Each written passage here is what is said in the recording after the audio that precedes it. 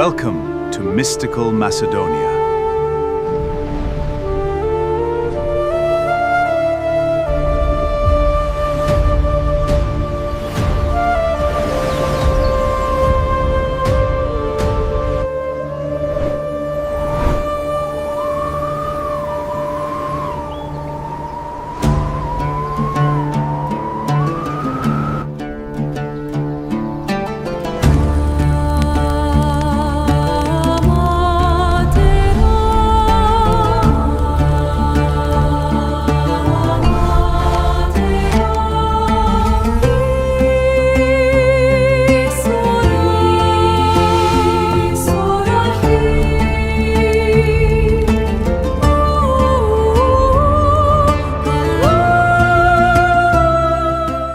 Look at this map. The civilizations that built these structures collapsed over 2,000 years ago.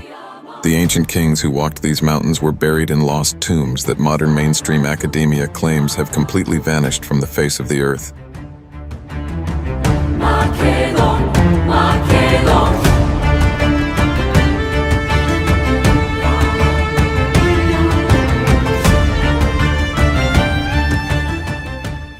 But if this ancient history is truly dead, buried, and irrelevant, why is the modern establishment still so terrified of its name?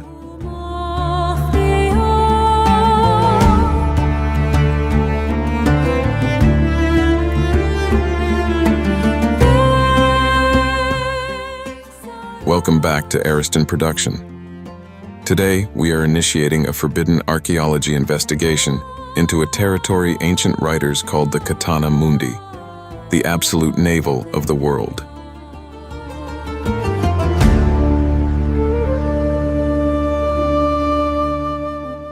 This is a hidden energy matrix containing nearly 40 independent mountain massifs, thousands of unexcavated ruins, and deep water systems so ancient that their code is written across the stars. We are stepping directly into the real-world matrix of Macedonia.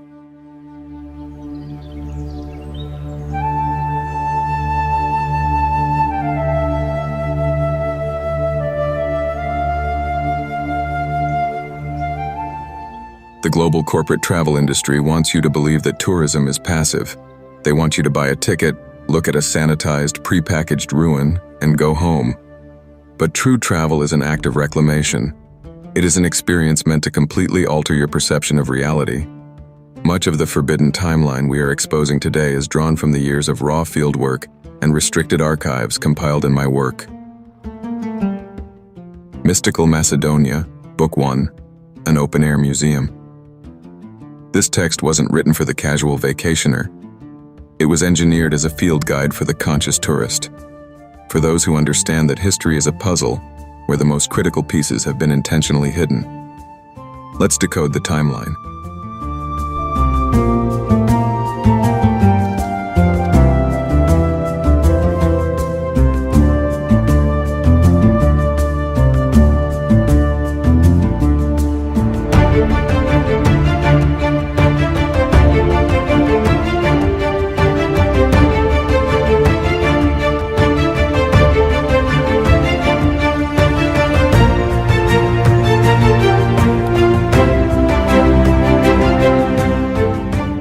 To understand the sheer scale of the open-air museum under our feet, we must completely dismantle the modern academic timeline. Mainstream textbooks treat prehistory as a primitive dark age. They tell us that humanity slowly wandered out of caves and gradually stumbled into basic farming.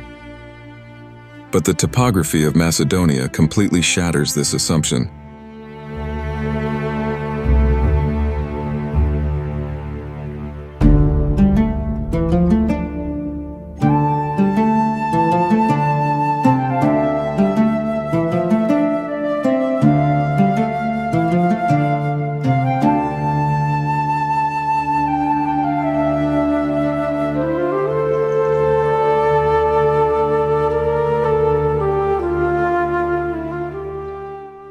Look at the sacred volcanic peak of Kokino.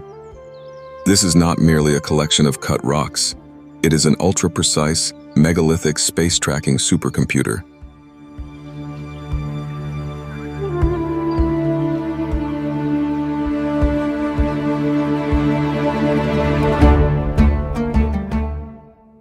Think about the profound implications.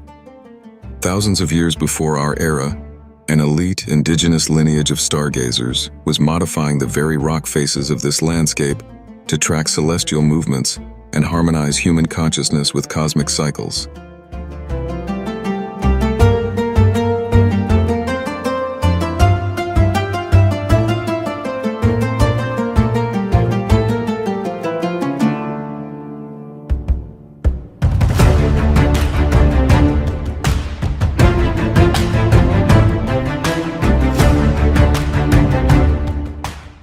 And this alignment doesn't stop at the mountaintops. It descends into the valleys, rivers, and subterranean veins of the country.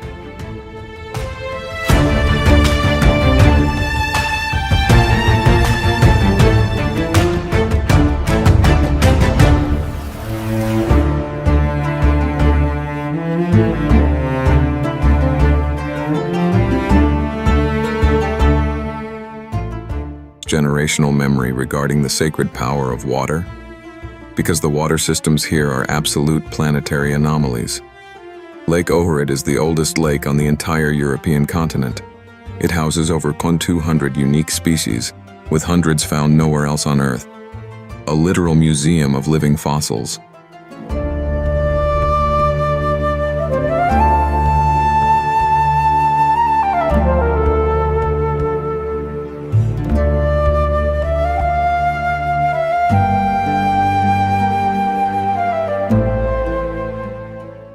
When you read through the prehistoric chapters of Mystical Macedonia, you begin to see the grand design. Ancient man modified geological features like Tsotsis stone and tracked the subterranean depths of systems like Cave Vrelo, because they understood that this land was a pristine, high-energy matrix. It is an environment engineered to sustain human life at its highest potential.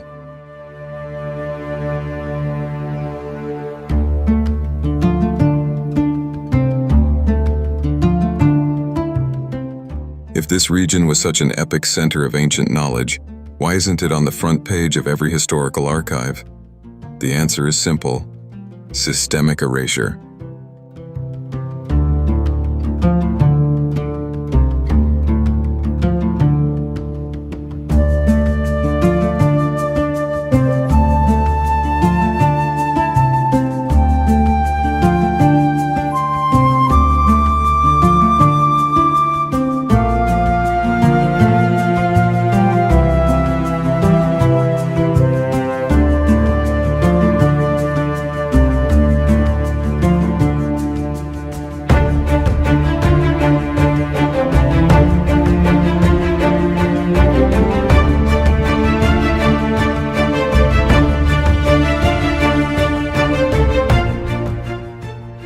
When the Roman Empire expanded into the Balkans, they encountered an immense geopolitical hurdle: the ancient Macedonian kingdom and its highly advanced Paeonian allies. The Romans didn't just win a military victory, they initiated a total cultural and geographic lockdown. They divided the land into strict administrative zones, disconnected the indigenous populations, and systematically altered, pulled down, or built directly over the old sacred sites. This is why, when you go on a standard commercial tour today, you are shown the Roman layers, the late ancient modifications, or the medieval facades. Mainstream archaeology deliberately focuses on the occupation layers while completely ignoring the massive ancient foundations underneath.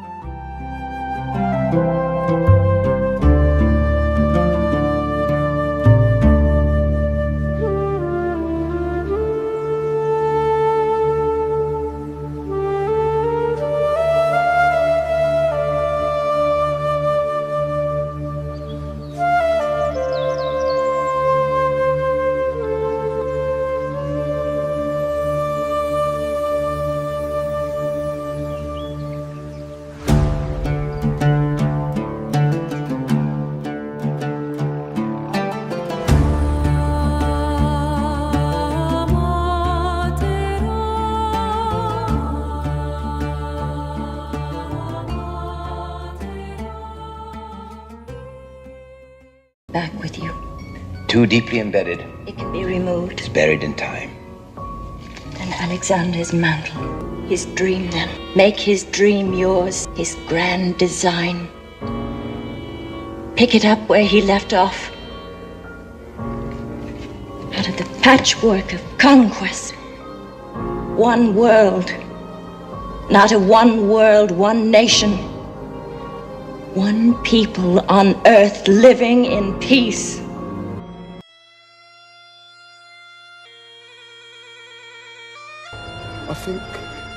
I think we're looking at the long-lost tomb of Alexander the Great.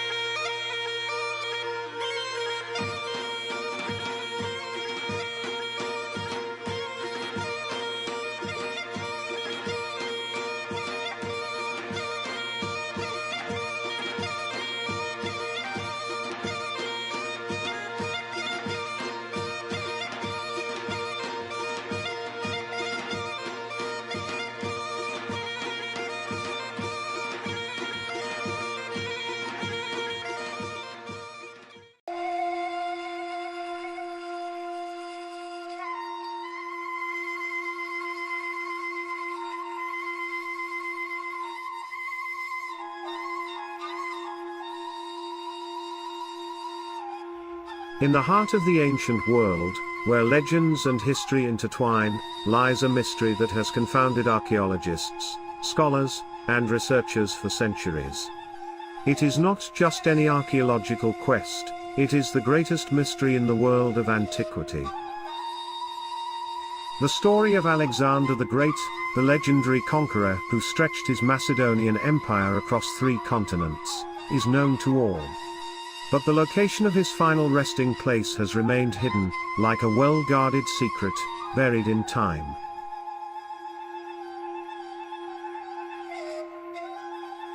Why is Alexander the Great's tomb so important for humanity? Beyond the riches and treasures that could potentially be unearthed, it's a gateway to the past. It's a glimpse into an age where cultures clashed, where ideas intermingled, and where the world as we know it today began to take shape. Discovering his tomb could rewrite the history books and provide invaluable insights into our shared human heritage.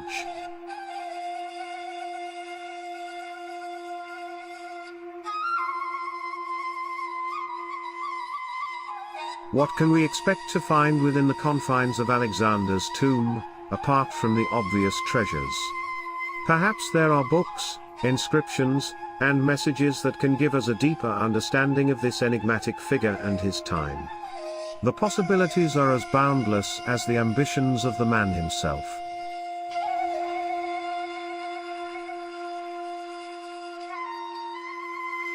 With more than 140 failed excavations in several countries, the quest for the tomb of King Alexander the Great is shrouded in an air of intrigue. The elusiveness of this monumental find has sparked the imagination of adventurers and scholars alike, and the answers may lie beneath the very soil of the present Republic of Macedonia.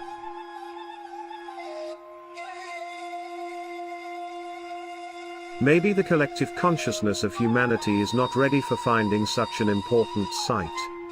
Or, maybe the historical narrative is distorted by propagandistic purposes and the searchers for the King Alexander's tomb are looking for his tomb on completely wrong locations, just because of the wrong reading of the history facts.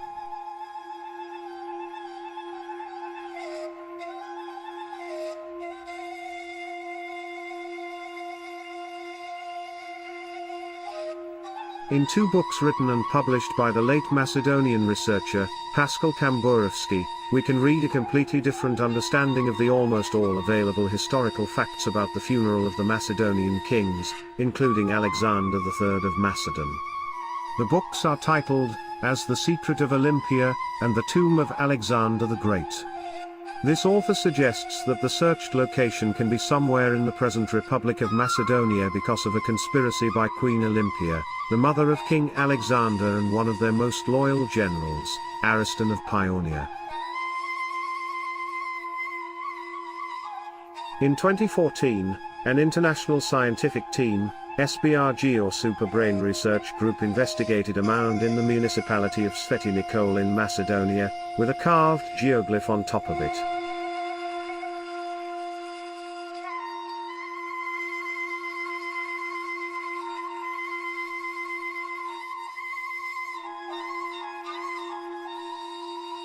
The research began based on a found as above so below connection through the stars and the symbol on the mound. The researchers found that the great constellation of Cassiopeia aligns as a mirrored image above the geoglyph exactly on the birthday of King Alexander the Great.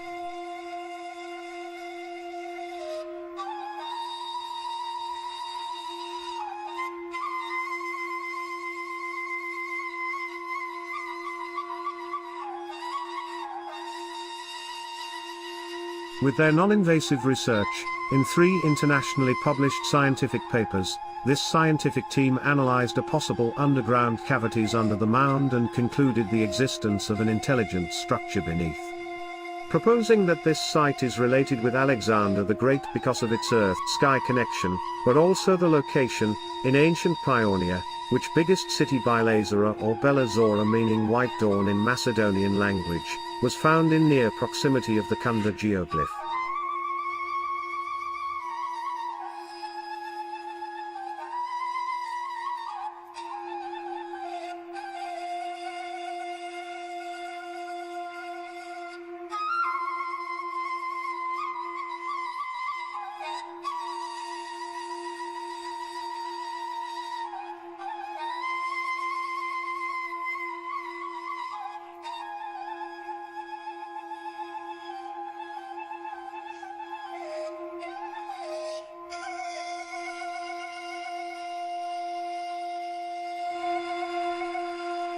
As we delve deeper into the search for Alexander's tomb, a fascinating connection between myth and history emerges.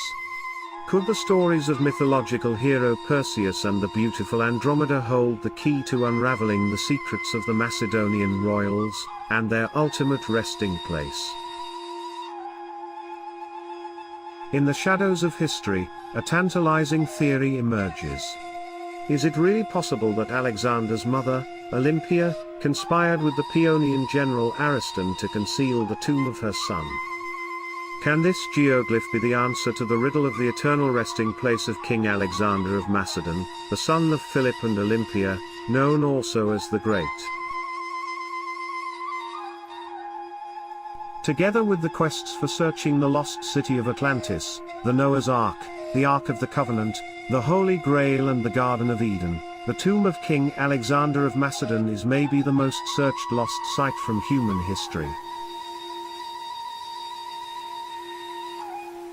Maybe the secret is hidden in the present Republic of Macedonia, giving this small country an invisible strength to endure through the challenges of the modern times.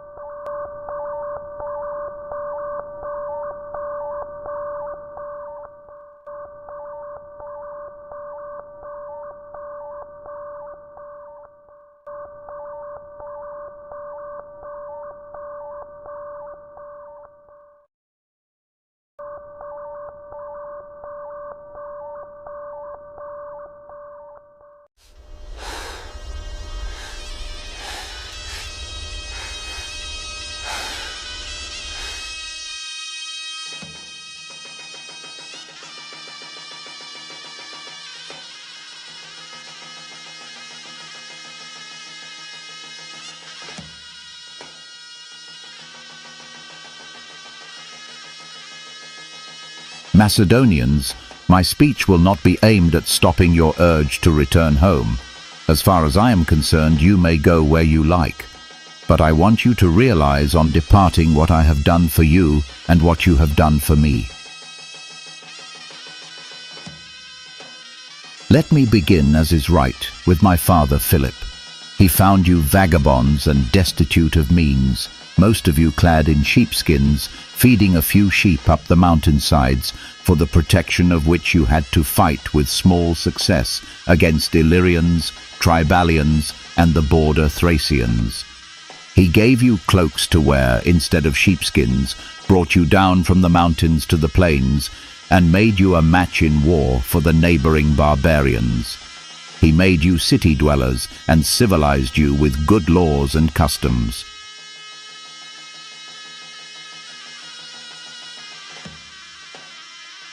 Those barbarians who used to harass you and plunder your property, he made you their leaders instead of their slaves and subjects. He made you governors of the Thessalians, before whom you used to die of fright. The Athenians and Thebans, who were permanently poised to attack Macedonia, he so humbled, that instead of you paying tribute to the Athenians and being under the sway of the Thebans, they now in turn had to seek their safety from us. Such were the achievements of my father on your behalf, great and yet small in comparison with my own.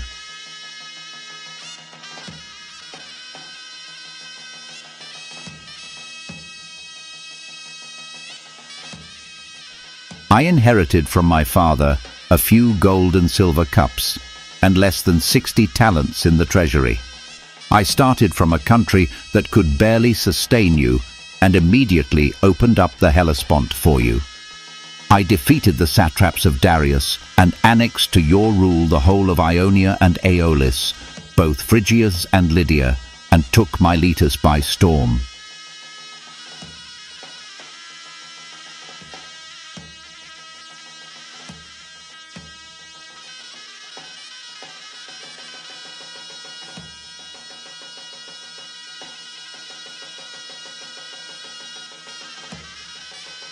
All the wealth of Egypt and Cyrene, which I won without a fight, is now yours. Babylonia and Bactria and Elam belong to you. You own the wealth of Lydia, the treasures of Persia, the riches of India and the outer ocean. You are satraps, you are generals, you are captains.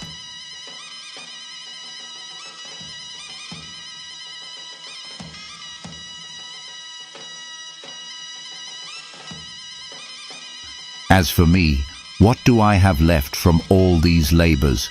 Merely this purple cloak and a diadem. I have appropriated nothing myself, nor can anyone point out my treasures, except these possessions of yours, or the things which I am guarding on your behalf. Individually, however, I have no motive to guard them, since I feed on the same fare as you do, and I take only the same amount of sleep.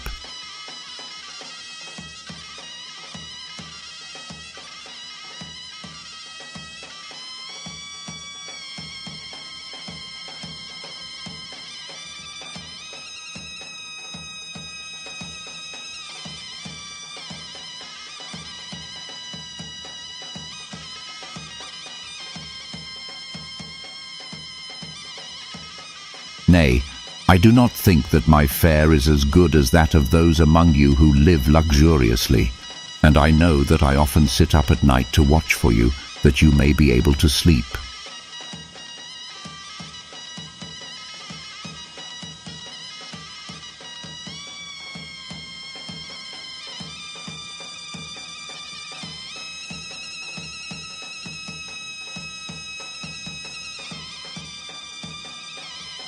But someone may say that while you endured toil and fatigue, I have acquired these things as your leader, without myself sharing the toil and fatigue. But who is there of you who knows that he has endured greater toil for me than I have for him? Come now, whoever of you has wounds, let him strip and show them, and I will show mine in turn, for there is no part of my body, in front at any rate, remaining free from wounds. I have been wounded with the sword in close fight. I have been shot with arrows, and I have been struck with missiles projected from engines of war, for the sake of your lives, your glory, and your wealth.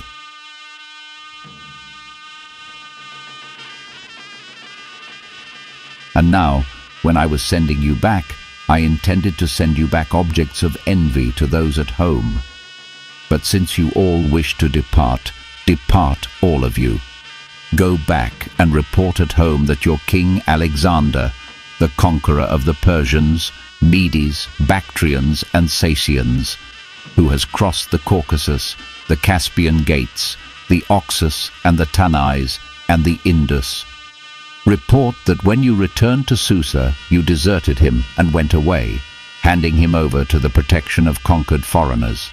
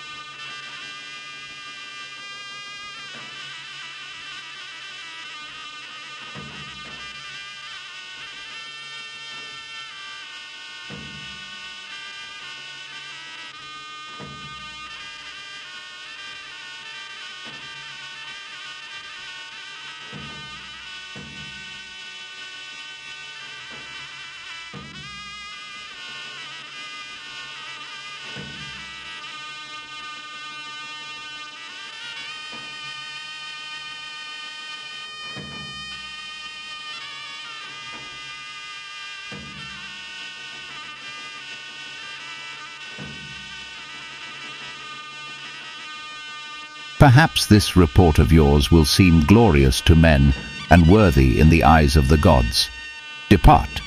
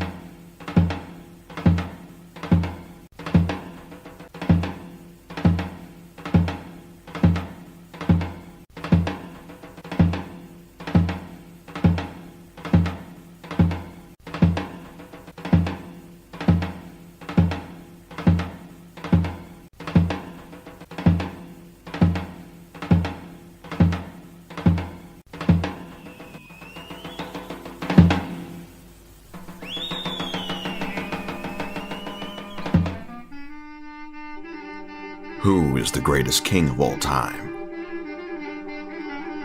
A Macedonian from Macedonia.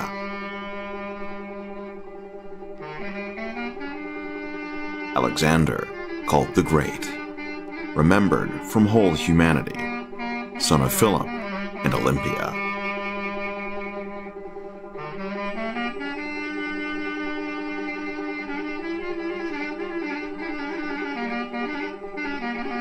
Alexander of Macedon, ruler of the great Macedonian Empire.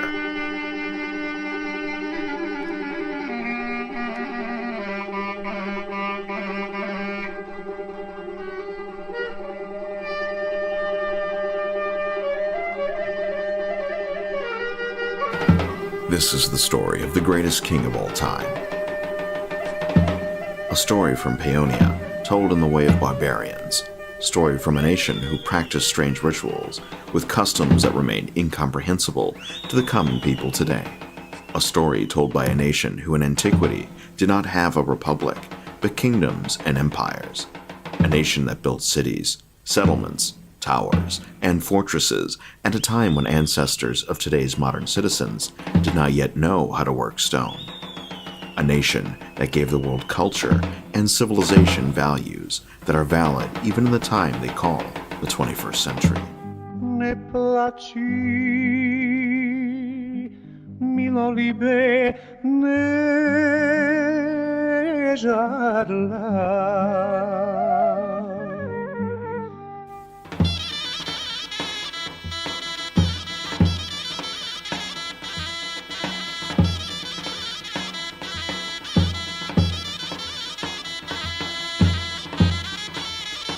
Who is the one whose name was remembered by the world from ancient times to this day? About whom have the most books been written in human history? What was the hero like who from his youngest days began to conquer with wisdom? Where did the man come from about whom humanity has been writing, translating, thinking, and inventing for more than 2,300 years? A great man, king of an empire that spanned 3 continents, a supreme military leader, and a philosopher about whom much is known, yet no one knows where his grave is located. He reportedly died about 40 days before his 33rd birthday. A Macedonian from Macedonia, king of the great Macedonian Empire.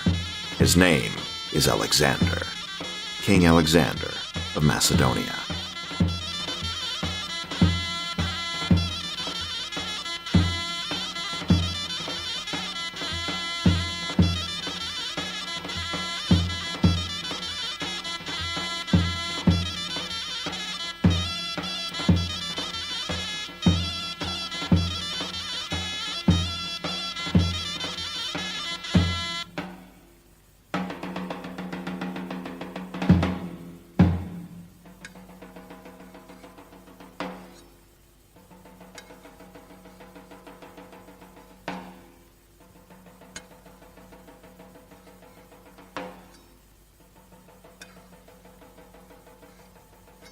Let those who speak ill of Alexander not forget his good deeds and exploits, but first of all, let them ask themselves about their own life and compare the time given to them on this earth with just one day in the life of Alexander the Great, the king from Macedonia, whose name became famous for eternity. In his day, and in the centuries that followed, there was neither a nation nor a city that did not know the name of Alexander of Macedonia. His name is mentioned in the Bible, the Quran, and the Talmud, in the old books of all European, almost all Asian, and some African countries.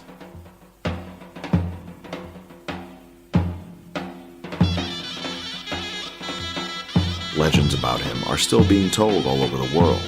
He is a man whose life recounted in books was a more revered story than the religious books as well. Alexander the Great was, is, and will be an inspiration for countless works of art, sculptures, engravings, and monuments.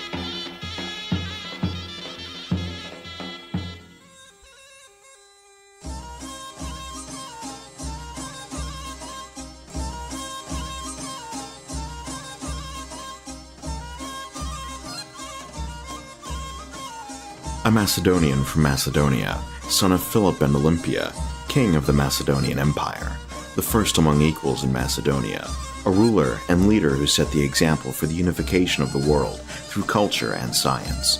The Romans called him Magnus the Great. Muslims still tell stories about Zulkarnain, the one with 2 horns, Iskandar, Shandor, Sikandar, Skanda, Babajan. His name is omnipresent.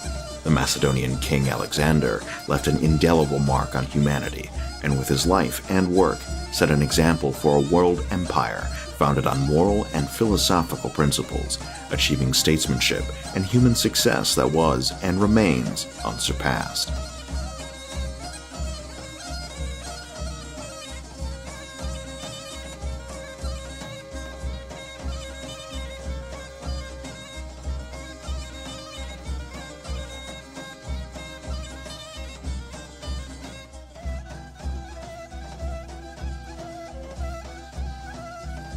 The generations of people living on the planet Earth in the centuries after Alexander have not preserved the original records of his time. Fragments of ancient testimonies are mostly available to the general public through modern translations of preceding translations from even earlier translations, which were also translated from the ancient Macedonian language and the script of the Great Macedonian Empire. Translations, transcriptions, copies, collected excerpts, retellings of translations of old records, and other stories have been transcribed over the last 2,000 years. Most books in the history of mankind have been written about Alexander the Great. Until just a few centuries ago, books about the life, exploits, and works of Alexander were literally the most widely read literature in the entire world. Most of the time, those stories reached modern literature due to the above-mentioned translations and transcriptions. The same sources were copied, and many even unknowingly worked to cover up the great mystery about the greatest king of all time, Alexander of Macedonia, Alexander the Great, Alexander, the king of the Macedonians, and the Great Macedonian Empire.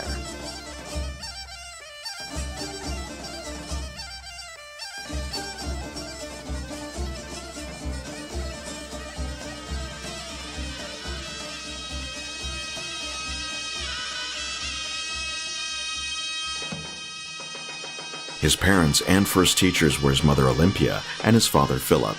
They met and fell in love during the ritual of the ancient mysteries in Samothrace. According to today's reckoning of time, his mother Olympia gave birth to him in the days from July 20th to the 23rd in the year 356 BC. According to legends, when the son of Philip of Macedon was born, the temple of Artemis in Ephesus burned down. His mother was waiting for the stars to line up to give birth to him at the exact hour, as the priests had predicted. When he received the news that heir had been born to him, his father had just won a battle, and his advisors had predicted that his son would be invincible, because besides the victory and the happy news, they also informed him of the victory of one of his generals and the success of one of his racehorses. 2 eagles landed above the royal palace, which was interpreted as a great omen. According to some historical sources, Olympia and Philip had strange dreams when they married. Before the wedding, Olympia dreamed that thunder and lightning struck her in the womb, after which a strong fire blazed and spread everywhere. Allegedly, after the wedding, Philip dreamed that he was stamped a seal with the image of a lion on his wife's womb.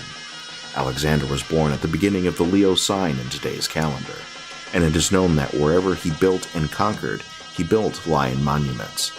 Mankind has also preserved his close encounters with lions, represented in works of art and mosaics. Like Heracles, the forefather of the Macedonians, he also wore lion paraphernalia and regalia.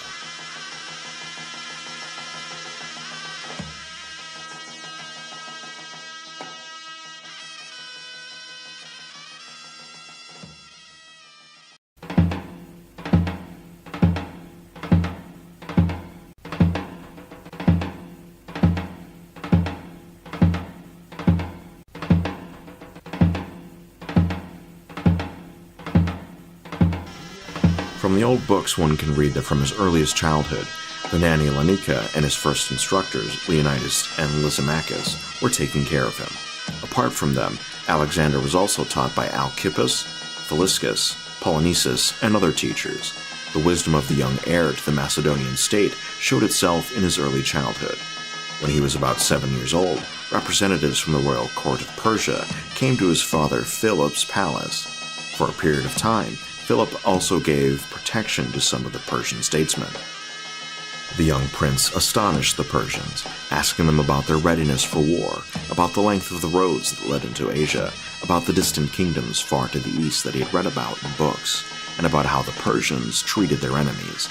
The astonishment by the level of conversation of Philip's child in Persia announced that Macedonia was already preparing a successor.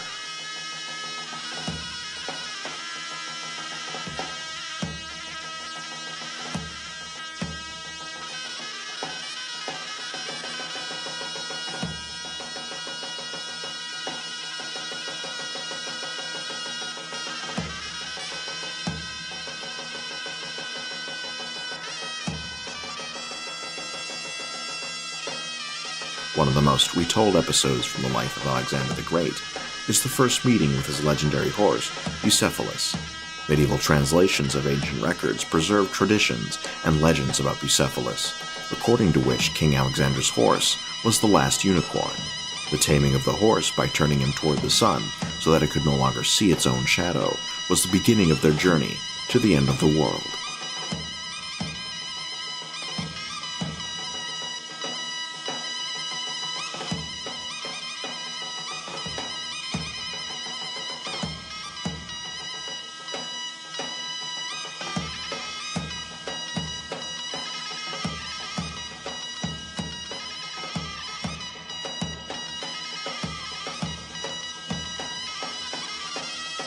Allegedly, Alexander was taught the skills and knowledge for the future great campaign by his teacher Aristotle. Those who claim this have forgotten that according to historical data, Aristotle taught Alexander since he was 13 years old, and less than 3 years later, his father Philip appointed him regent of Macedonia. It is unknown why Aristotle was part of Alexander's education for only 3 years. Aristotle was not even involved in the great campaign to the east, and years later his nephew, the scribe Callisthenes, along with his cousins, were sentenced to death by Alexander for trying to kill him. At the age of 16, Alexander got what he wanted from his earliest childhood, to fulfill the vows of his ancestors in a war that was a holy campaign for the Macedonians. He knew about the Macedonians' habits of betraying and killing each other in order to get power, about the old wars with Persia, about the campaigns towards the end of the world, but also about the fact that once upon a time, long before his time, there was a great kingdom of the Mother Earth and the Father Sun that extended over all the known world.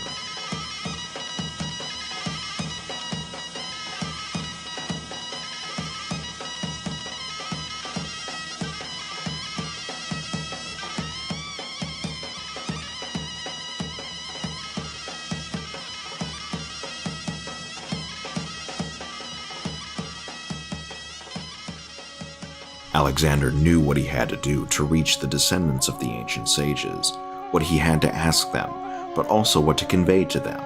It took the son of Philip and Olympia a few years to unite and subdue all his country's neighbors, and then, in a decade, he managed not only to open the old libraries, but also to create new ones that laid the foundation for the spread of Macedonian culture in Africa and Asia in the centuries after him. That is why the testimonies of all the peoples who lived on the territory of the great Macedonian Empire show that Alexander visited them in order to include them in his kingdom, without changing anything from their traditions and habits, except within the organization of local and state management in the great Macedonian Empire. His closest friends, young and strong, with the support of Philip's older generals and the power of the Macedonian state, were ready to start a campaign against the largest kingdom at that time, the Great Persia.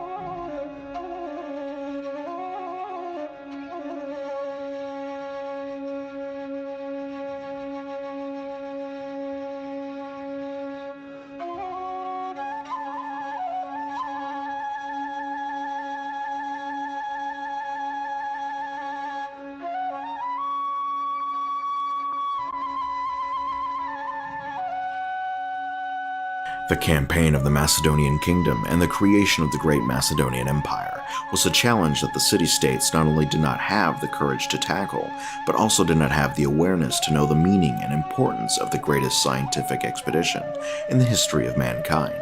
There are traces of that former Macedonian Empire today in Asia, Africa, all over Europe, and even in South America. In many places in the world, but also in the state that even today bears the name of Alexander's Empire. Yet it is not a monarchy, but a republic of Macedonia. A young republic created according to the city's polis, and Rome and the Romans, the same ones who set artificial borders, desperately wanting to copy Alexander and the example of the Macedonian Empire, did everything and anything to forget the glory of Macedonia, including the Macedonian name. The whole modern civilization is based on two completely unstable pillars, Rome and, quote, ancient Greece, both representing the basis of Western civilizational values in the 21st century. But in antiquity, there was neither the term ancient Greece nor any kind of Greek state. Rome inherited the roads and towns from the Macedonian Empire and forcibly took out of its borders not only art, precious stones, gold, and books, but also evicted many of the people from the home of the king of Macedonia. Just like the Persians centuries before him, when they forcibly evicted Macedonian and Paeonian tribal communities from Axios in today's Asia Minor.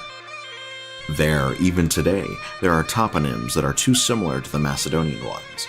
And not only there, Hellenic civilization and culture is actually Macedonian culture and civilization that was spread from Kittim to Cathay. Several centuries ago, quote, modern scientists invented the term Greece and Balkan Peninsula, which continued the old agenda of erasing the memory of the great kingdom of the sun and the Mother Earth, Macedonia. In addition to that, there is also the constant retelling of the stories of Nectanebo about the fact that Alexander allegedly did not respect his father and that he was not Philip's son. Many modern authors, similar to older generations, chose some episode from the records of the life of Philip and Alexander, and based on small fragments, they created a mountain out of a molehill. Which father and son in Macedonia have not quarreled at least once in their life? Were Philip and Alexander the only king and prince who had misunderstandings? Whose son was Alexander, if not Philip's? Who gave him the power and made him regent at the age of 16? The role of the greatest man in Europe, King Philip of Macedon, in the life of his son Alexander, is often belittled, and the importance of King Philip from the foundations of the empire that his son expanded to the end of the world tends to be reduced and skipped over. Alexander marched to Persia to continue the Holy War his father had started over the history of their ancestors.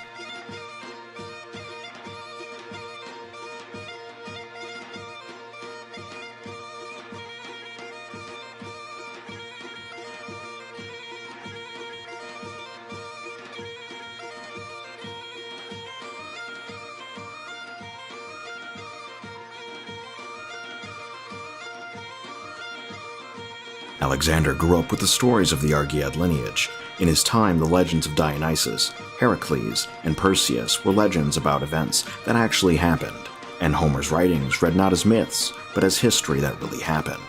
Alexander continued what his father Philip had started, the creation of the largest state in the world.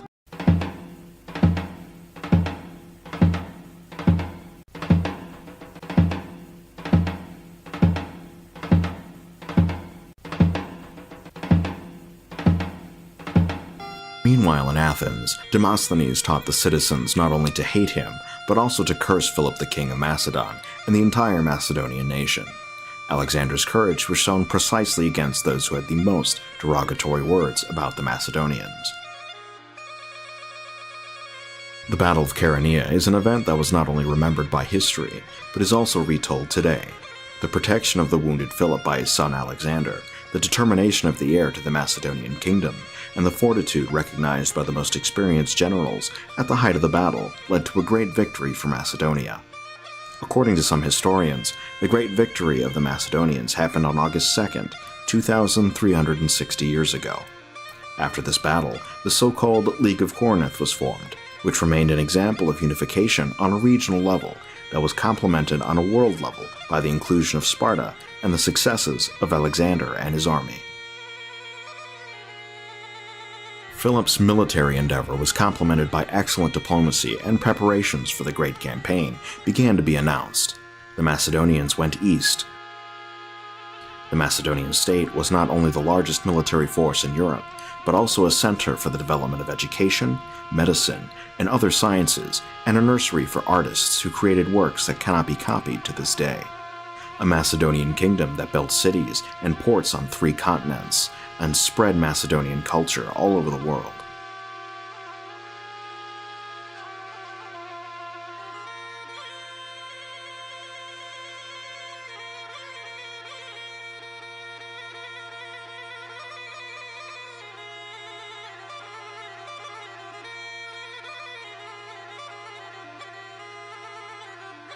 In the time of Philip of Macedon and his son Alexander, there was no state called Greece, nor was there any state called Hellas. There were disunited and quarreling city-states that were in constant mutual conflicts for centuries. The Macedonians' affiliation to the so-called Helleni is categorically rejected not only by modern historians, but also in ancient records. The city-states themselves fell under the cunning skills of Philip, who, manipulating them, laid the foundations of the well-known divide-and-rule policy. It is often said that Philip and Alexander supposedly had to be good to Athens and other cities because Macedonia had no ships. However, it is noted that already in 334 BC, Alexander disbanded the fleet of the city-states. The infantry troops from the city-states did not participate in any major battles in Alexander the Great's campaign. Many representatives of the so-called Glorious Hellas and Great Greece fought on the side of Persia against Macedonia. The city-states tried to stand out as a higher race than the Macedonian barbarians. Traitors and conspirators who never missed an opportunity for intrigues and scheming from early antiquity to this day. Even today, when Philip was killed in 336 BC, like many kings and emperors before him, the citizens of the city-states not only rejoiced at the death of the Macedonian ruler, but also propagated that the plans for the campaign would supposedly be stopped. Only few people in Athens believed that the heir would uphold the kingdom created by his father. Their arrogance and disobedience were cruelly punished for the second time by Alexander, again in Thebes, after which it was clear to everyone about the strength of the Macedonian kingdom.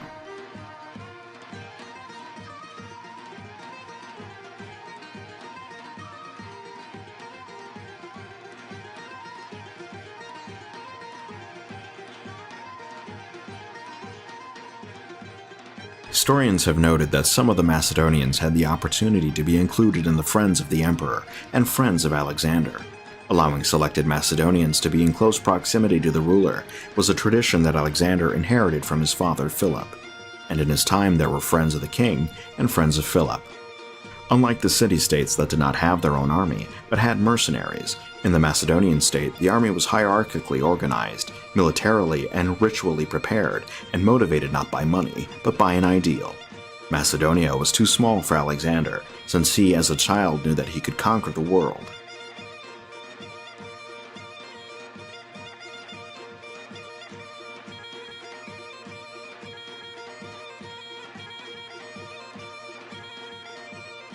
Alexander's coronation was in accordance with all ancient Macedonian traditions. The king of Macedonia continued the preparation started by his father. He left Macedonia to conquer the world. He was not the first one from these parts to move on. Dion's March was an old story of great significance.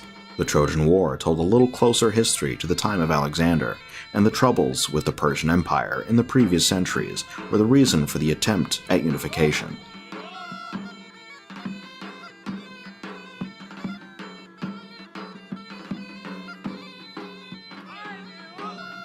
Confirmation of the hiding of the Macedonian language from the official history is also found in the official terms for objects, events, armies, and toponyms from antiquity. The campaign of the Macedonians was accompanied by scientists, doctors, philosophers, and entire caravans. The Macedonian Empire, which Emperor Alexander managed to spread to 3 continents in just 1 decade, left an invaluable cultural legacy to the entire human civilization.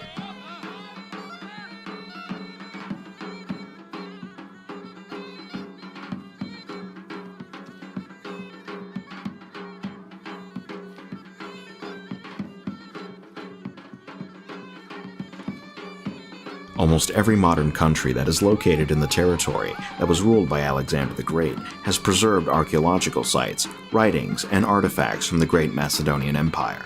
In less than 13 years, the King of Macedonia managed to conquer not only the Persian Empire, but also many other empires and kingdoms.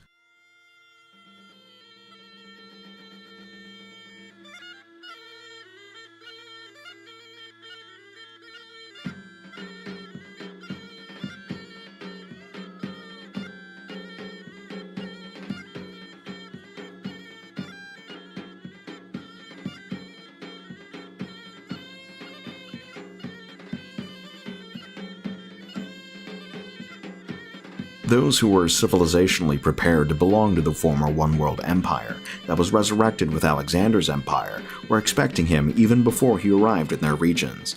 They even invited him.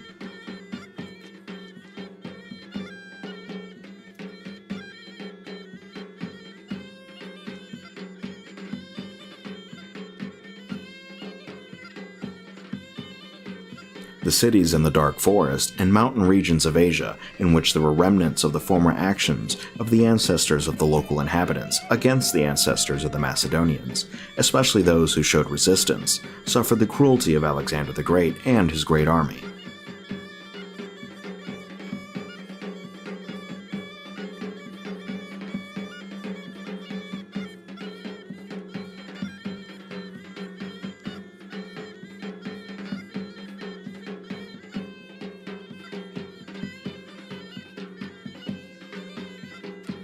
A phalanx of chosen heroes, led by Macedonians who were imbued with the idea and ideal of the Macedonian Empire.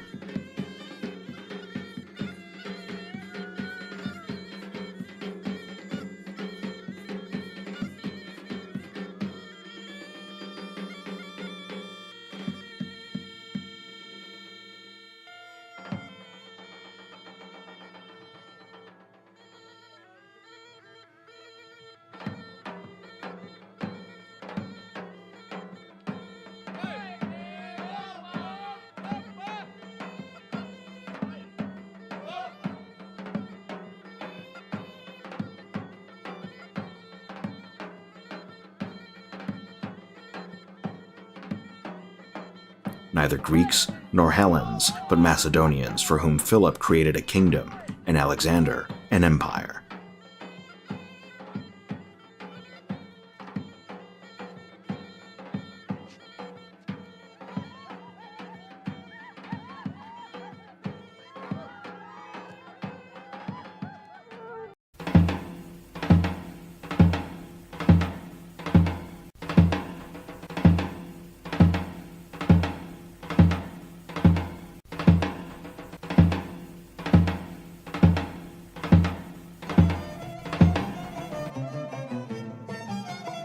It is known that Alexander's companions and contemporaries wrote about him, and famous authors from several centuries after him. Several groups of recorders, led by Eumenes and Diodotus and Callisthenes, were in charge of the imperial diaries during the campaign.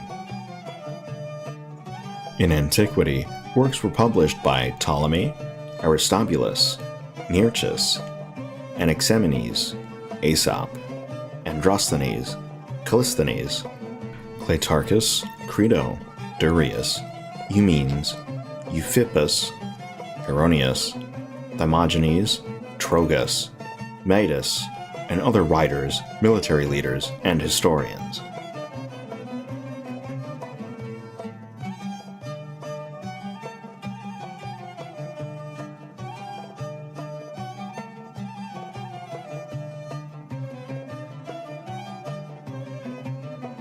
The authors whose works on the life of King Alexander the Great are used in today's literature are mostly Arian, who read the writings of Ptolemy, Aristobulus, and Nearchus, and who published the Indica and the Anabasis of Alexander. Arian lived in the 2nd century AD. Plutarch lived in the second half of the 1st and the beginning of the 2nd century AD, and published a description of the life of Alexander the Great in his publication Comparative Lives, and 2 speeches about the Emperor of Macedon in the Moralia. Quintus Curtius Rufus, also about 4 centuries after the time of King Alexander, published the History of Alexander the Great of Macedon, which used material from Ptolemy and Cleitarchus.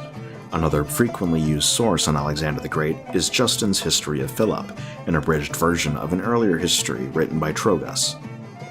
One of the oldest surviving records is Diodorus Siculus' Bibliotheca Historica from the 1st century AD, written according to Cleitarchus and Hieronymus. Many of the transcripts and translations of ancient records mention that during the campaign, Alexander sent and received many letters from Aristotle and his mother Olympia. Part of Alexander's letters about the New World he discovered while traveling to the east, and alleged excerpts from the imperial diary were republished in the first centuries of our era as Secretum Secretorum.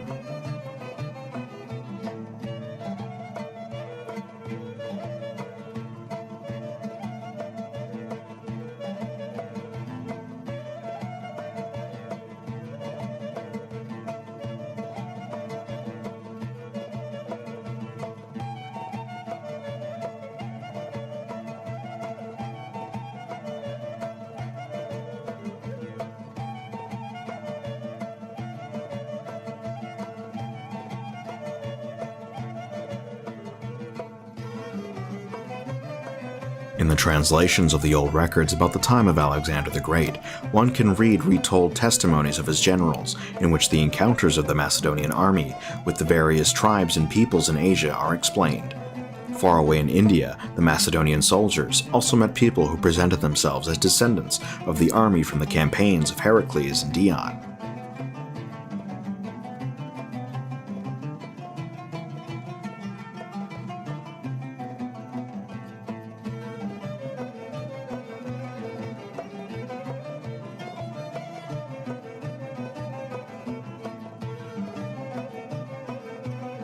They were not the only ones who left traces at the end of the world.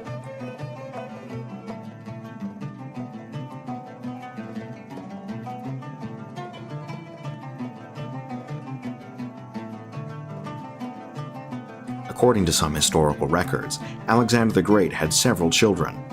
According to the stories and legends, he had many children because in almost every kingdom he reached, he was asked for offspring.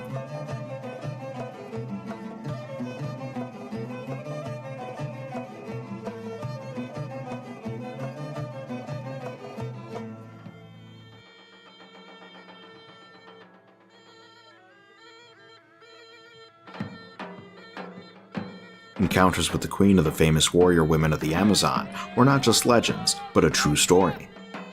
The queen of the Amazons traveled a long way to ask the king of the Macedonian Empire to make her a child, and that was not the only woman who, during the Great Campaign, asked for and received offspring from the greatest king of all time.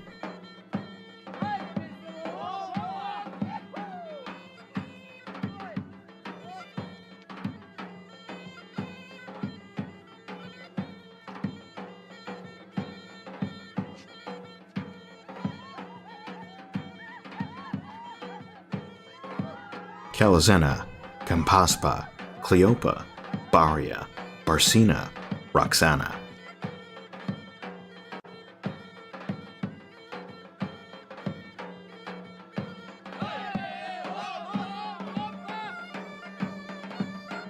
Heracles is the first son of Alexander and Barcina. Allegedly, Roxana gave birth to a baby boy who died young, and Alexander IV is the second child of Roxana and the king of Macedon. According to available historical records, both Heracles and Alexander were later killed. Some historians have written that it is possible that Alexander left offspring with Darius's daughter, Statira.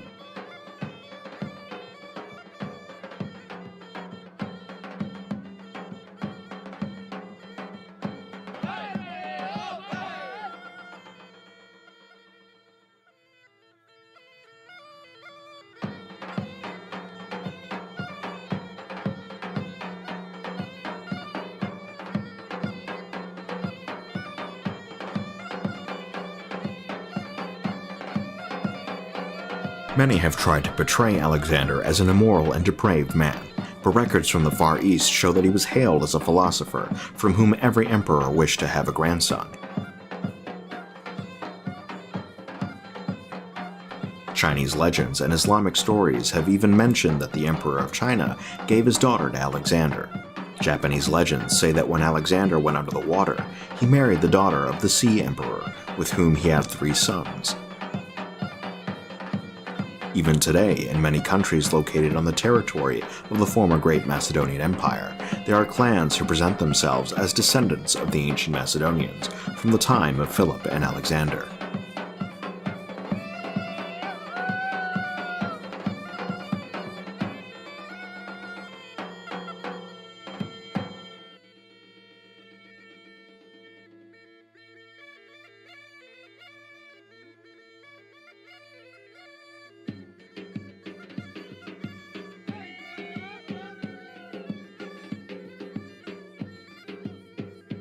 Almost 2.5 millennia after his time, his name still resonates. Many still learn from his life. The military strategy of the Macedonians is studied in the most prestigious universities in the world, and perhaps the most sheets of paper have been written about Alexander the Macedonian in general in world history.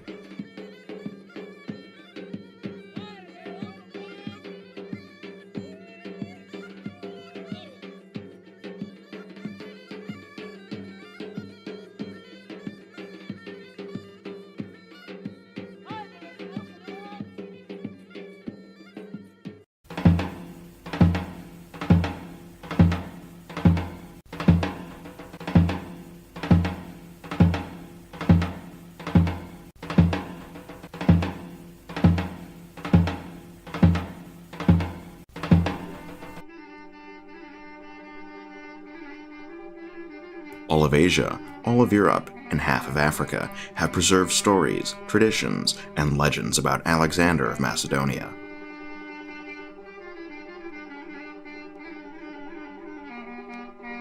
He is often portrayed as a righteous philosopher who set out on a journey to learn about miracles and wonders, to visit holy places, and to share and gain ancient knowledge.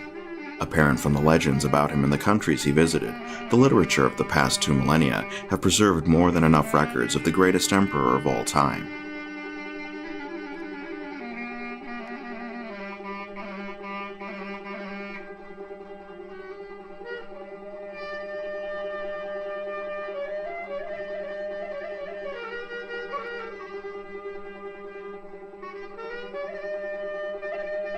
The legends preserve the story not only about the conquest of the earth, but also of the sky and the sea by Alexander the Great.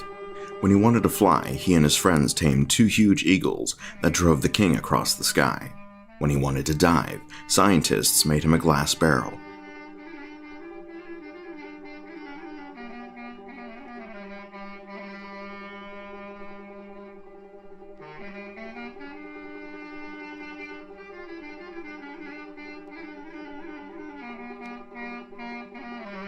He went to the dark lands to seek the water of life.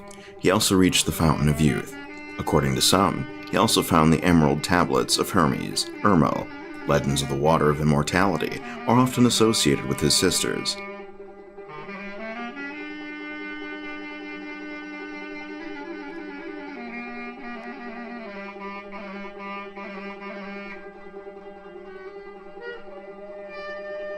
He had 1 sister, Cleopatra, and 3 half-sisters, Thessalonica, Canana, and Europa, and half-brother Charon. Alexander's sisters prepared some of his equipment for the campaign and are often associated with the legends of the search and finding of the water of life.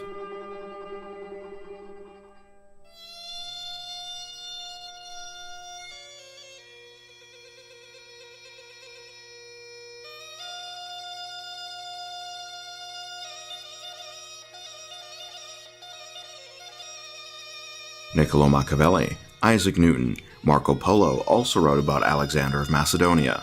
A large part of Leonardo da Vinci's inventions were inspired by the military equipment of the Macedonian phalanx, and every European country has its own medieval translations of some of the books about Alexander of Macedonia. Some have older translations. They usually call him the Great. Those far east preserved his memory as a philosopher, to whom almost every ruler organized a huge welcome, and even asked him to leave them offspring together with the Macedonian warriors from the famous phalanx.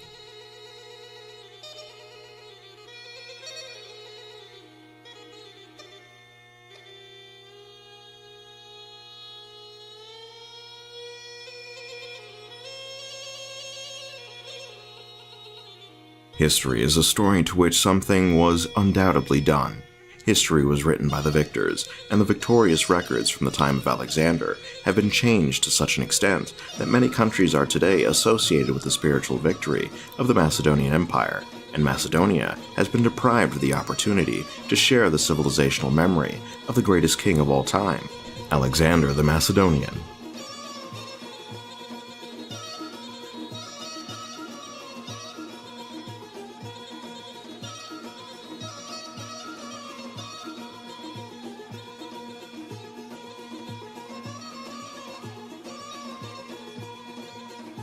As in the time of Alexander, when the Macedonians conspired against him, even in Macedonia, while he and the phalanx were on the campaign, it is somehow the same today.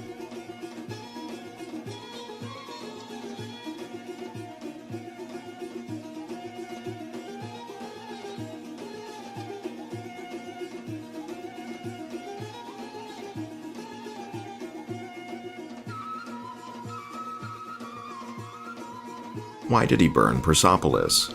Were rituals practiced there that contradicted the teachings of the ancient school of light? And were there records that could bring misfortune to the world? One cannot know. Yet we do know that he rebuilt the tomb of Cyrus, took care of Darius's wife and daughters, and was merciful to many. Of course, he also was cruel and merciless when there was a need for it.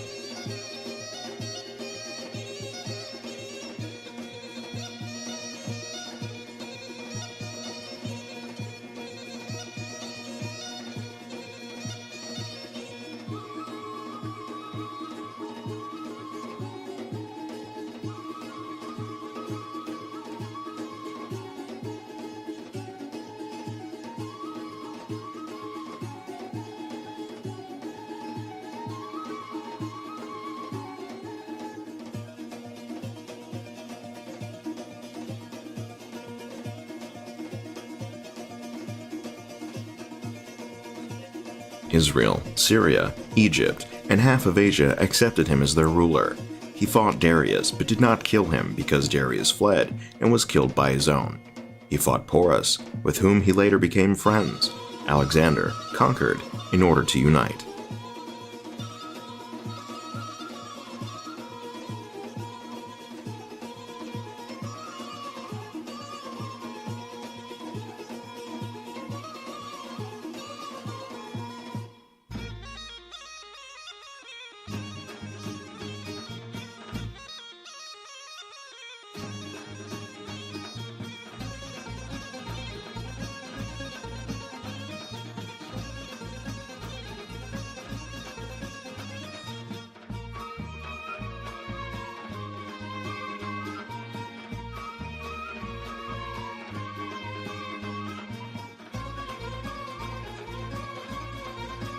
Did he really make a wedding for 10,000 couples?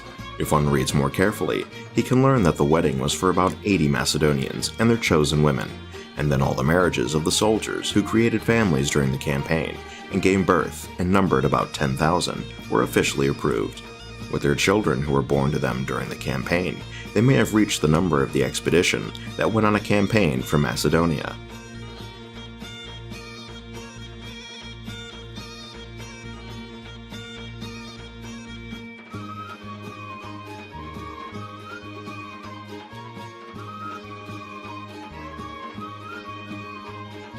Do the rulers in the last millennium, those royal lines around the world, have anything to do with Alexander?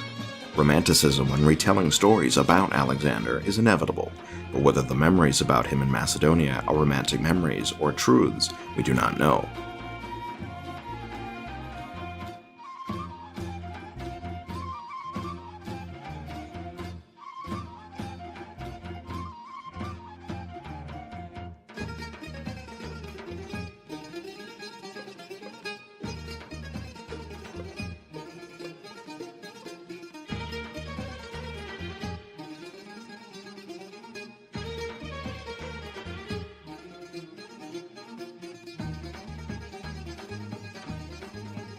The Macedonian people sang many songs and legends about Alexander. Just as the Macedonians in the 19th century, who referred to the memory of the Macedonian king, were declared romantics, so we can freely declare all Roman and Greek propaganda about Alexander, the king of Macedonia, as a failed attempt at romance.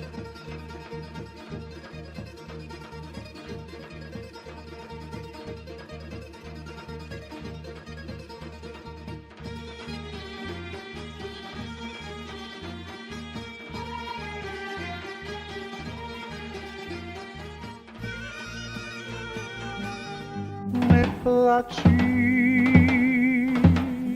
milo libe, ne žádná.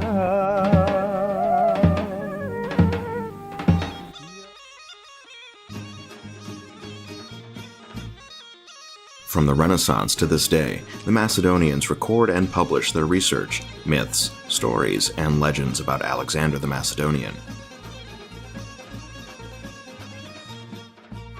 And it is not because they were defeated, but because they are victors and have preserved the memory of their king. A king who left them a homeland that no modern kingdom or state can take over, but only try to rename it with the people who live in it and the language they speak, but by their own means because Macedonia lives on higher, spiritual levels.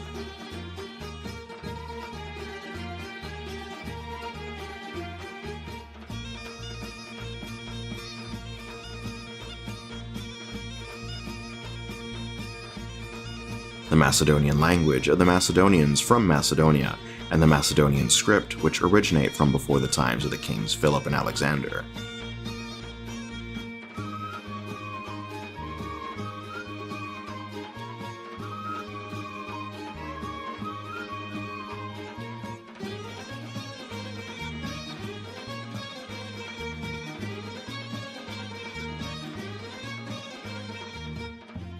Romanticism is the memory of Rome and Hellas, and Macedonia is the eternal memory of human civilization for one world kingdom in which everyone will be equal under the same sky and one Lord for all.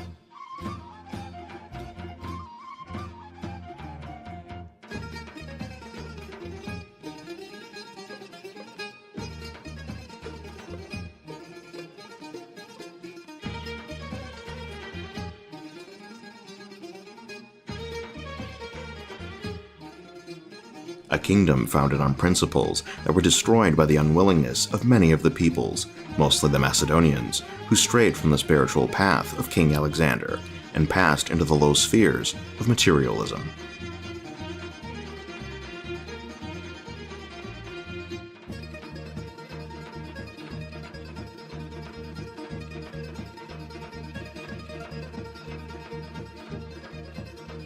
What did the Macedonians know in the 19th century, and what legends did they inherit from the Middle Ages?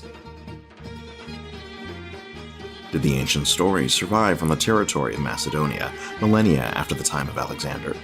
The folk songs, stories, and legends that have been preserved in Macedonia show that the memory of Alexander the Great has been preserved for more than 2,000 years in his homeland as well.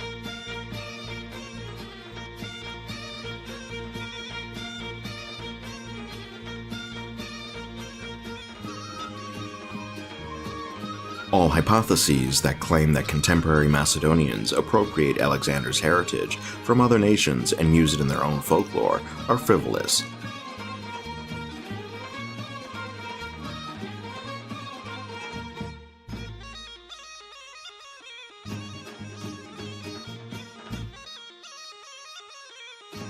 Numerous written and oral traditions and poems show that the presence of King Alexander the Great in the consciousness of the Macedonians.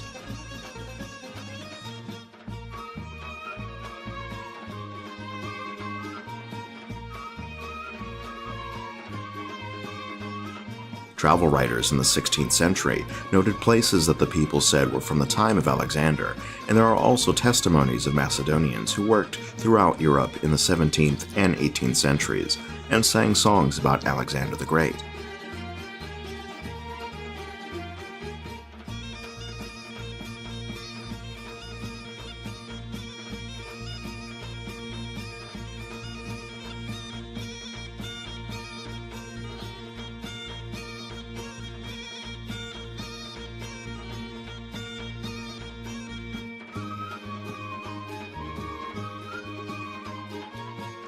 At the beginning of the 19th century, it was noted that the Macedonians remembered two rulers the most, King Marco and King Alexander.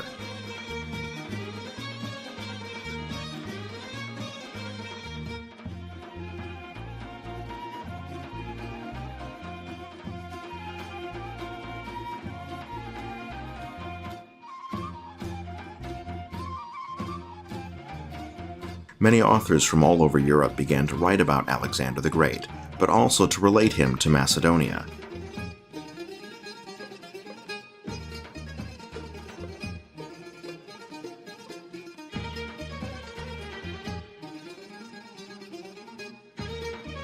Many of the books from the 19th century connected King Alexander with the Slavs and show that the people of the territory of Macedonia have always lived in the homeland.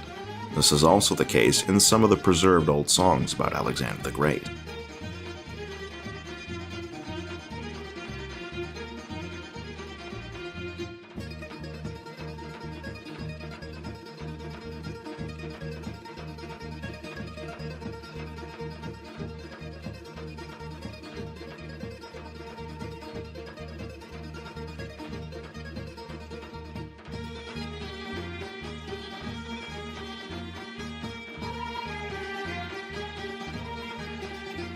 There are poems about the birth of Alexander, his campaign and marriage, about him and the three messengers, his friendship with Bucephalus, his dreams and predictions, about the generosity of King Alexander, about the journey to the end of the earth, about the water of life, and many others.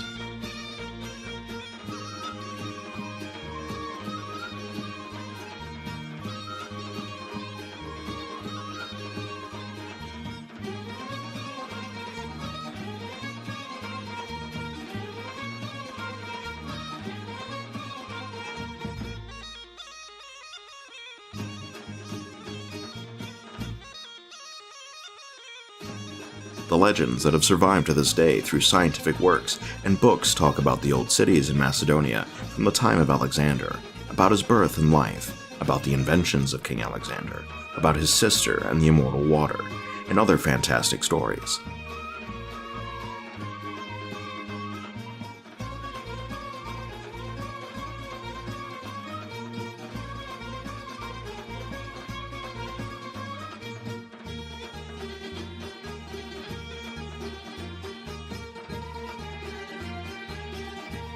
The Miladinov brothers, Shepkarov, Kapenkov are some of the Macedonian revivalists who collected materials about Alexander the Great.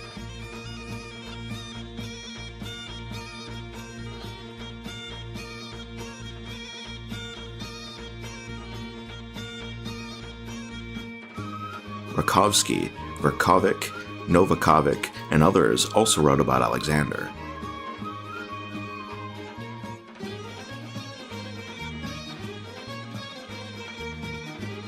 And in the works of Polevsky, Prilichev, Mazovsky, Ginot, Kapenkov, and others, significant information published in the 19th century is revealed. In the 19th century, the prophecies of Alexander by Atanas the Macedonian were published in Venice. The poems of Georgy Polevsky, the words of Grigor Prilichev, the memories of Isaji Mazovsky, the poems of Marko Kapenkov, and other records from the 19th century represent a huge treasure not only for Macedonia, but also for the world, because they are a confirmation of continuity for more than 2 millennia.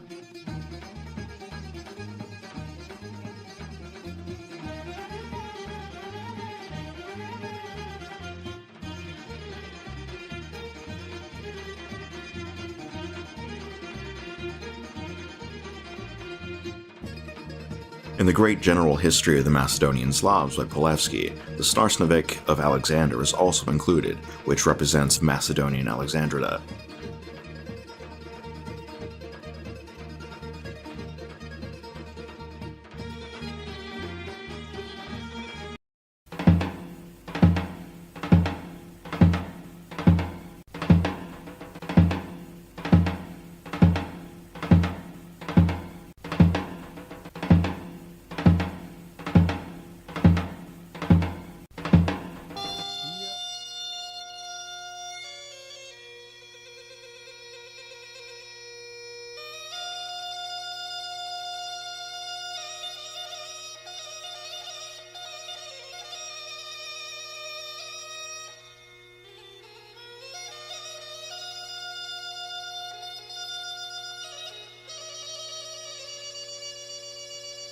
Translations of books about Alexander that were found in monasteries and were written in ecclesiastical script, i.e. the Old Macedonian script, are also known.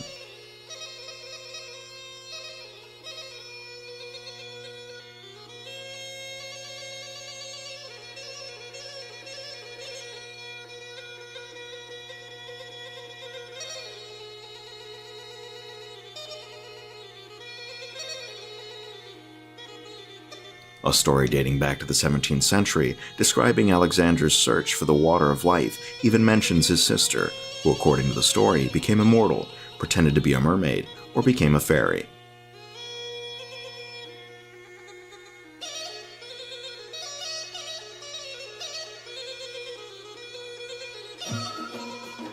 The same story was recorded and published in the 19th century, but with a different name for Alexander's sister.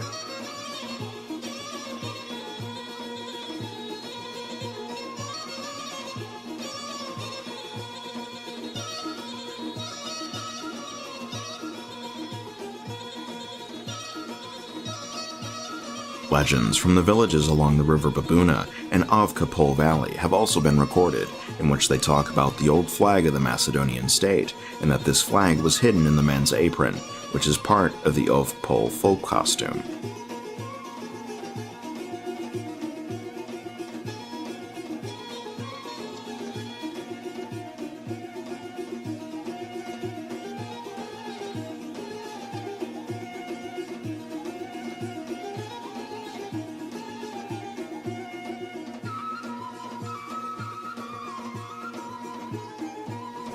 It was also inevitable to mention that the Macedonian state, the Great Phalanx, and the kings Philip and Alexander, whenever the Macedonians fought for freedom and demanded justice.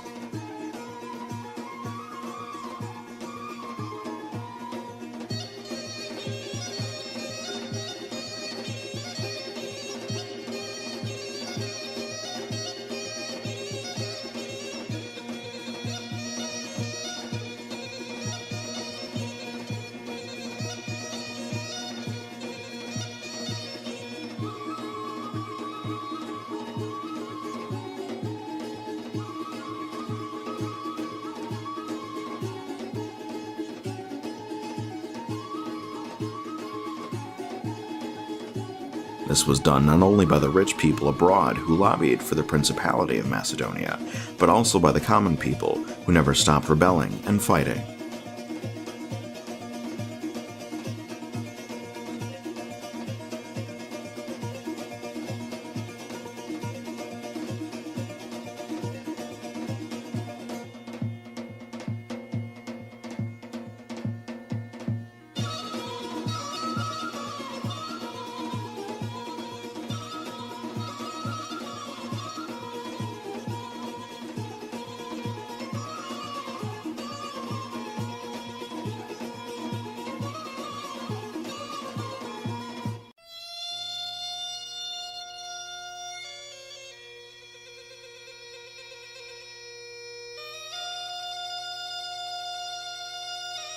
The Macedonian insurgents who started the Macedonian uprising in Kresna in 1878 also showed that they were aware of their connection to the Macedonians from the times of Philip and Alexander.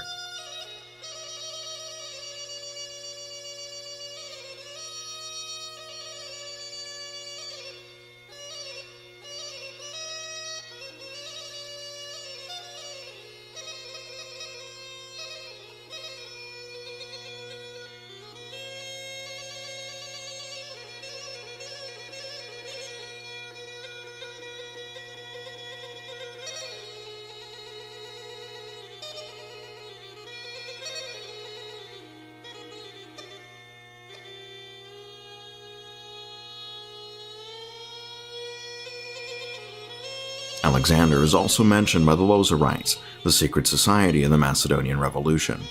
They were even accused of a conspiracy to restore the Macedonian Empire, headed by one of the editors of Loza magazine.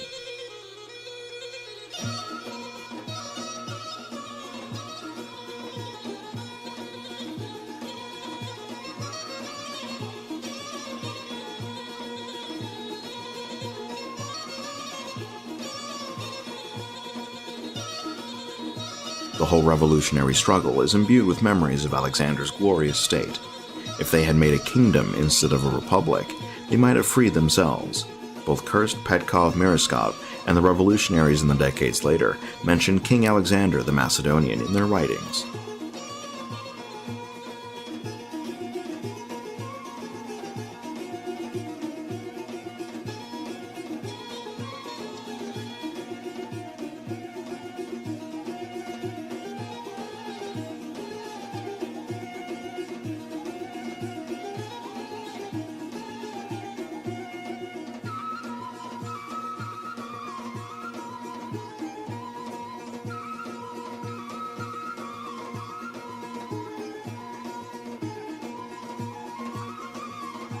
It was only at the end of the 20th century and the beginning of the 21st century that the Macedonians again increased the number of published works about Alexander the Great.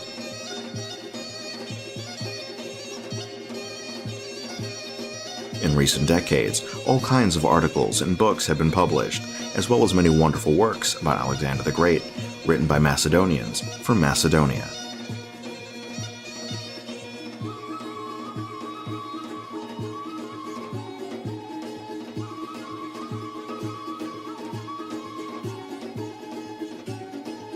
He was and remained a guiding star during all the struggles for the liberation of the Macedonian people.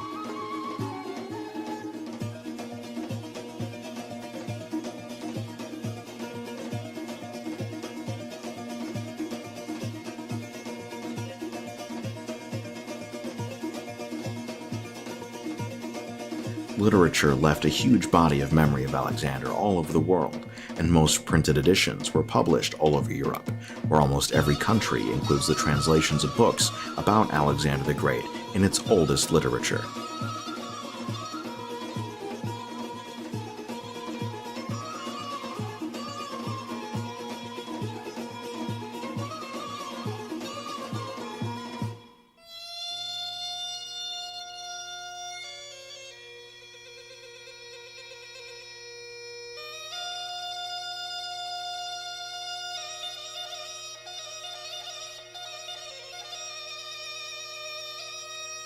Many appropriate him and dare to try to forbid Macedonia and the Macedonians to announce their memory of King Alexander to the world. Macedonia does not appropriate it because it gave him to the world and humanity so that everyone would be better, not worse.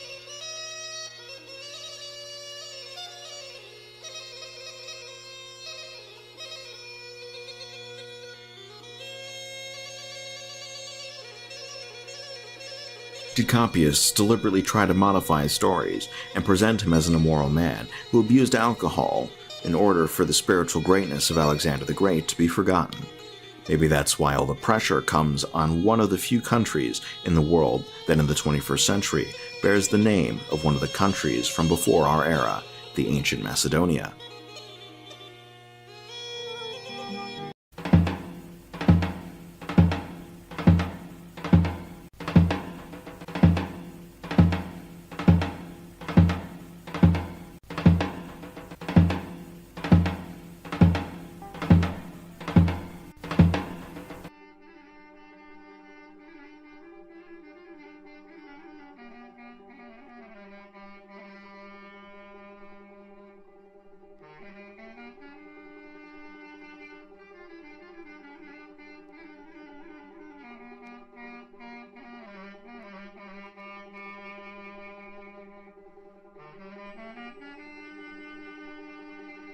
In the millions of pages written about Alexander the Great, the question that can rarely be read anywhere is, what were his sisters and his mother doing while the coffin was being prepared and was on its way to Macedonia? Did they, with the closest relatives of Philip and Olympia and the most trusted associates, prepare a conspiracy that has shaken the world for centuries?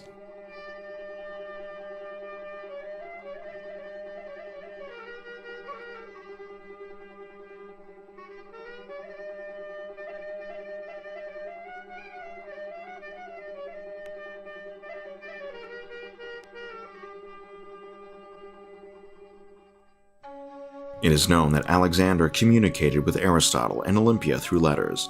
The different versions about the funeral procession of Alexander the Great tells us that although according to tradition he should have been buried in Macedonia, contrary to Macedonian customs, he was embalmed and mummified, and the coffin was allegedly grabbed by one of his best friends, Ptolemy.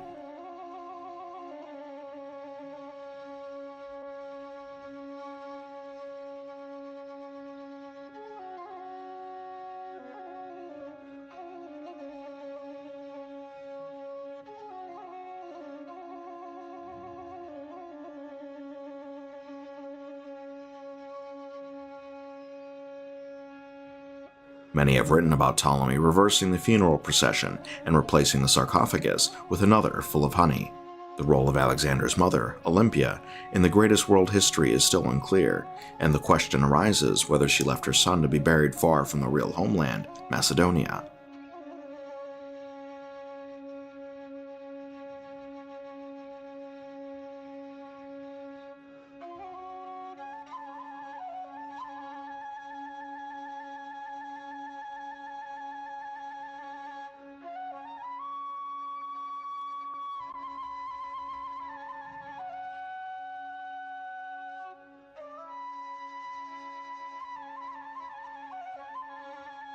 The eternal resting place of Alexander of Macedonia is a mystery to mankind, and we may never know if and from what Alexander died, or if he even died then, because the 40 days before he turned 33 represent important symbolism in ancient mysteries and teachings.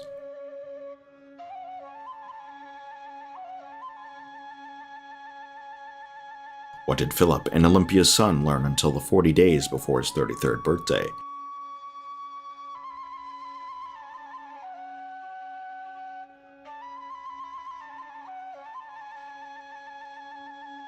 According to several traditions around the world, the soul needs exactly that much, about 6 weeks, to arrive to the other world, but also to adapt to this world.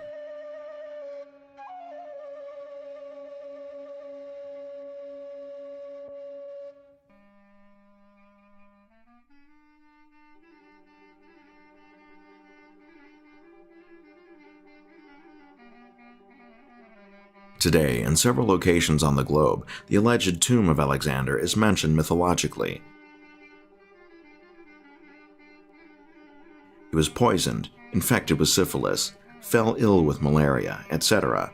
was published about him, but the truth is far from today's level of consciousness of human civilization.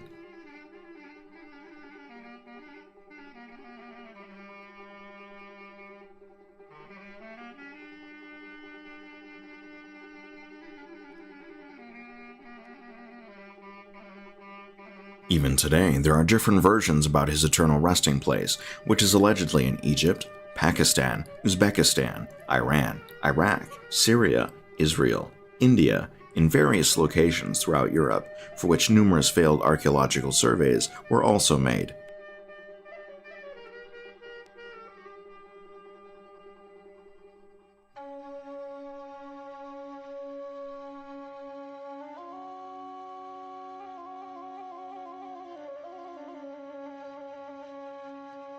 The stories about the alleged visit of the Roman rulers in Alexandria and their touching the body of Alexander are unfounded, because we know that even before them, the Macedonians saw the golden sarcophagus in Alexandria was empty and melted it down.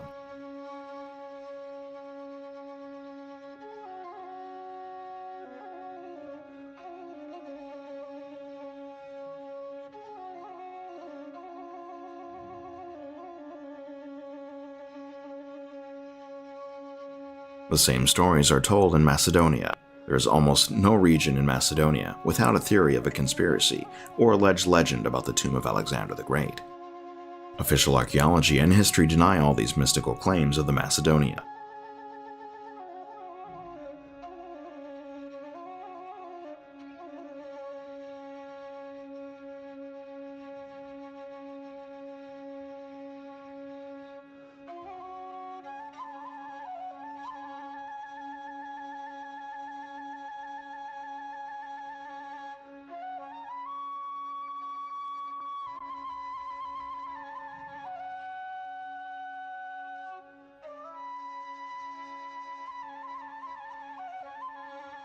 A folktale from the Krtovo region describes in detail the funeral procession with the body of the king, which was greeted by the people with many flowers on the road along which it traveled, before being sent to an unknown location somewhere in Ovskepol region.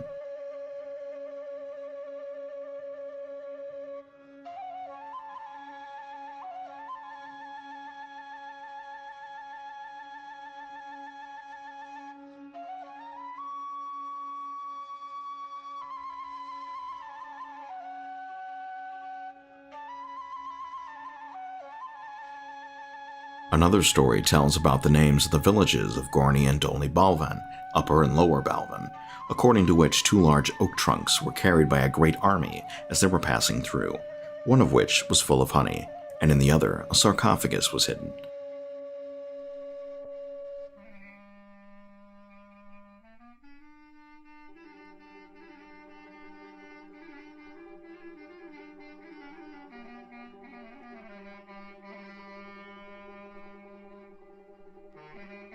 Perhaps the loyal peons and Alexander's family tried to fulfill the king's wish to be buried where he was born, in his homeland, Macedonia.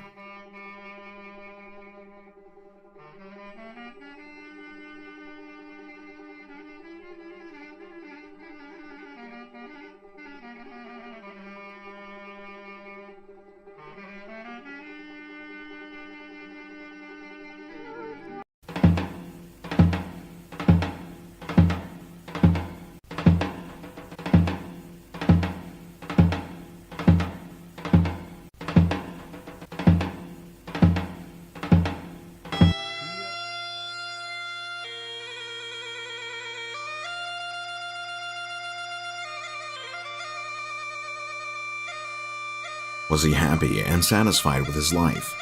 According to historians, one can learn that in addition to being generous and compassionate, he was also very sad.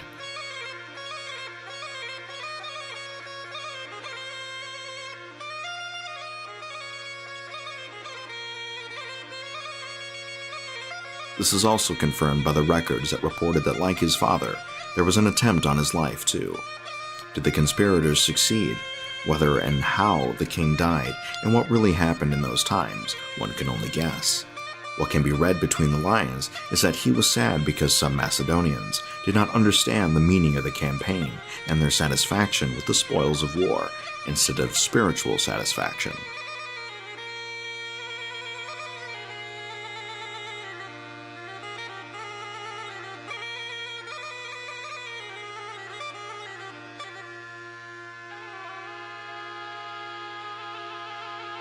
Historians also noticed his sadness when soldiers died, when couriers and scouts were late, when he was returning on foot and his friends led his fleet, when his friends and his closest ally, the horse Bucephalus, died, but also when they tried to oppose him, gossiped about him, and even tried to poison him.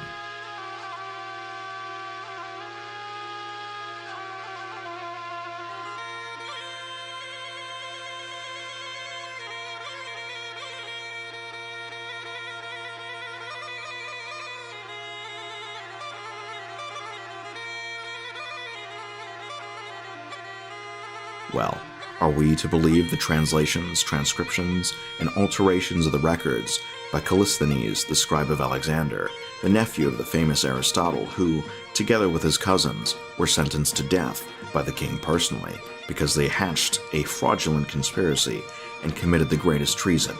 They tried to kill Alexander of Macedonia.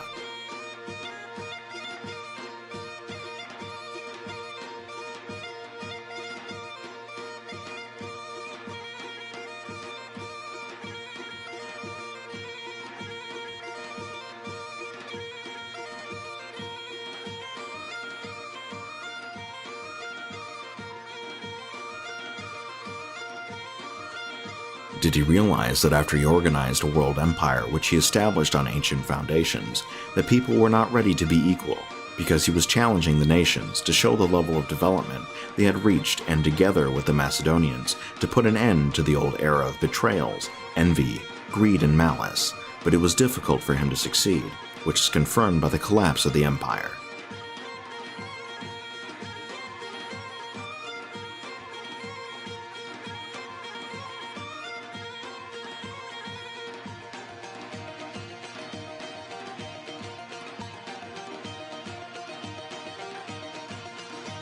Maybe he found out what he needed, so he really deceived everyone, and only the most faithful knew about his secret.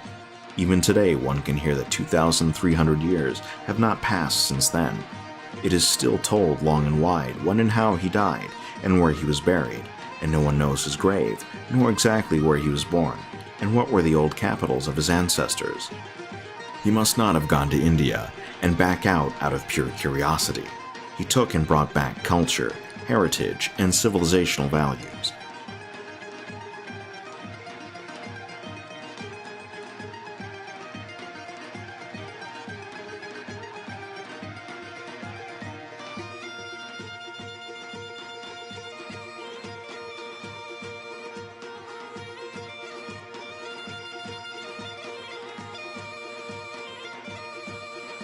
The records from the East tell about the high level of consciousness with which he arrived in the distant countries, and the same can be read in the Macedonian stories and traditions about the king who was very good and a great philosopher.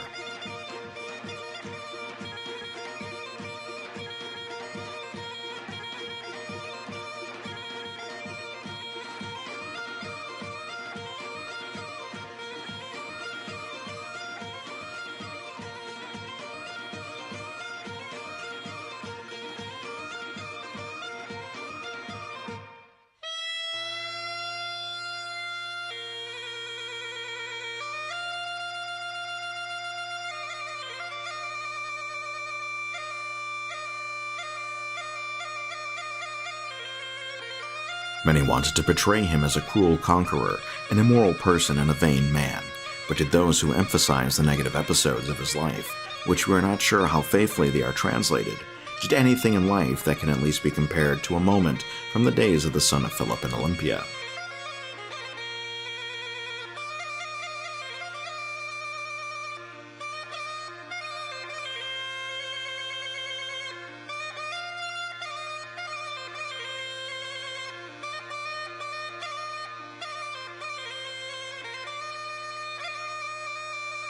Also, many authors try to present him as a kind of unifier, similar to today's states, communities, and unions.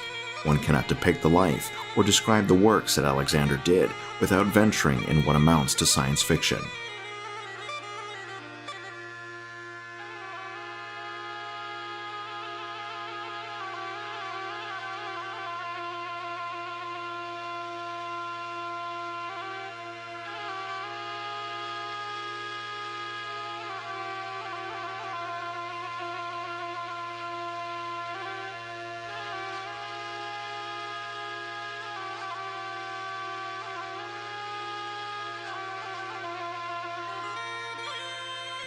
because the world and the time since then have not seen such a hero.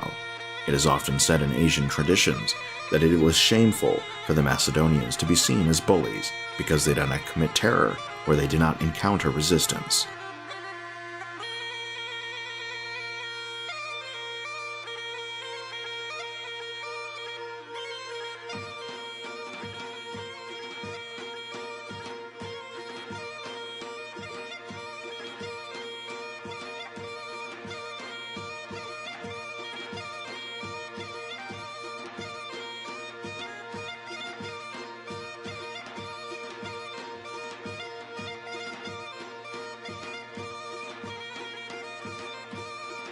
They knew that ruling by the sword was different from ruling by kindness, so on the way to India, many cities, palaces, and forts opened their gates to them without any resistance.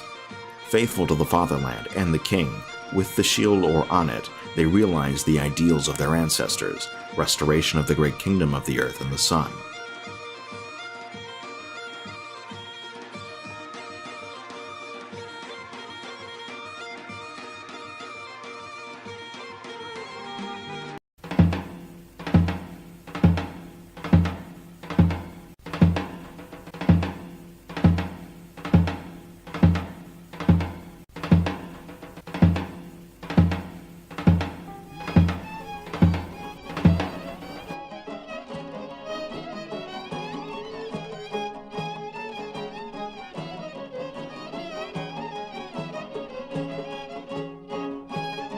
One of Alexander's staunchest allies were the Peons.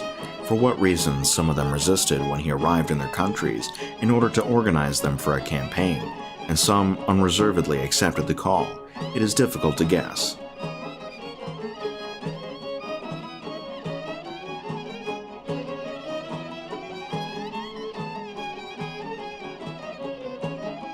What we do know is that the infantry and cavalry of the phalanx, who came from Paeonia, never disobeyed or opposed the king during the campaign.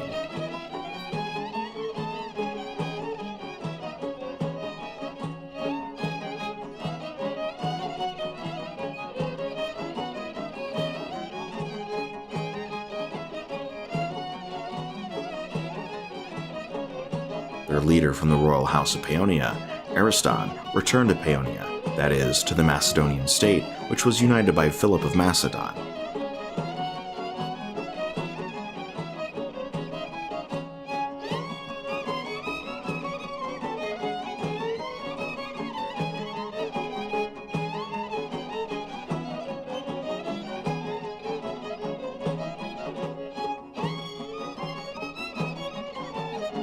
Paeonia was the upper country for them at that time, the same territory that was called the lower country by the rulers from the Middle Ages. The connection and mutual trust is hidden in the centuries the official history calls mythological, when people lived with a level of consciousness that today's generation of people on planet Earth can hardly contemplate.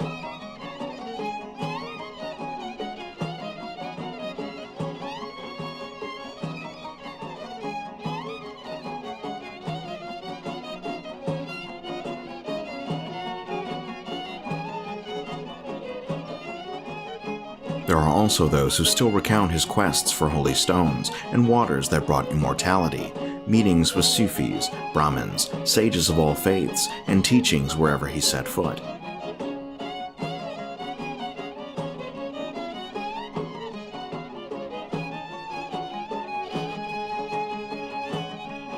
He built and created, united and developed, and in Macedonia he sent caravans and ships full of valuables, books, seeds, spices, and whatnot. Knowing about the many cities from Thrace to India that were built during his reign of the Macedonian Empire on Earth, can we imagine? And what is it that he ordered to be built on and in the land of Macedonia?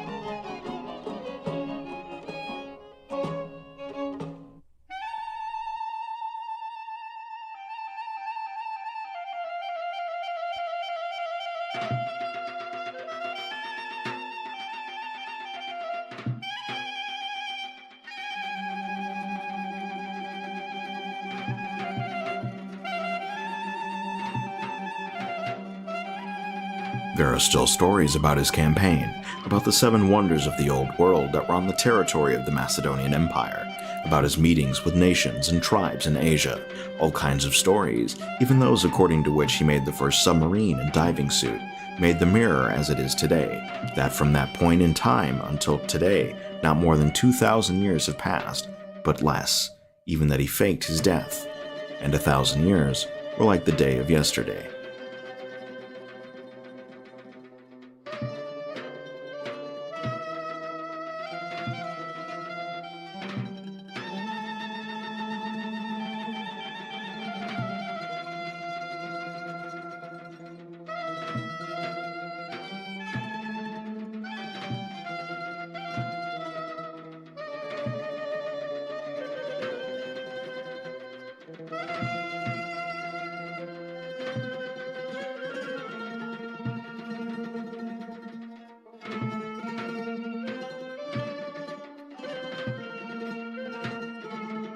Is it possible that his grave is located in the territory of today's Macedonia, which today is not a kingdom like in ancient times, but a republic? The land of Pan, which has been part of the Macedonian state since time immemorial, may be hiding the greatest secret of antiquity, and that is the legacy that invisibly and invincibly helps the Macedonians to survive. 2,300 years have passed, and the sanctuary needs to be cleansed.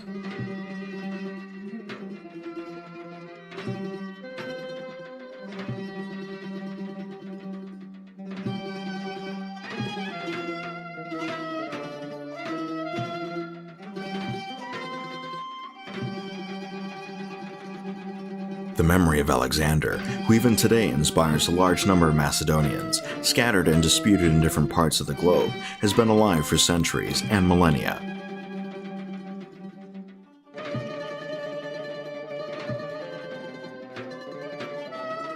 What we certainly should not repeat is the schism and behavior of his generals after his supposed death in Babylon, but to be loyal to the ideal as were the military leaders and soldiers who returned with his wife and son to Macedonia, and who remained faithful until death to them and his mother, and therefore to him and his father.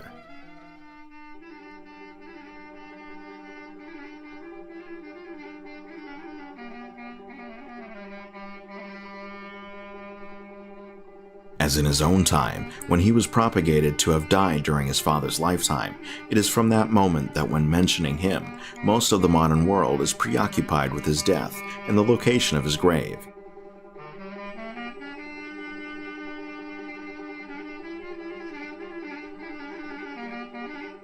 With this work, we commemorate the day of his birth, the birthday of King Alexander of Macedonia, the greatest king of all time, actually never died. His spirit lives on forever for humanity and Macedonia, because 1,000 years are like the day of yesterday, and the stone has its own weight.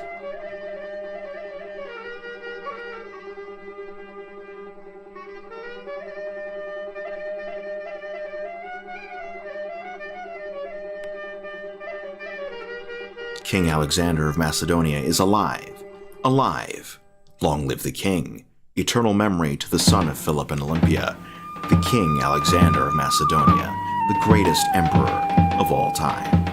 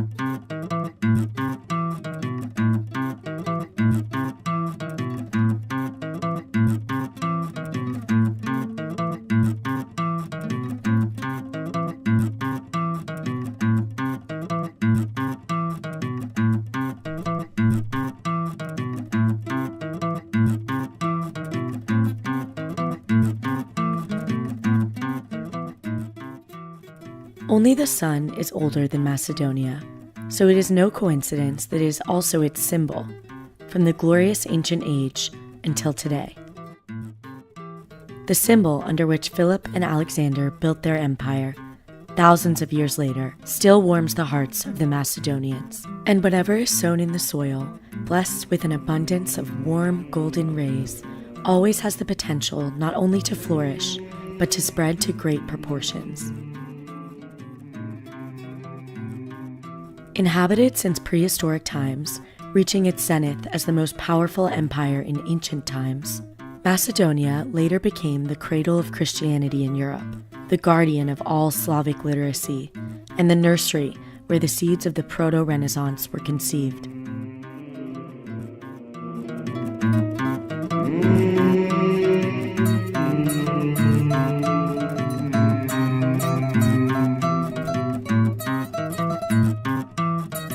The thousands of archaeological, cultural, and natural monuments all over the country are key witnesses to its impressive history.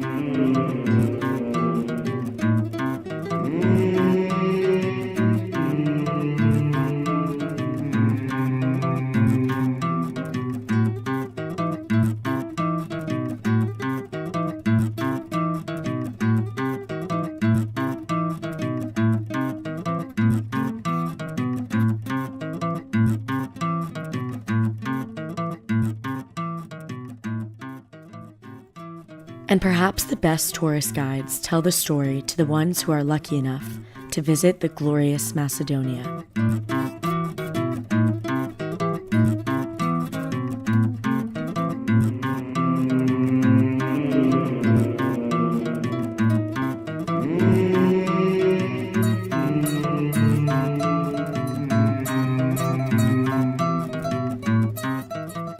Is there a person in the world who would not like to enter the waters of a million-year-old lake? Or to walk along Via Egnatia, the oldest highway in Europe, and get to know the descendants of Philip and Alexander?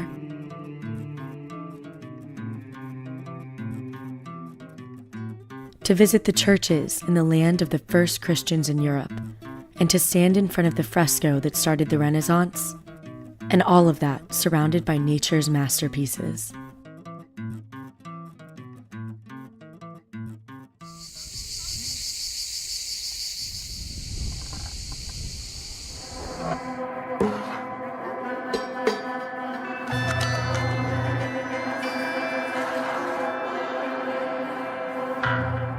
The oldest art object found in Macedonia is not coincidentally named after the first man from the Bible, Adam from Gavlevo, or Adam from Macedonia. Located today in the museum of the city of Skopje and excavated from the soil in the village of Gavlevo, this clay statuette proudly bears the title of a masterpiece of Neolithic man in Europe, one of the 10 oldest in the world.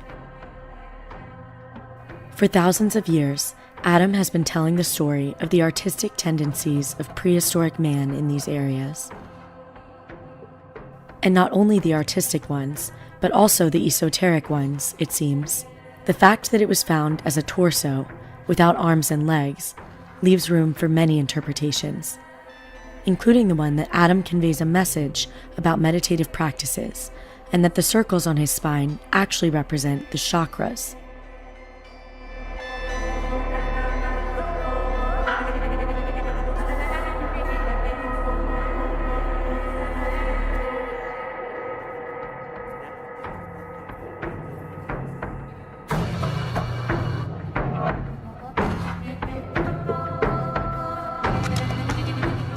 And the fact that the oldest observatory in Europe and one of the most impressive in the world is located in Macedonia also speaks of the fact that the prehistoric man in this territory had deep knowledge about the nature, and ever since then strove to penetrate deeply into the secrets of the universe.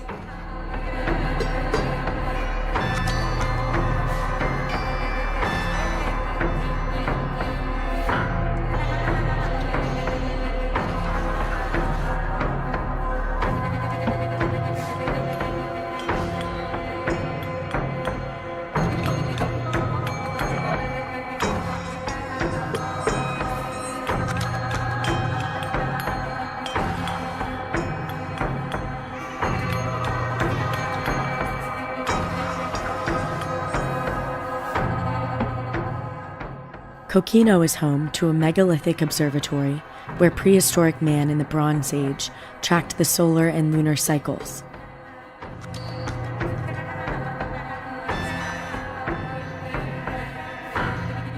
The precision of the markers made in the rocks is still a mystery to world experts.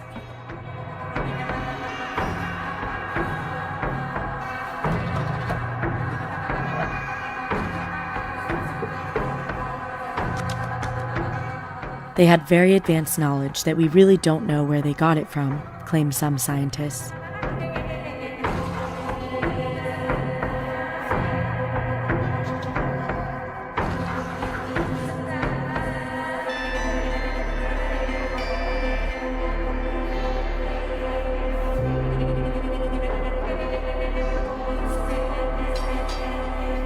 In contrast to Adam from Govlervo and the observatory in Kokino, in the land of the sun, Macedonia, there is also an older witness to the events, older than humanity itself, and still alive.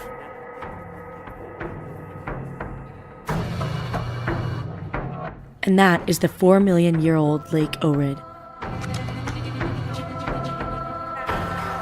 The magical beauty of this area has attracted people since the dawn of civilization.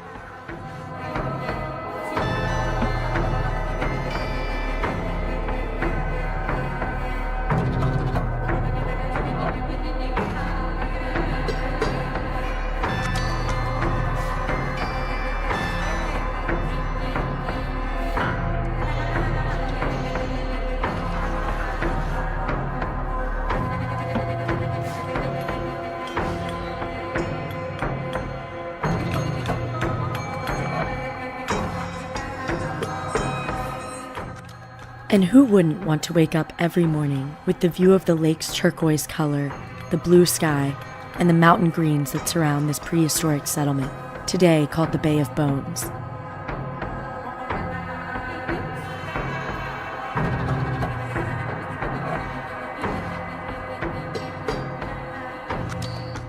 This prehistoric complex dates back to 2nd millennia BC.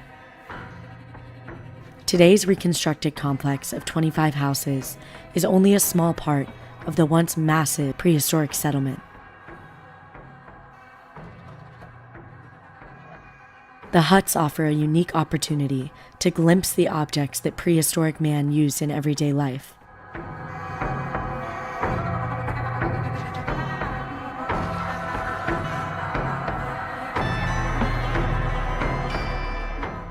Some of the objects are also exhibited in the museum, which is located inside the complex.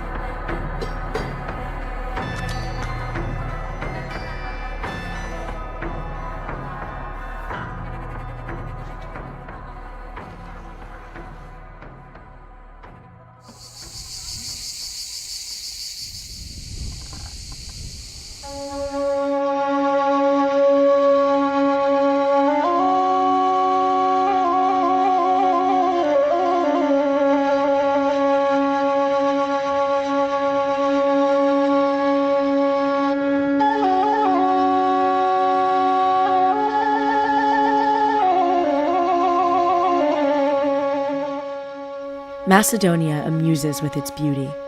The magnificent nature in the surroundings of Skopje Crna Gora was tempting, even for the prehistoric man.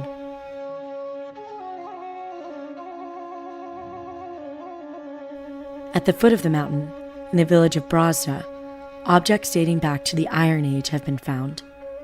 A fortified settlement remained there until late antiquity.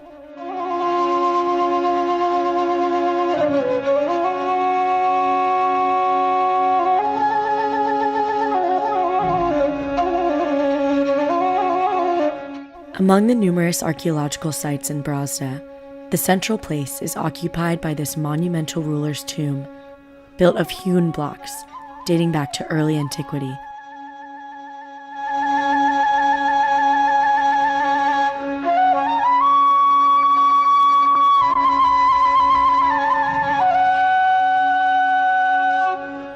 And precisely in the early antiquity, the Macedonian Empire reached its zenith, and the border of the Great Macedonia, headed by Alexander the Great, was at Egypt and India. In the veins of today's Macedonians flows the blood of the most famous leader with never-surpassed military strategies, with whose help his beloved Macedonia became the largest empire in the world, Alexander of Macedon.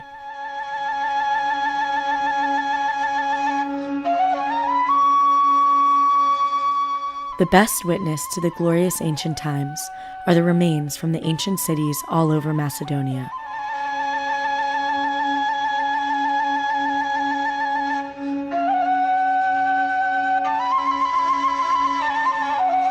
On the map of ancient cities in Macedonia, a significant place has the former capital of Paeonia, the early ancient city of Bila Zora near Sveti Nikol.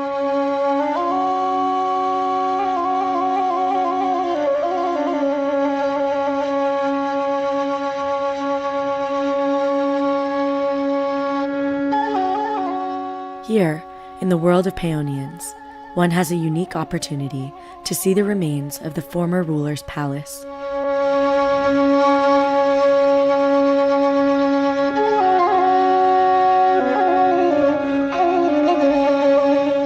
Bila, or Bela Zora, means white dawn in Macedonian.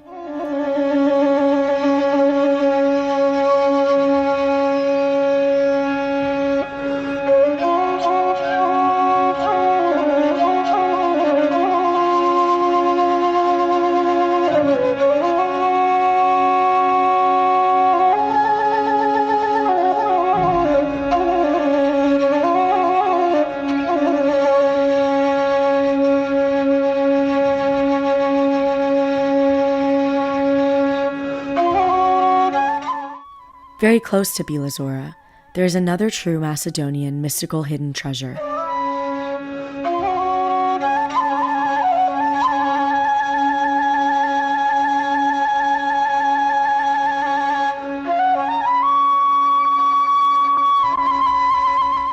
The hill in the village of Krinche, with a geoglyph on top.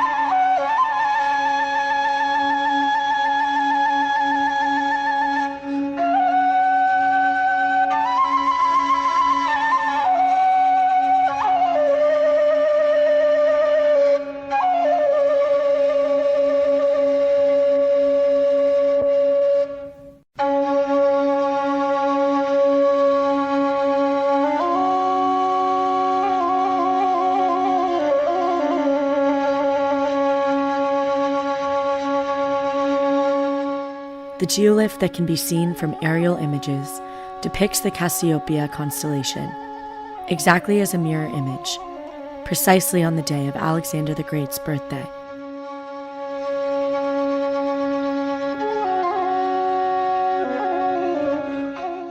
With the non-invasive archaeo-acoustic analyses, it was confirmed that the hill is artificial and that in its interior there's a complex of cavities that are most likely a large tomb from the 4th century BC, from the time of Alexander in Ariston.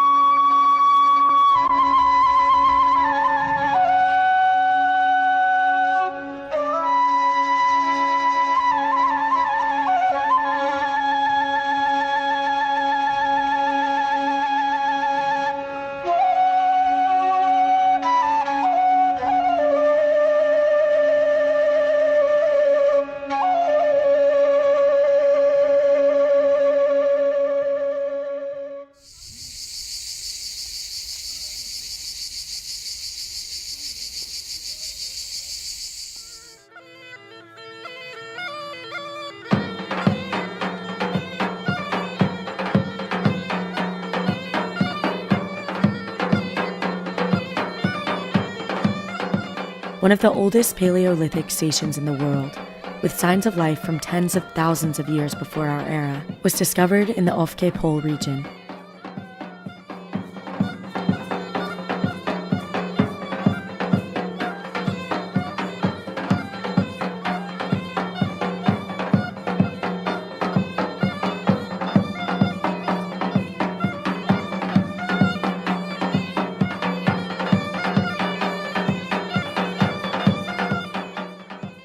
Other prehistoric sites, Barutnica and Rugbear, have also been confirmed in this region.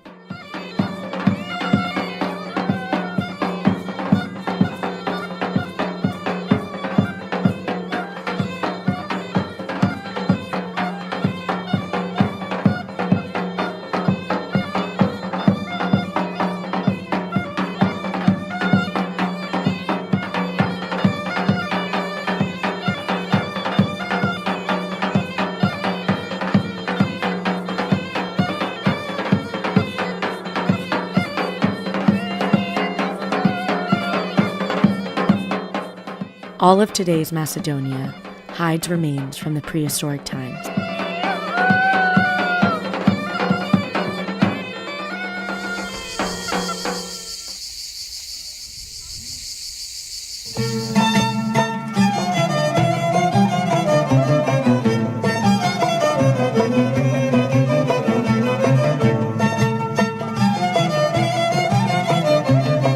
A visit to Macedonia doesn't mean an ordinary trip to another beautiful destination. This museum on open air gives the opportunity to step directly into this world of prehistory, antiquity, and the Middle Ages.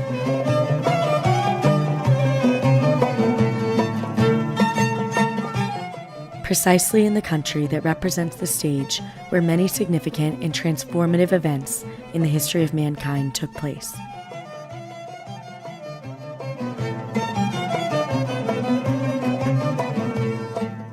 Katina Mundi, the navel of the world, or simply mysterious Macedonia, enchants everyone who comes close to it and gets to know it. And by discovering its mysteries, one will also penetrate the secrets of the universe itself, rediscovering his own self as well, because every person is a small universe.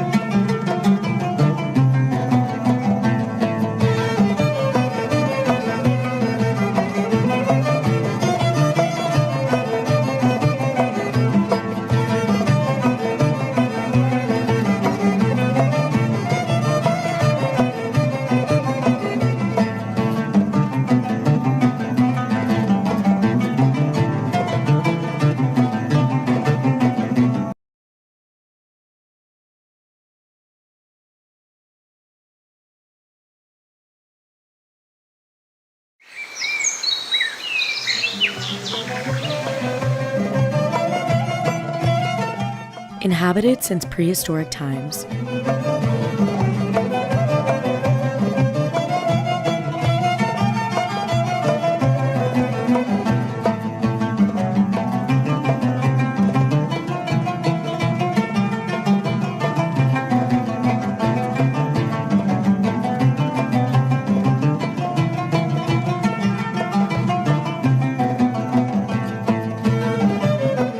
reaching its zenith as the most powerful empire in ancient times. Macedonia later became the cradle of Christianity in Europe, the guardian of all Slavic literacy, and the nursery where the seeds of the Proto-Renaissance were conceived. Is there a person in the world who would not like to enter the waters of a million-year-old lake and get to know the descendants of Philip and Alexander?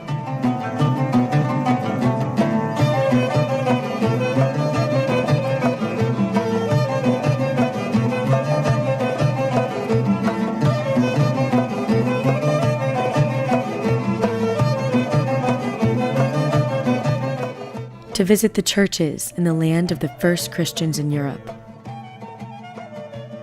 And all of that surrounded by nature's masterpieces.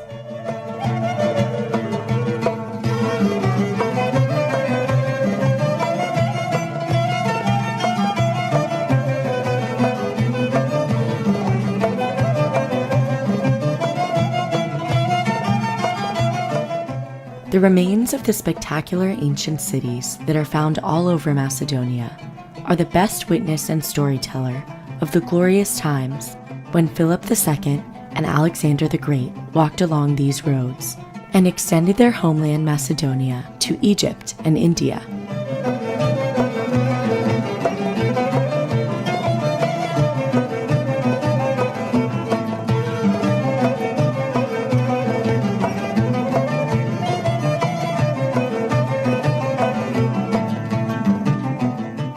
Three centuries after Alexander, Macedonia is the center, the source from which Christianity spread throughout Europe. Macedonia is the gate through which the Holy Apostle Paul began spreading Christianity throughout the Old Continent, after having a vision in which a Macedonian tells him, "Come to Macedonia and save us." With the baptism of Lydia the Macedonian, Macedonians became the first Christians in Europe.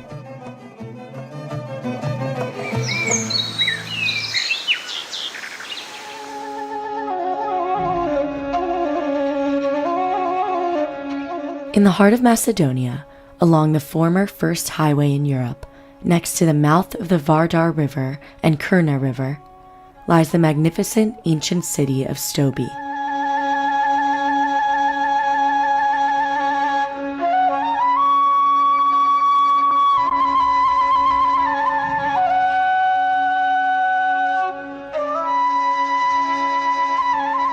This highly developed urban center was an important military, strategic, economic, and cultural point.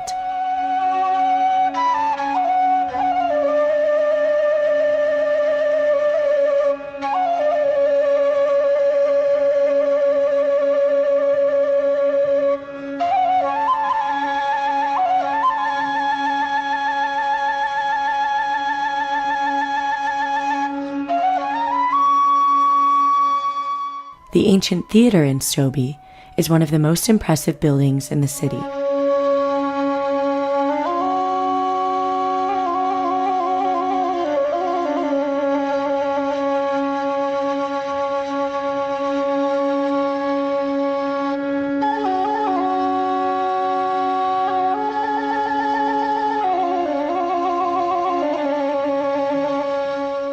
Here, our ancient ancestors enjoyed plays and musical performances, and not infrequently, bloody gladiator fights happened on its stage.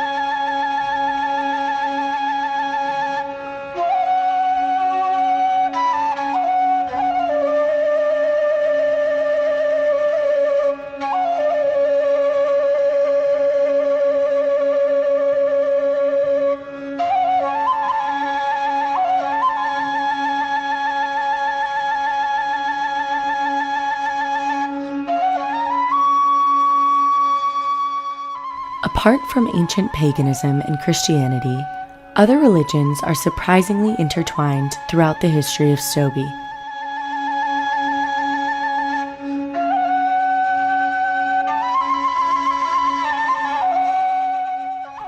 In this ancient city, there are the remains of probably the oldest synagogue in Europe.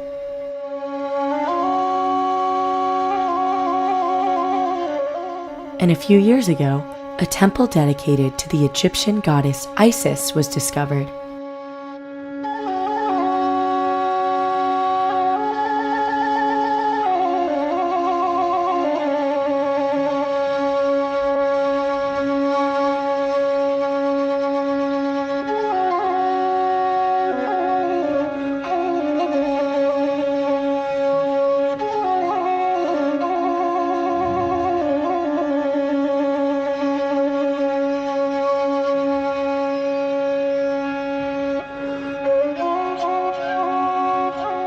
Water was filled at this city fountain.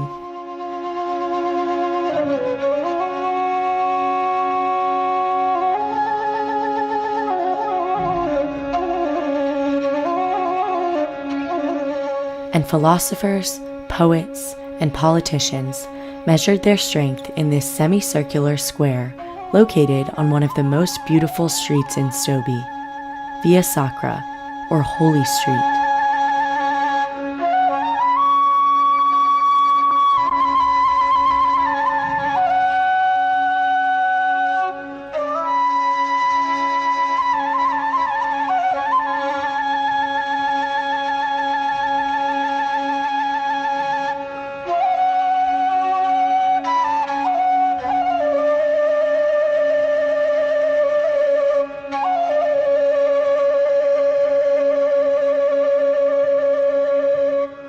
To the left of Via Sacra is the Episcopal Basilica, together with the baptistry, which represent the largest, most significant, and most magnificent early Christian complex in Macedonia.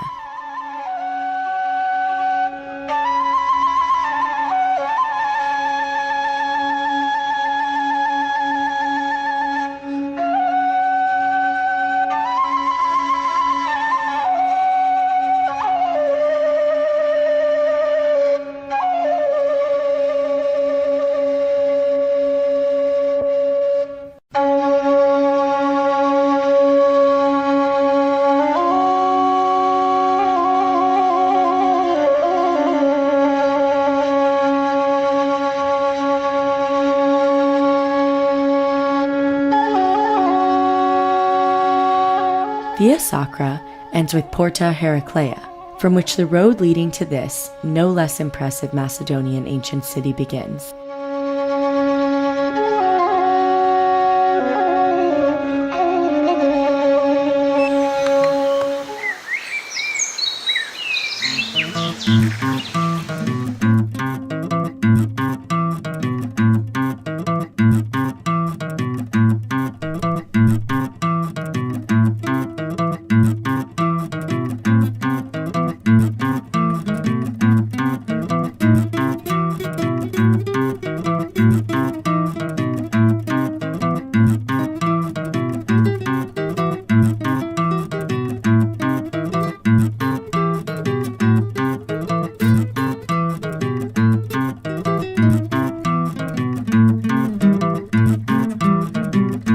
Founded by Philip II of Macedonia, the city of Heraclea Lyncestis was named after Heracles, the mythical hero and progenitor of the Macedonian royal dynasty.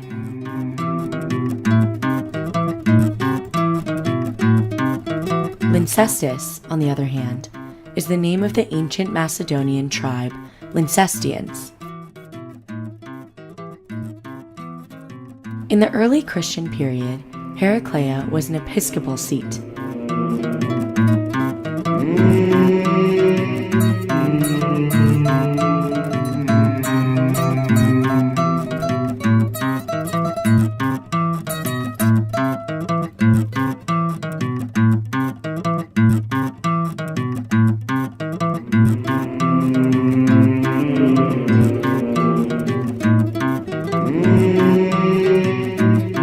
The mosaic on the floor of the Great Basilica is particularly significant.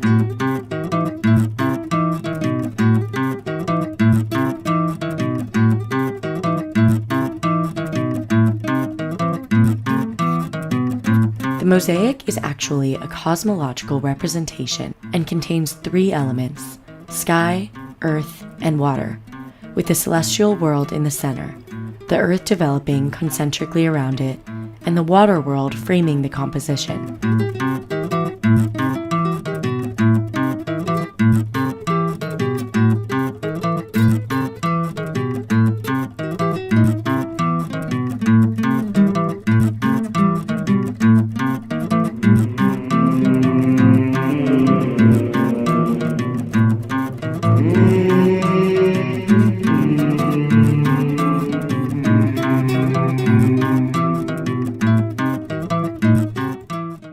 Heraclea is also home to this imposing ancient theater, on whose 2-millennial-old stage performers still perform today.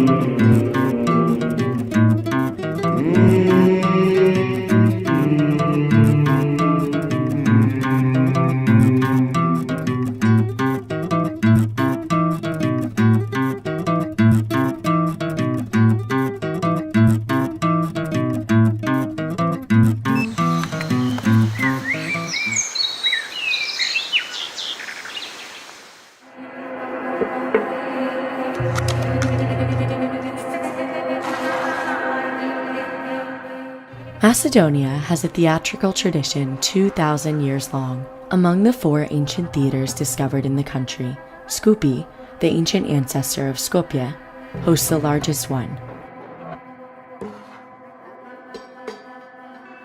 At one time, it had a capacity for 10,000 spectators, and the stage was richly decorated with luxurious marble elements.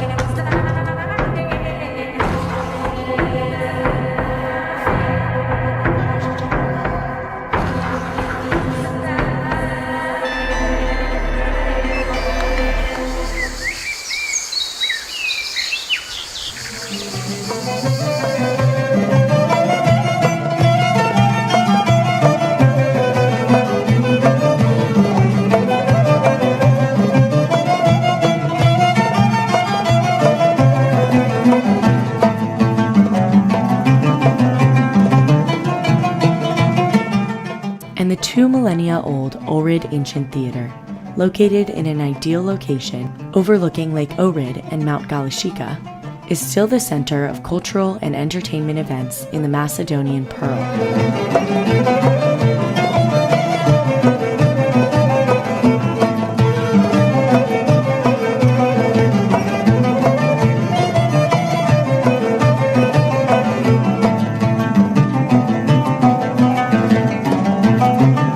During the excavations here, large stone blocks were also found, on which the god Dionysus and the Muses are depicted.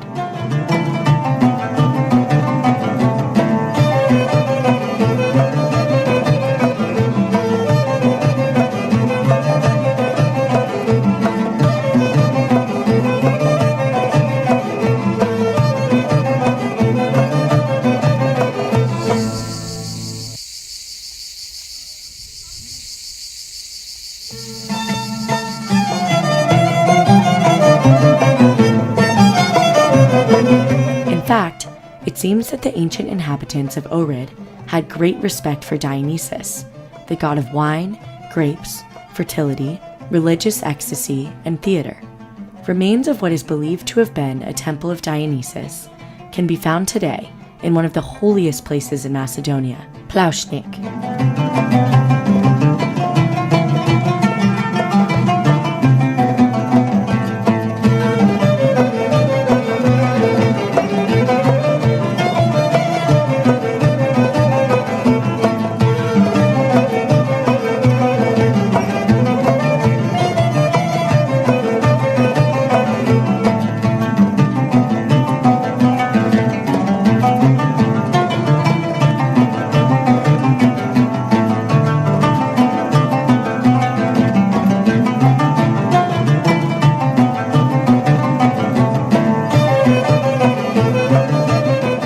A visit to Macedonia doesn't mean an ordinary trip to another beautiful destination.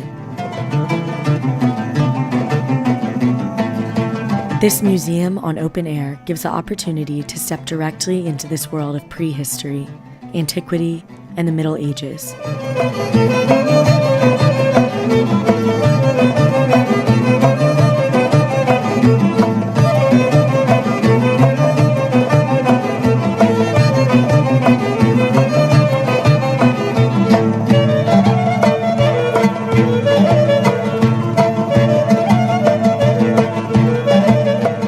Catena Mundi, the navel of the world, or simply mysterious Macedonia, enchants everyone who comes close to it and gets to know it.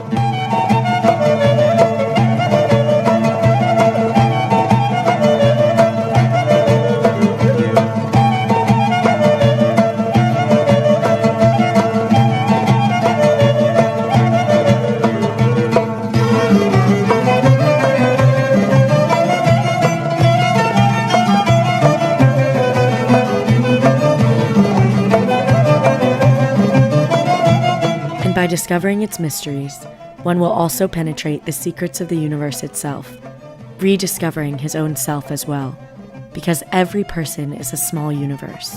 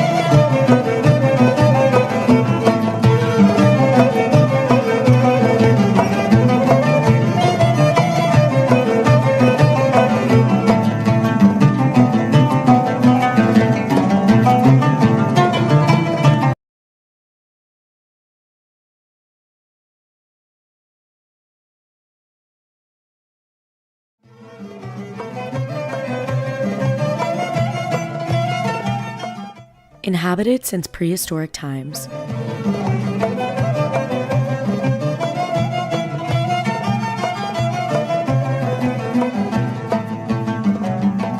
reaching its zenith as the most powerful empire in ancient times.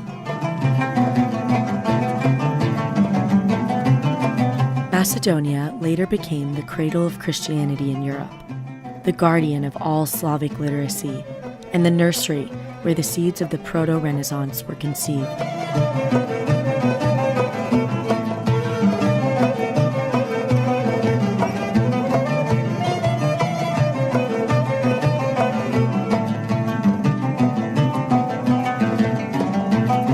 Is there a person in the world who would not like to enter the waters of a million-year-old lake?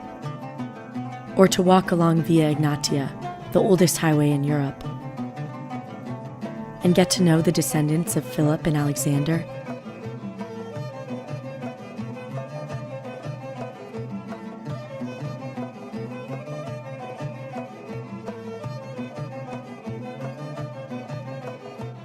To visit the churches in the land of the first Christians in Europe, and all of that surrounded by nature's masterpieces.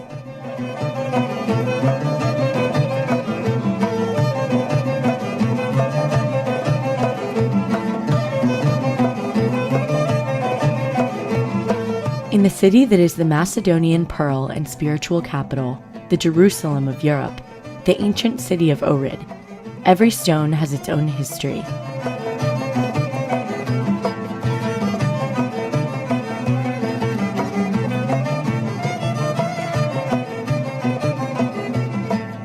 The everlasting story of Ohrid is wrapped in a veil of spirituality and mystery.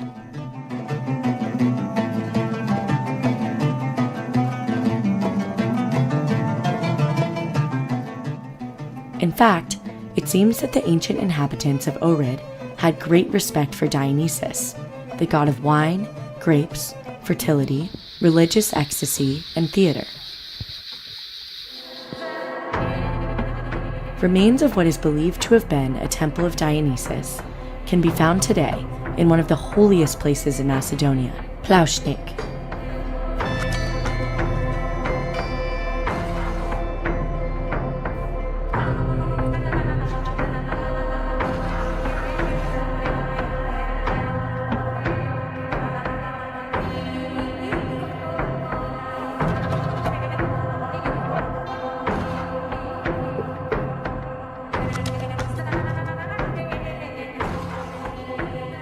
Visitors to this exciting complex seem to be able to travel through time here, as the place has the power to take you through several different stages of human history. So, just a few meters away from the former ancient temple, from the sunset of ancient paganism, one can step directly into the new dawn of humanity called Christianity.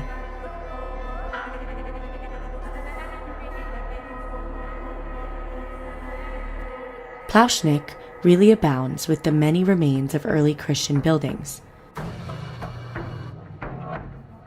One of them is this baptistry from the 4th century AD, with beautiful mosaic floors.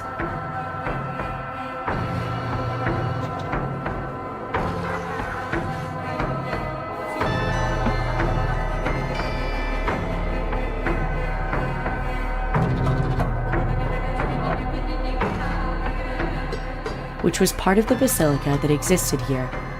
A century later, this basilica was also built.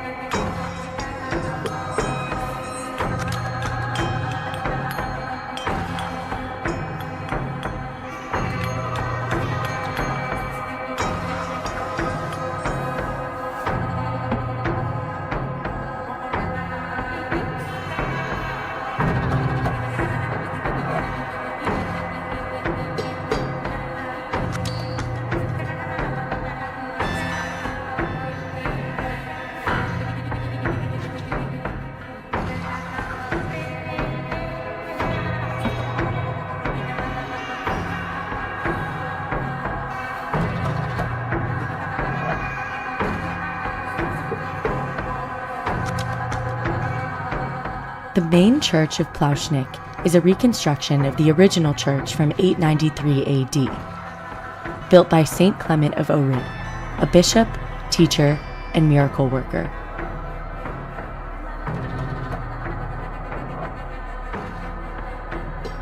His monastery church, dedicated to Saint Pantaleon, was built on the foundations of an old Christian basilica, which is assumed to have been dedicated to Saint Paul, who also spread Christianity here in the 1st century.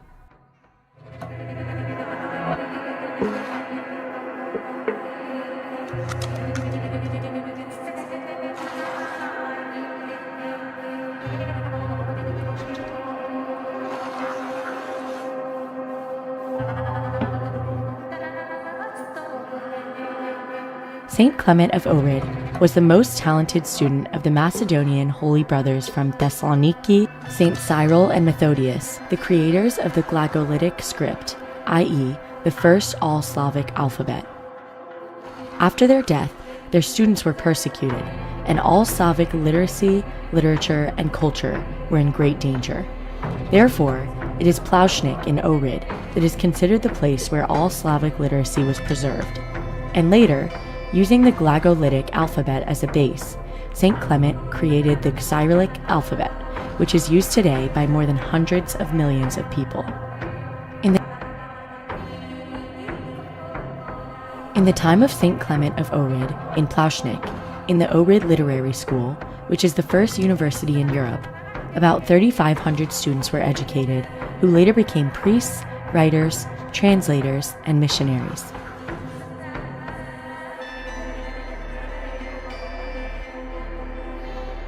After his death in 916, St. Clement of Ohrid was declared a saint and buried under his church, in the tomb that, according to the life of Clement of Ohrid by Archbishop Theoclyte, he made with his own hands.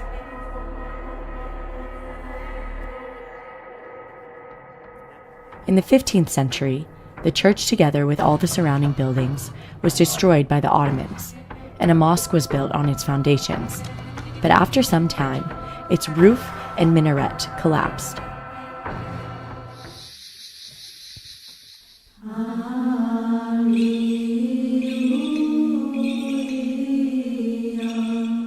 During the 19th century, the inhabitants of Ohrid secretly began to clean the place and light candles on the walls.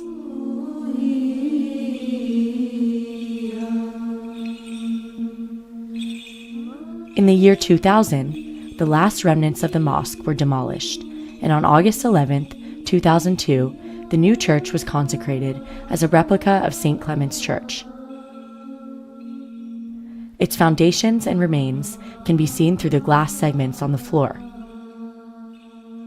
On the walls, there are fragments of frescoes from the old church.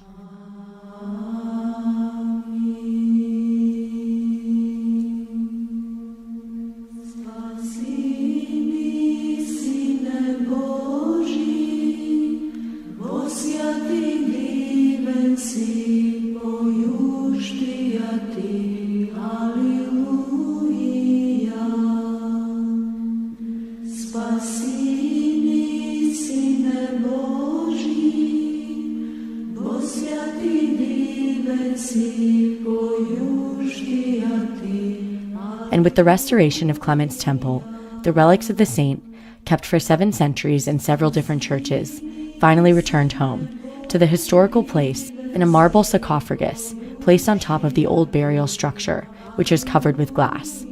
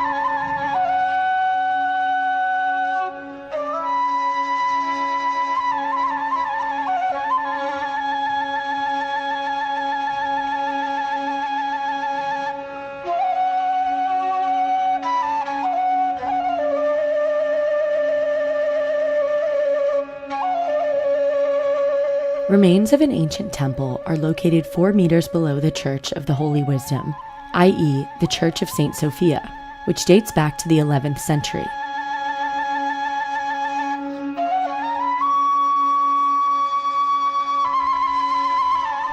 But in the meantime, here was also an early Christian basilica from late antiquity, which was later destroyed.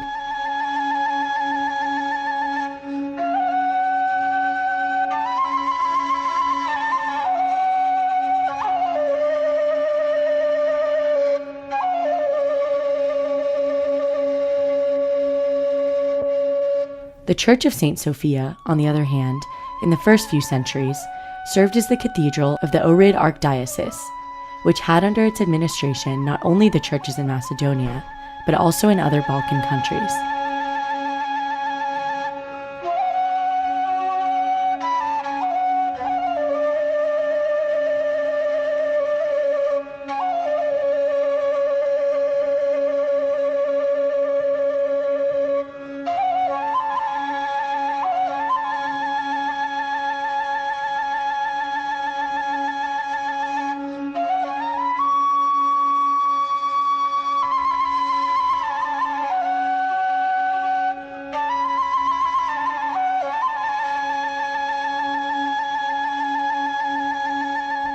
and in the middle of the 15th century, it was turned into a mosque as a punishment for the participation of the Ohrid Archdiocese in a rebellion against the Ottomans.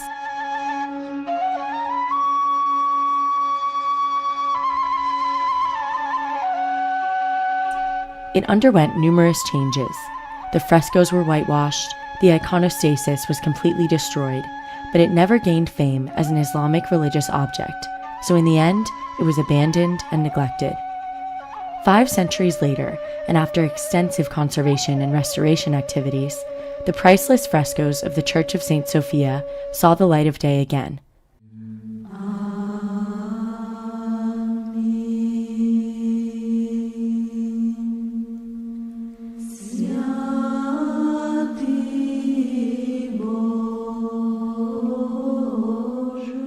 This artistic discovery of the First Order is considered one of the greatest medieval achievements in Europe. What makes these frescoes so unique and significant are the rarities, such as the fresco depicting a barefoot Jesus Christ.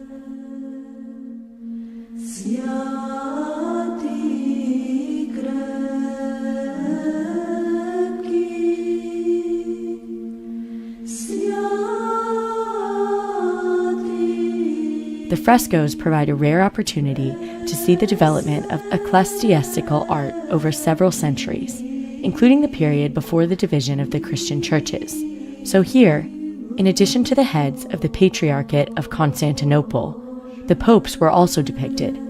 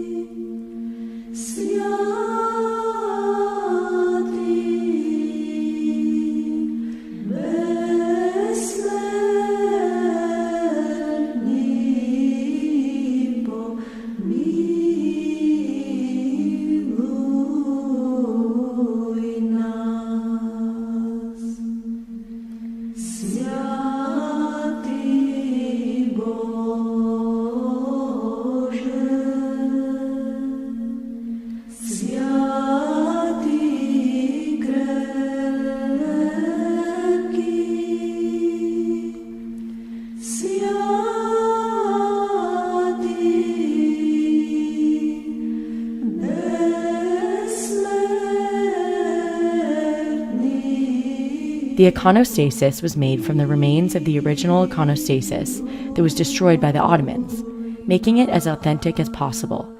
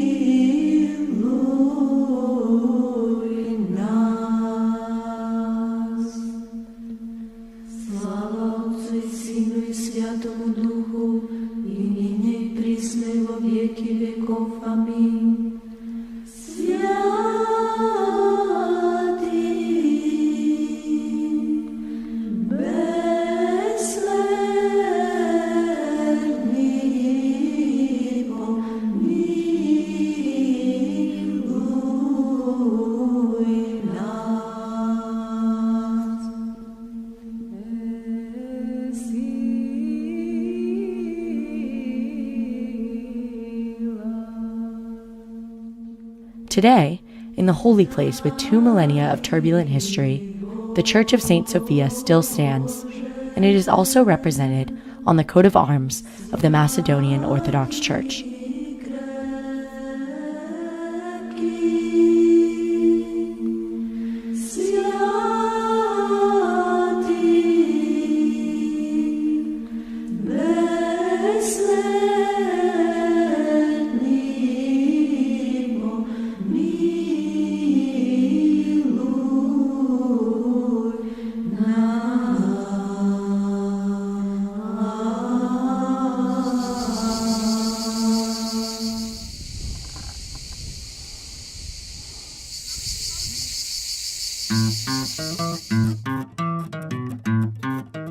On the top of the hill of Ohrid, like a queen on her throne, lies the Church of Holy Mother of God, Parabliptos.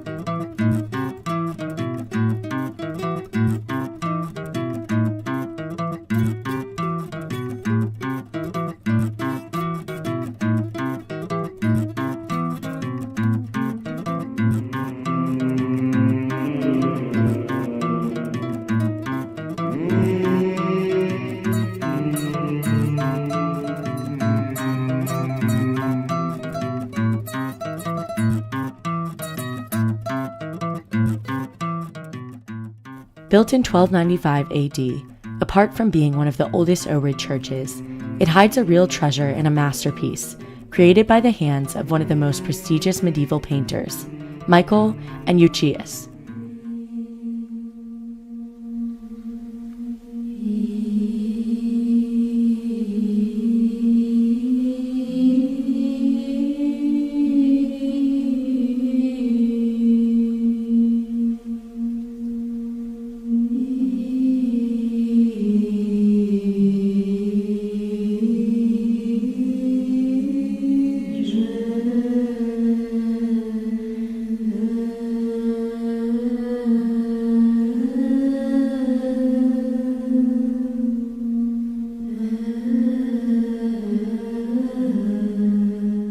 In painting this church, the two brothers abandoned the existing iconographic patterns of the classical style.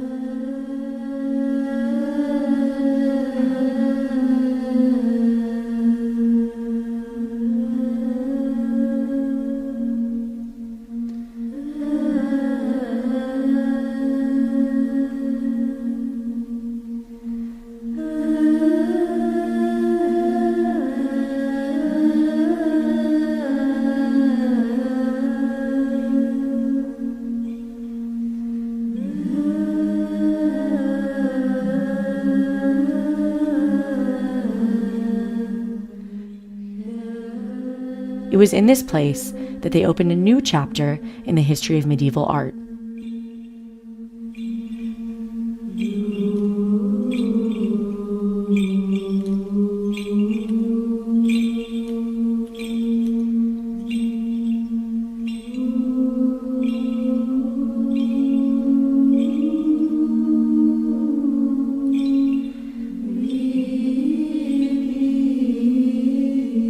With painted scenes of obvious emotions and realistic expressions. The style the two brothers used here caused a revolution in contemporary art and opened the door to a new era called the Renaissance.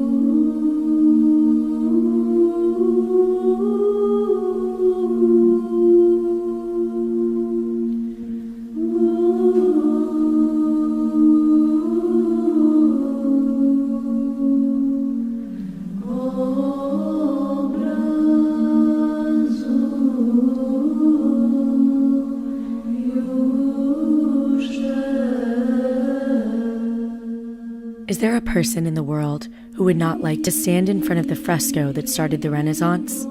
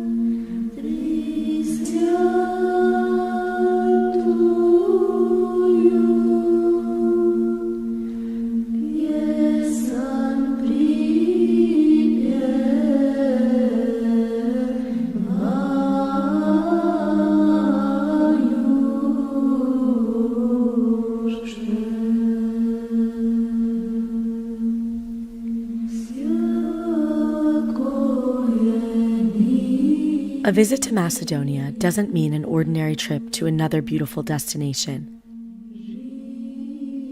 This museum on open air gives the opportunity to step directly into this world of prehistory, antiquity, and the Middle Ages.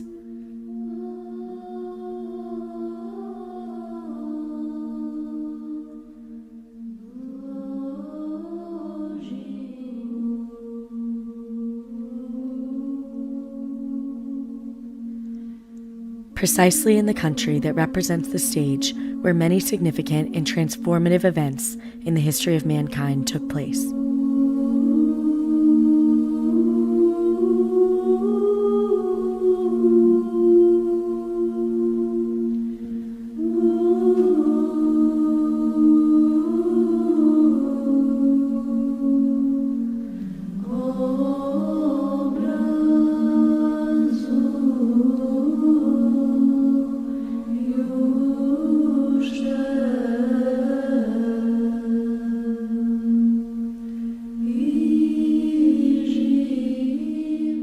Catena Mundi, the navel of the world, or simply mysterious Macedonia, enchants everyone who comes close to it and gets to know it.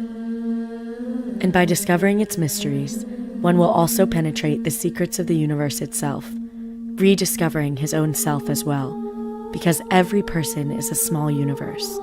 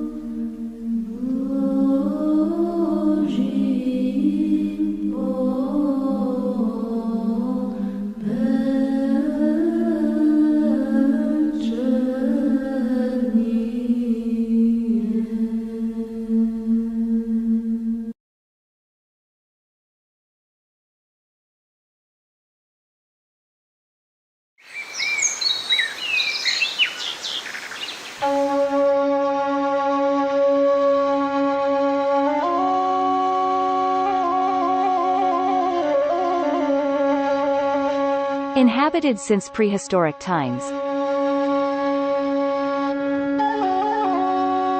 Reaching its zenith as the most powerful empire in ancient times.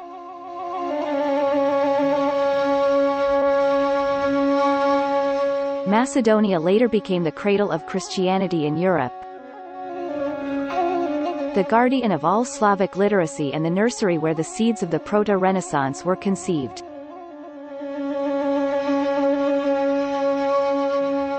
Macedonia is mentioned in the Bible as many as 30 times. and the first Macedonian king mentioned there is Philip II of Macedon, as a father of Alexander the Great.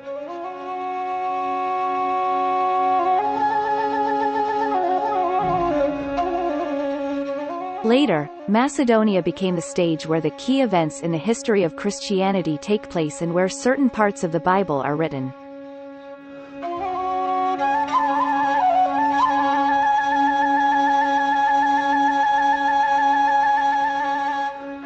It is from here that the Holy Apostle Paul begins to spread Christianity throughout Europe after a vision in which a Macedonian asks him, "Come to Macedonia and save us." With the baptism of the first Macedonian Christian Lydia, the Macedonians became the first Christians on the Old Continent.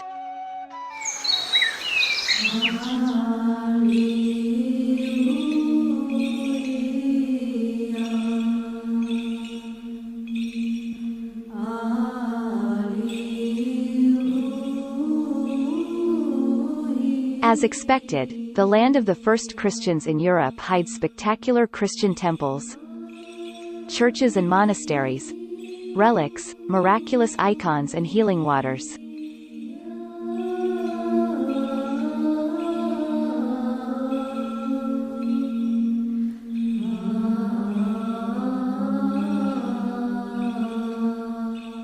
Monasticism is an invaluable treasure of the Church, its bloodstream that revives it in the most difficult and critical moments. Monks who renounce the world actually penetrate into its deepest essence, thus the greatest church teachers come from the ranks of monasticism.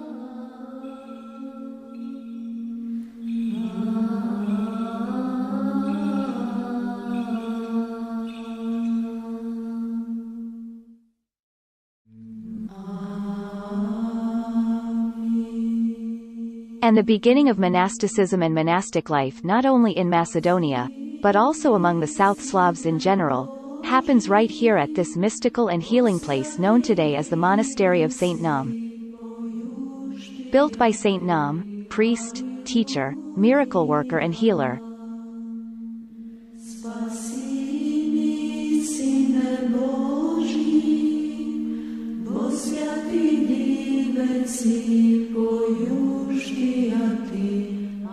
More than 1100 years ago, the monastery maintains spiritual, ecclesiastical and monastic continuity to this day.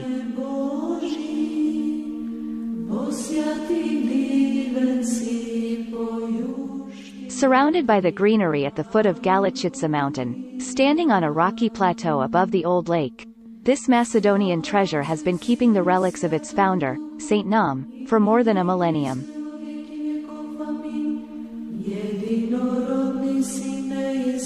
St. Naum, together with St. Clement, whose relics also rest in his church not far from here, in Plaušnik, were the most talented students of the Macedonian Holy Brothers, the first teachers from Thessaloniki, Saints Cyril and Methodius, continuing their mission and preserving Slavic and Macedonian literacy and education.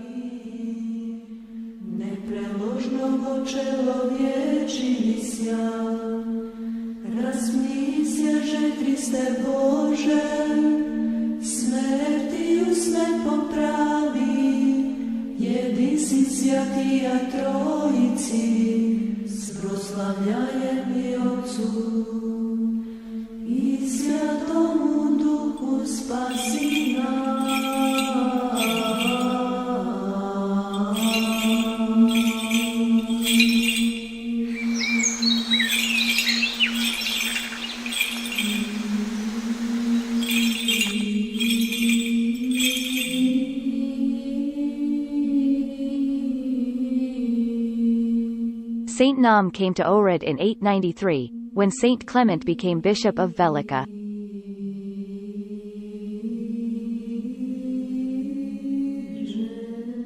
According to the Slavic life of St. Naum, the church he built was dedicated to the Archangel Michael, which also laid the foundations of monasticism and monastic life among the southern Slavs.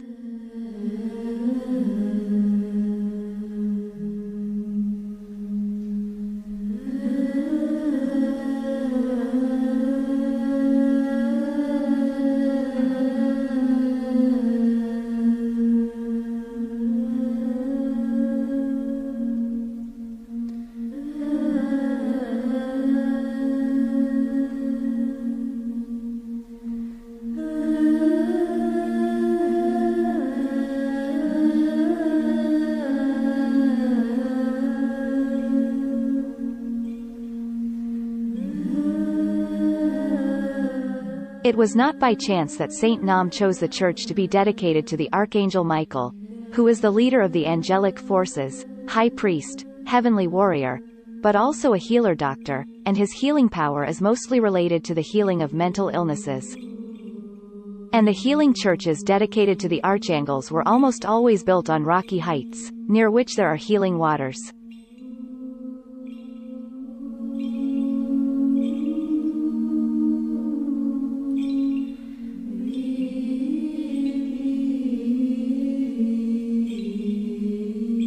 The present appearance of the monastery complex took shape over a long period of time.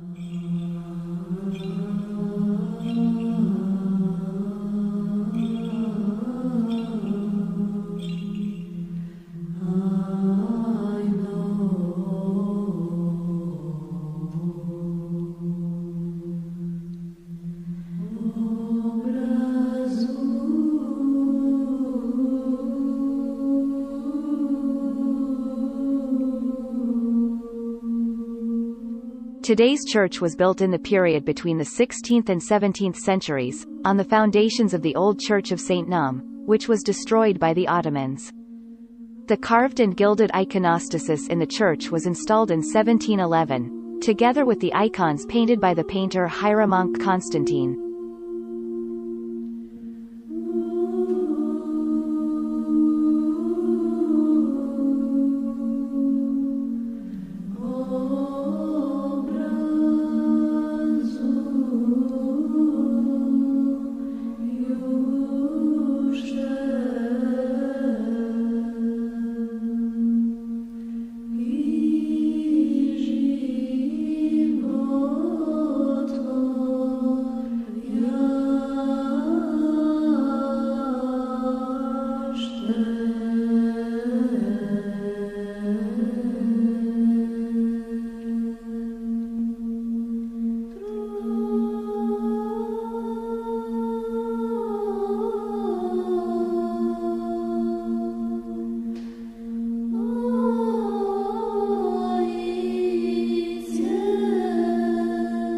Ten years earlier, the large icon of Saint Nam was painted, which today is placed in the burial chapel, above his marble tomb. The walls of the tomb are decorated with frescoes depicting the life and miracles of Saint Nam, and on the pillars there are remains of Glagolitic and Cyrillic writings from the 10th century. The relics of the saint have rested here for more than a millennium, and his healing miracles, according to the testimony of many, continue even today.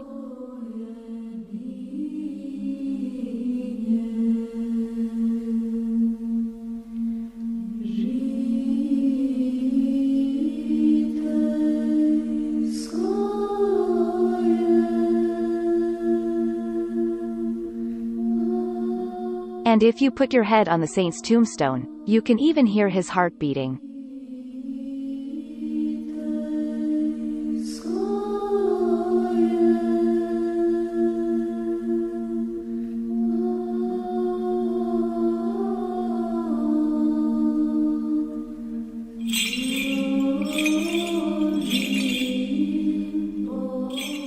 Today, the St. Nam Monastery is one of the largest Orthodox sanctuaries in the Balkans, and believers from all religions come to pray at this mystical place and bow before the relics of the saint.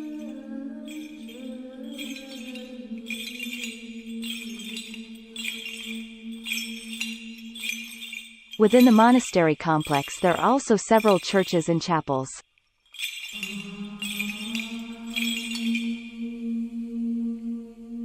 There are also sources of medicinal water for drinking, and one of them is located behind the small church just below the monastery, dedicated to Saint Petka Romanska.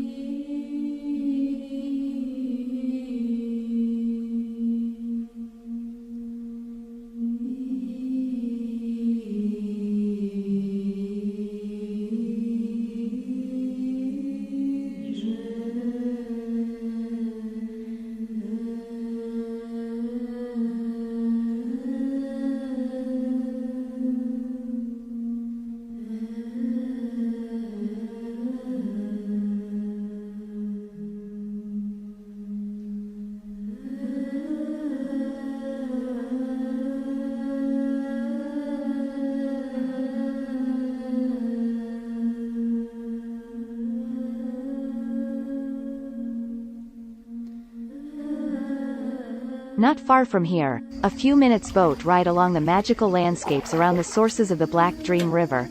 The church dedicated to the Blessed Virgin Mary is hidden in the dense greenery.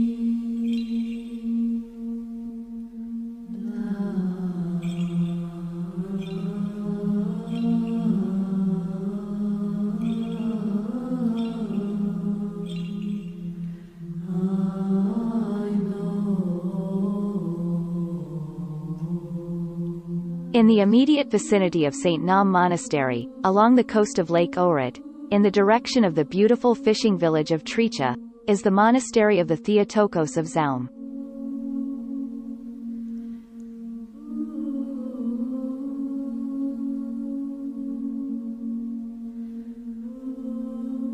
This medieval church, hidden in the bosom of Galichitsa, until recently accessible only by water, differs greatly from other medieval churches in Macedonia and beyond.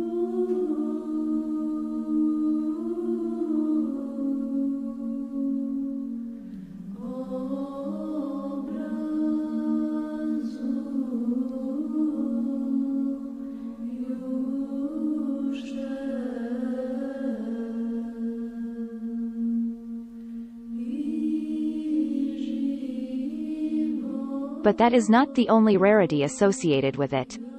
This small medieval treasure hides a very significant and rare fresco of Analactans nursing the Little Mother of God, painted with emotions in which, apart from maternal love, concern is also recognized, probably due to the knowledge of what fate awaits the Little Mother of God.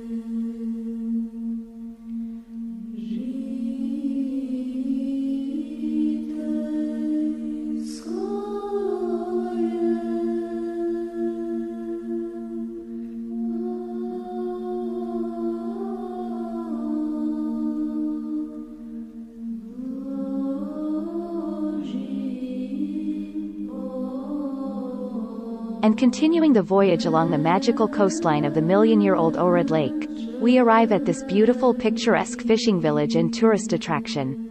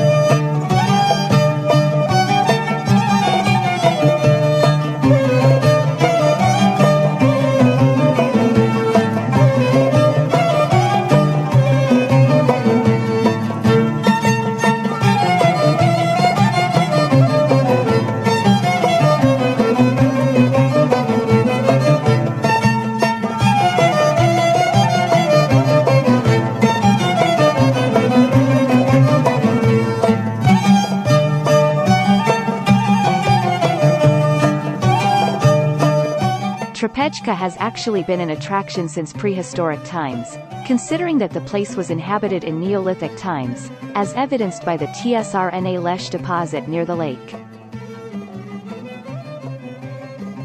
The first written documents about Trapeza date back to the year 1582, when the village was mentioned under the name Trapezica at a time when there were 50 Christian Macedonian houses there.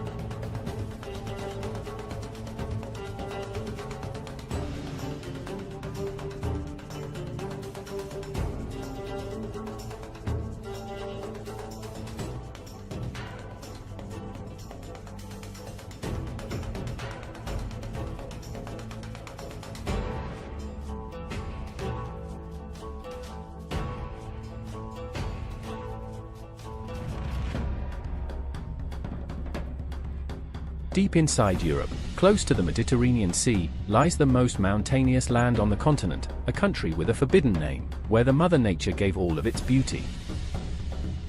The present Republic of Macedonia is the country with the oldest name in Europe, and it is located on the sacred Macedonian land that hold heritage since distant prehistoric times. All cities in Macedonia are situated in locations where organized life and ancient settlements have existed for a long time. The antiquity of Macedonia is confirmed not only by millions of written pages, but also by the visible remnants of those ancient settlements. Rarely in the world can one country reveal archaeological sites and artifacts from all known eras and epochs of human civilization. The Republic of Macedonia provides insights and experiences not only for interested visitors and tourists, but also for explorers, scientists, travel writers, and even people in search of peace and tranquility.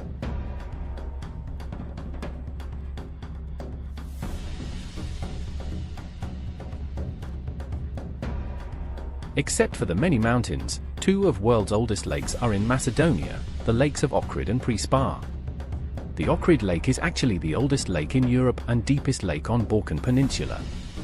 Because of its biodiversity, more than 1,200 species living in it, 200 of which are found nowhere else, this lake is a UNESCO World Heritage Site since 1980. NASA and International Astronomical Union scientists gave the name Ohrid to a lake on Titan, a moon that revolves around Saturn. The Ohrid Lake is often called the European Galapagos, a museum of living fossils, and the most modern, Balkan Como.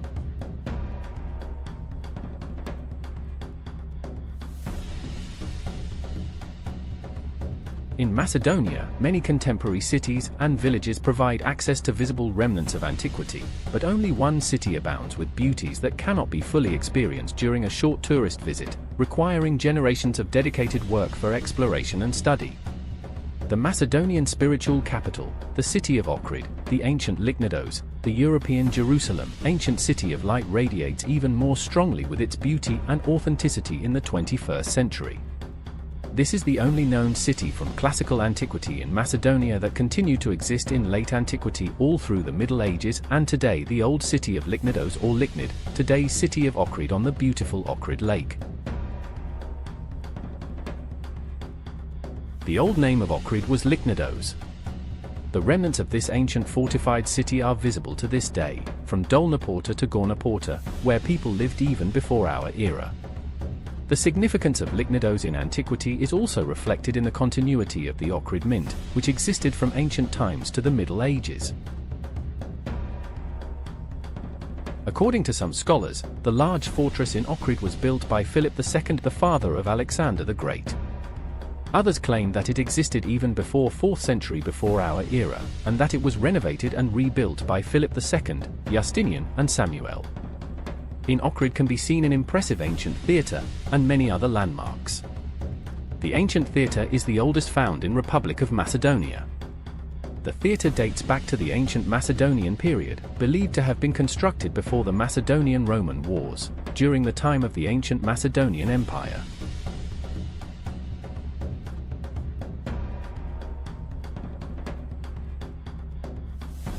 Many books state that the university founded by St. Clement of Ohrid and St. Norm of Ohrid, the Ohrid University, is the oldest university in Europe. The Ohrid Medical School, listed in world encyclopedias as one of the first 2 medical schools in Europe, was also founded by St. Clement of Ohrid.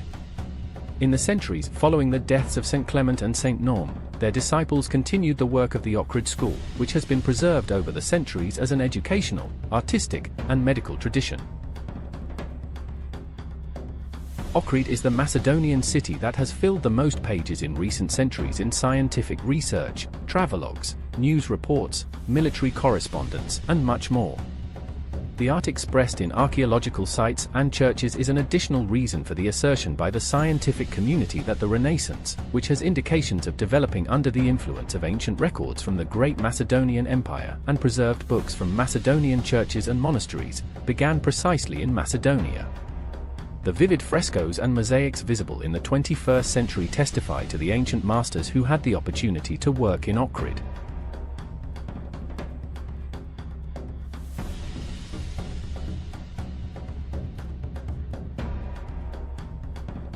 Translations and transcriptions of old books from the Ohrid Literary School testify to the intellectual activity in this city since long ago.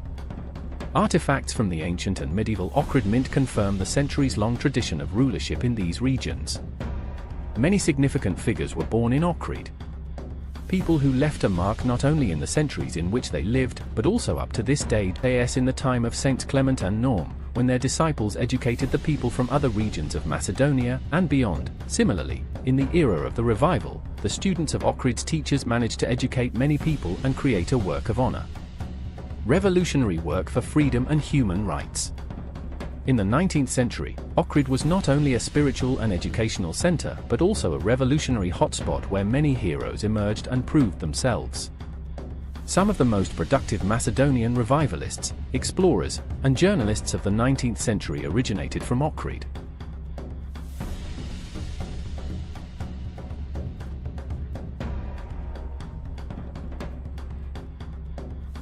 In the spiritual capital of Macedonia, the Jerusalem of Europe, ancient chroniclers noted that centuries ago, there were exactly 365 churches, one for each day of the year.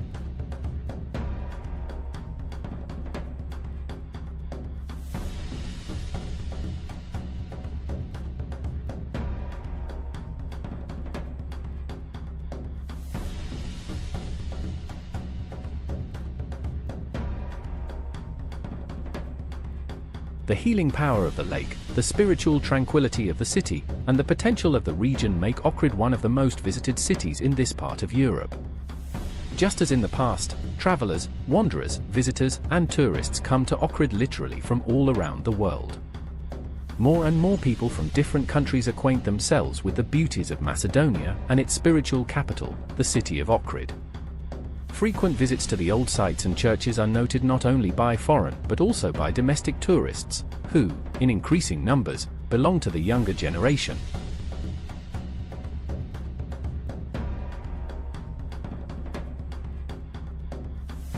For Ohrid, old travelers wrote and reported enthusiastically about the beauty of the old city and the ancient lake, and today's tourists convey the beauties of Ohrid through smart devices and the internet, where information and data about the Ohrid region, written from times long past up to today, can be found.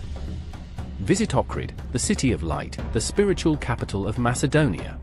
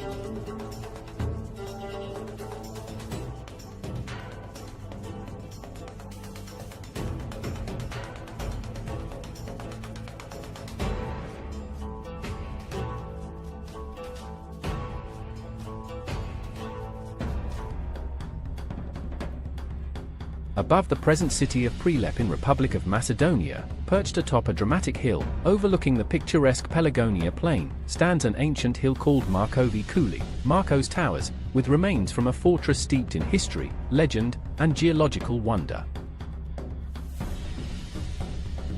This imposing structure, with its towering walls and strategic location, has been a sentinel of the region for centuries.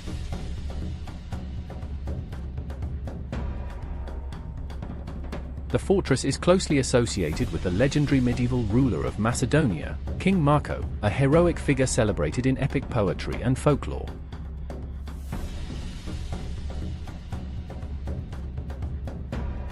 According to legends, Marco was a formidable warrior and one of the last giants with superhuman powers. According to history, he was the last Christian king of Macedonia and ruler before the invasion by the Ottoman Empire.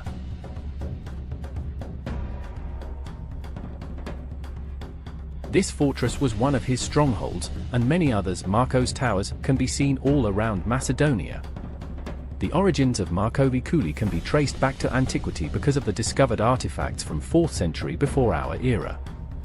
Over the centuries, it has witnessed the rise and fall of various empires, and some historians speculate that the fortress may have even been visited or rebuilt by King Philip II of Macedon and his son, Alexander the Great, during their reign of the ancient empire of Macedonia. The current name of Marco's Towers near Prilep reflects the association of the historic fortress with the legendary figure, King Marco. Decades of archaeological research here have primarily focused on uncovering medieval culture, but archaeological evidence reveals that settlement in this area predates the Middle Ages by many centuries, showcasing a rich layer of archaeological heritage. Findings indicate that successive settlements were built here over different civilizations, highlighting continuous habitation from ancient times through to the late Middle Ages, when the fortress served as a storage site for Turkish authorities. This long history is often obscured by the hill's current name, which can mislead those unfamiliar with its origins. Excavations have uncovered artifacts and dwellings dating back to the Stone Age, as well as plenty of evidence from the ancient period, confirming that this ridge and its surroundings were inhabited well before the time of King Marco and his father, Volcashin.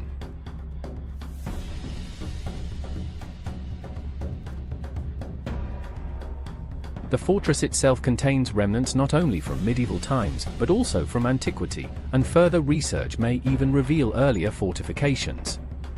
Beyond its historical significance, Marco's Tower is also a geological marvel. This site is an official monument of nature since more than half a century ago.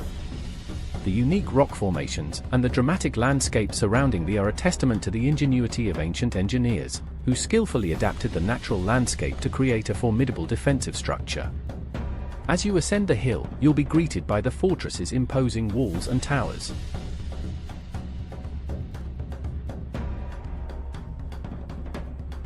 The main tower, a towering structure that dominates the skyline, offers breathtaking panoramic views of the surrounding landscape.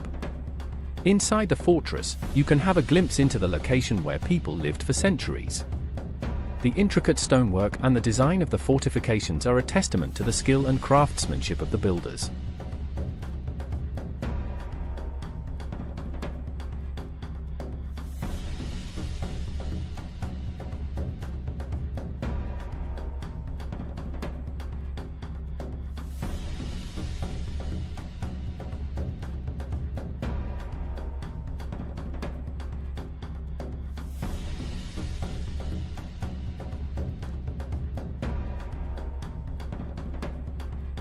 This region of Macedonia is full with legends, stories, and fairy tales. On this site can be seen plenty of anthropomorphic and geomorphic forms for which people told stories since ages ago.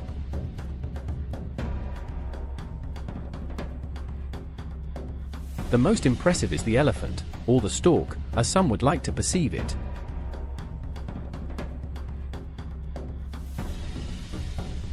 Marco's Towers played a crucial role in the history of the region. Its strategic location made it a valuable asset to various rulers and empires. The fortress was involved in numerous battles and sieges, and its capture and recapture often mark significant turning points in the history of the region. Beyond its military significance, Marcovi Cooley also holds cultural significance. The fortress is associated with various legends and myths, and it has inspired countless works of art and literature. The site has also been used for filming movies, TV shows, and documentaries.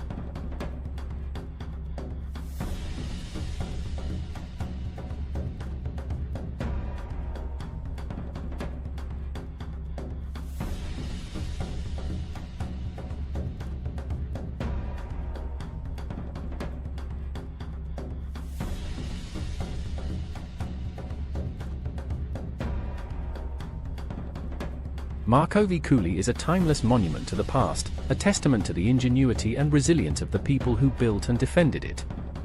By exploring this ancient fortress, visitors can connect with the past, appreciate the beauty of the natural landscape, and gain a deeper understanding of the region's rich history and culture.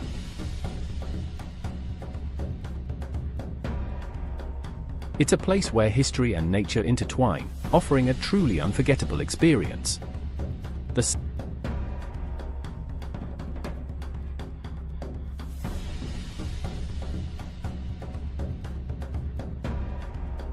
Science has a challenge to explore how this site is connected with the ancient Macedonian Empire and since when in the past it was inhabited. Visit Marco's Towers, feel the prehistoric rocks and enjoy the magnificent view from this monument of nature.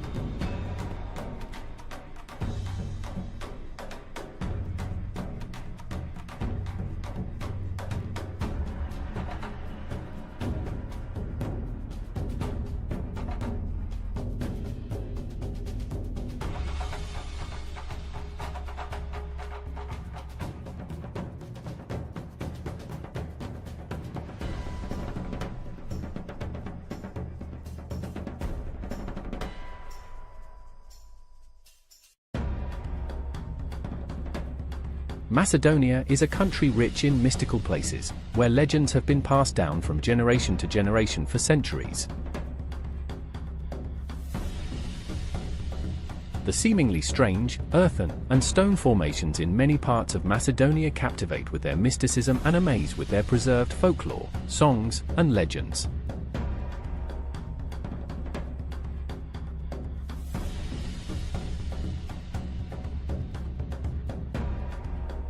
For many of such sites, modern science have an explanation about how old are they, and the people's folklore have plenty of legends, stories, tales, and songs.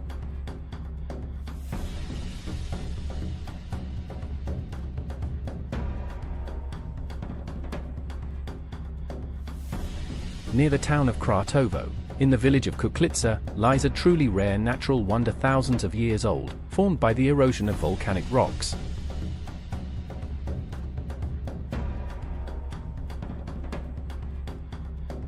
The site of Kuklitsa, also known as the Petrified Wedding and Stone Dolls, is now a legally protected geological reserve.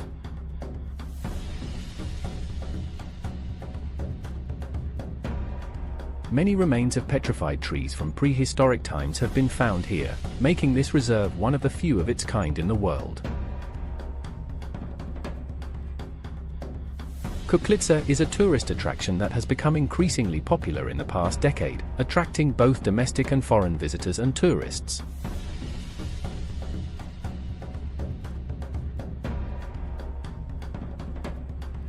In Macedonian, Kuklis means dolls, and the name comes from an old legend, according to which the formations were created when everyone at a wedding was petrified. This is a place where time seems to have stood still. A place where legend and science intertwine to create a truly extraordinary interpretation for this wonder of nature.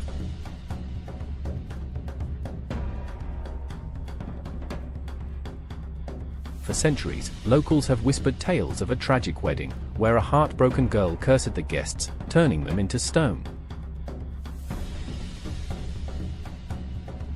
While the legend adds a supernatural touch to the description of this site, science provides a more grounded explanation.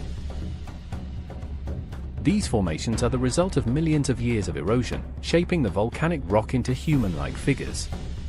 Yet, the legend persists, adding depth and mystery to this geological wonder.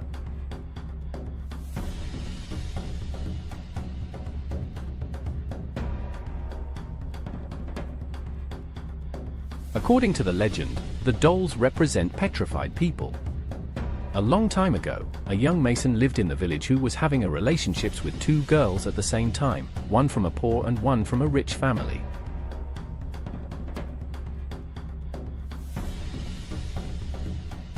When he deceived the poor girl and married the rich one, on the day of the wedding, the deceived girl cursed them, and they all turned to stone. Now they all stand as silent witnesses to the passage of time.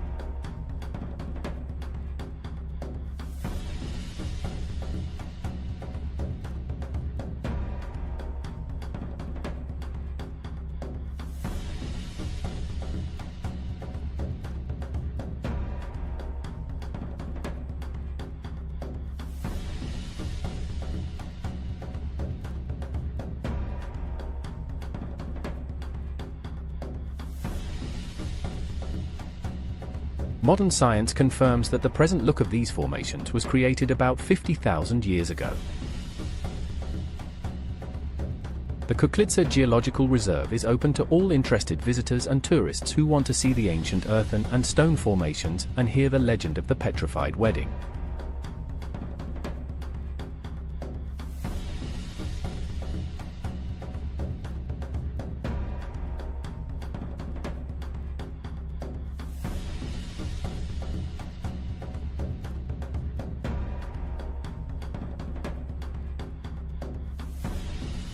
As you wander through Kuklitsa, you can't help but feel a sense of awe.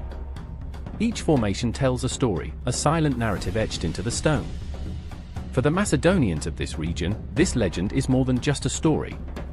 It's a shared heritage, a reminder of the power of storytelling, of how a tale can captivate generations, and remains a place of wonder and inspiration.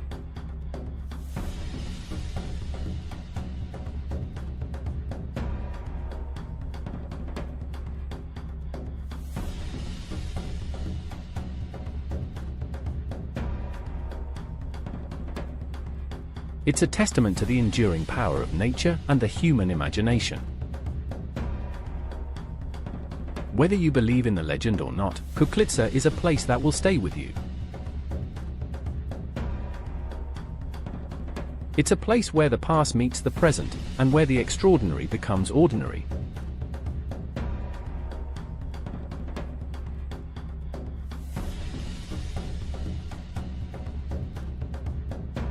Visit Macedonia and include this site for an unforgettable adventure. Explore the mystical landscape, unravel the secrets of the past, and create memories that will last a lifetime.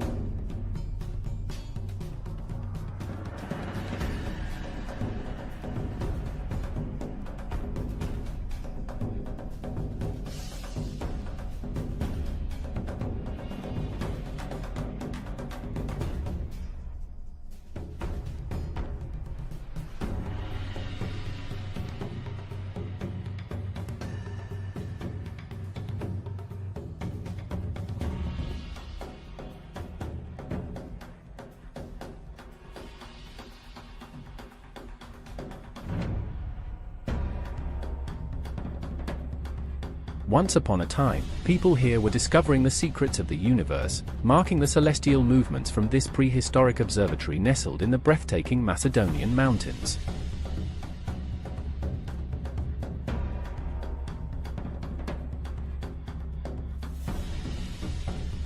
Kokino, an ancient observatory and sacred site, is located in northeastern part of Republic of Macedonia.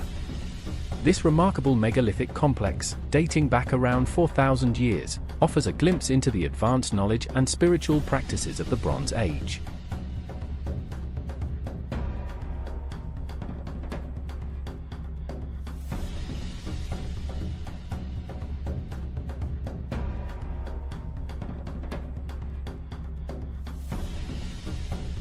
Situated atop a volcanic hill, Kokino's strategic location provides panoramic views of the surrounding landscape.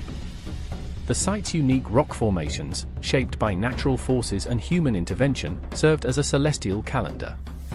Ancient astronomers meticulously carved markers into the stone to track the sun and moon's movements, marking solstices, equinoxes, and lunar phases.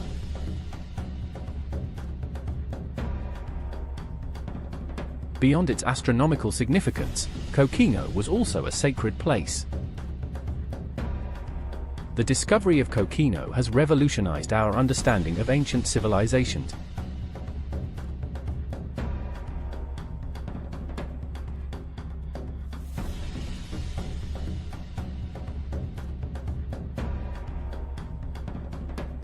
It showcases the ingenuity and sophistication of a culture that harnessed the power of the heavens to shape their lives. Beyond its astronomical functions, Kokino served as a sacred site where ancient rituals were performed. Archaeological excavations have uncovered ritual pits filled with offerings, suggesting a connection to fertility cults and the worship of the Great Mother Goddess.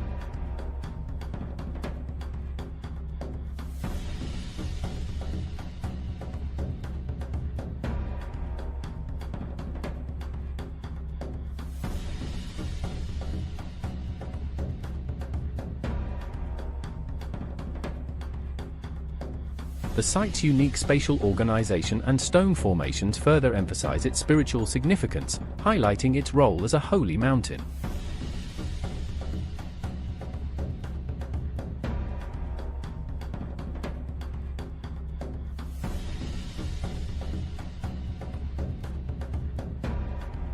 Kokino's precision in tracking celestial bodies is truly remarkable. Its stone markers accurately pinpoint the rising points of the sun during solstices and equinoxes, as well as the moon's monthly and 19-year cycles. This advanced knowledge allowed the Bronze Age people to develop a precise lunar calendar, aligning their agricultural practices with the natural rhythms of the cosmos.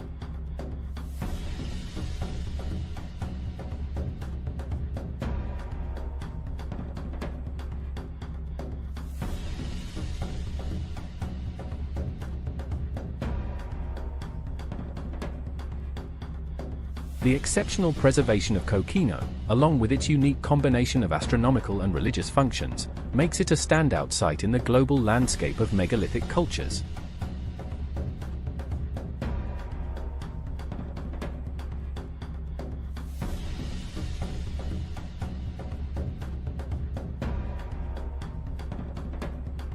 Recognized by NASA as a significant heritage site, Kokino stands alongside world-renowned observatories like Stonehenge and Machu Picchu, offering a testament to the ingenuity and spiritual depth of ancient civilizations.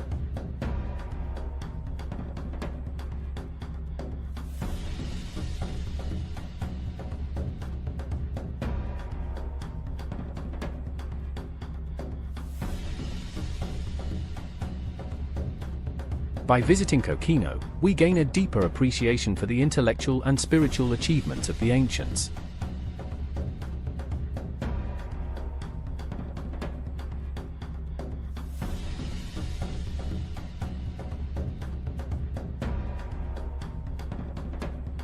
This prehistoric observatory continues to fascinate and inspire, reminding us of the enduring human quest to understand the cosmos and our place within it.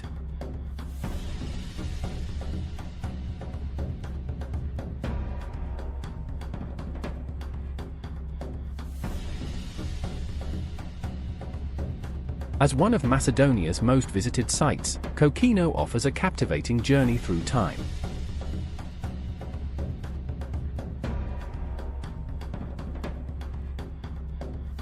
This ancient observatory and sacred site, nestled amidst breathtaking landscapes, invites you to unravel the mysteries of the Bronze Age.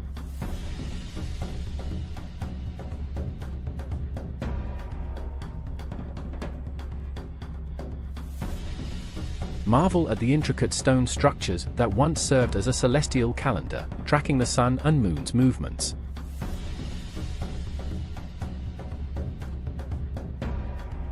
Discover the ingenuity of ancient civilizations and the enduring human fascination with the stars. Visit Kokino, the holy mountain and prehistoric observatory in Republic of Macedonia.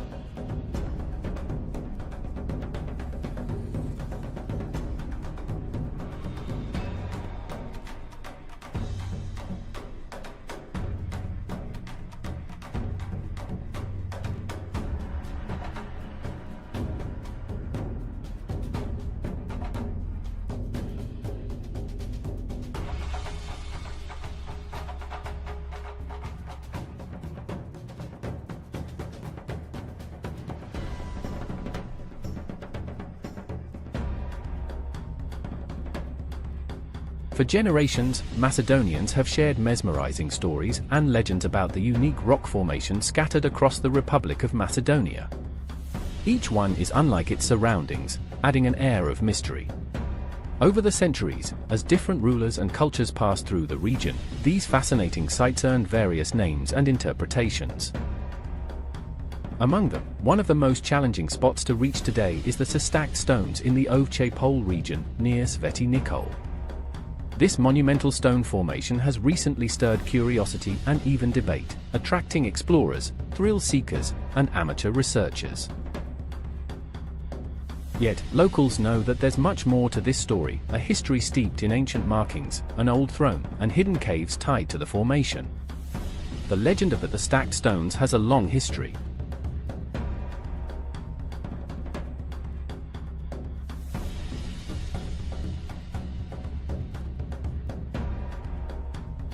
In the late 19th and early 20th centuries, scientists exploring Bogoslovets Hill, near the stacked stones, discovered fossilized shells, wood, and bones, which locals affectionately called shepherd toys.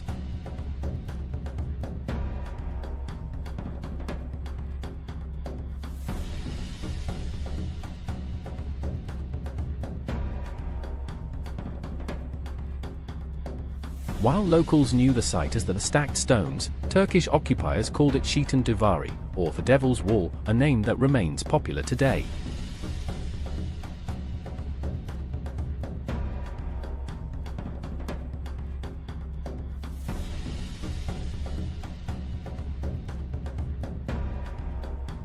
According to the people of Bogoslovets, an ancient legend speaks of a great river and a flood that gave rise to this mysterious wall. Some even believe the wall might have human origins, with researchers from former Yugoslavia noting traces of artificial material between the stones, hinting at possible human intervention. More recent Macedonian scientists, however, suggest it may simply be a unique natural formation, shaped by erosion over time.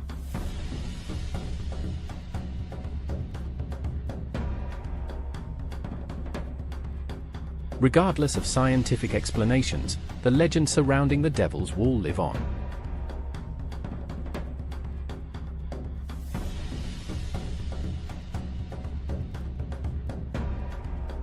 People from nearby villages continue to pass down tales, drawing curious visitors to witness the site for themselves and decide if it's nature's masterpiece or man-made.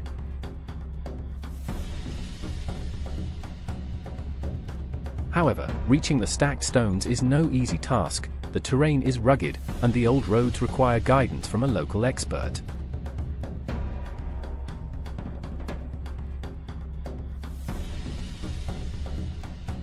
If you're planning to visit, a local guide will ensure you experience the full wonder and safety of this Macedonian landscape.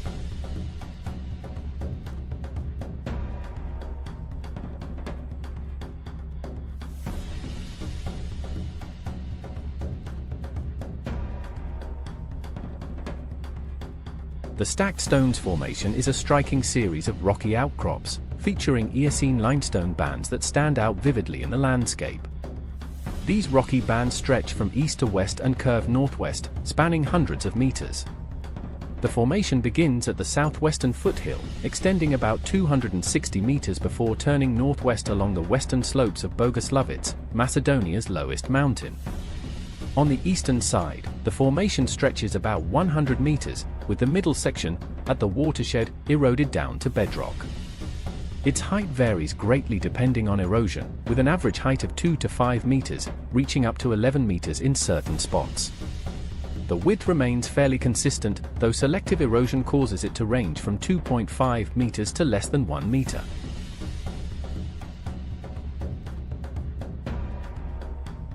Where the rock is harder, sharp edges and promontories jut from the wall, creating fascinating shapes shaped by the uneven resistance to erosion.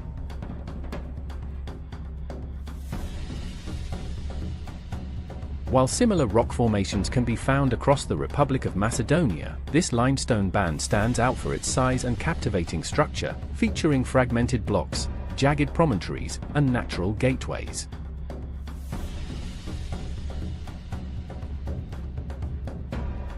This rare geological feature deserves protection and thoughtful promotion as it's vulnerable to human influence.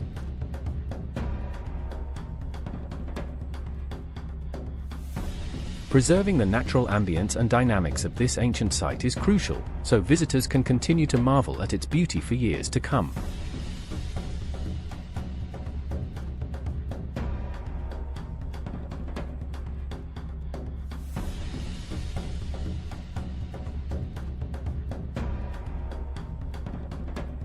If you're ready to experience the history, legends, and beauty of the stacked stones for yourself, don't miss out on a visit to this natural wonder. Bring your curiosity, a sense of adventure, and let a local guide lead you through one of Macedonia's most intriguing landscapes.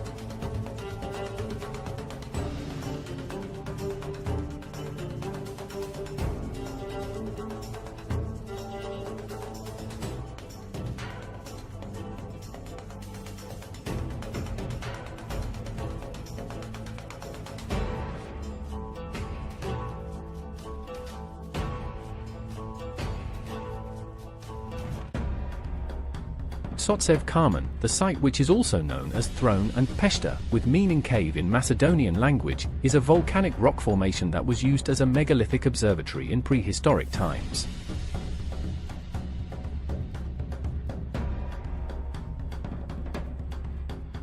Located in the vicinity of the village of Shopsko Rudara near Kratovo, more precisely near the neighborhood of Tsotsevtsi and the village of Konyu, the rock stands out from the surrounding hills like an ancient memory from a time that we don't know nothing about. Visible traces of human workmanship can be observed with a rich history dating back to prehistoric times. The significance of Tsotsev Karman was discovered in 1971.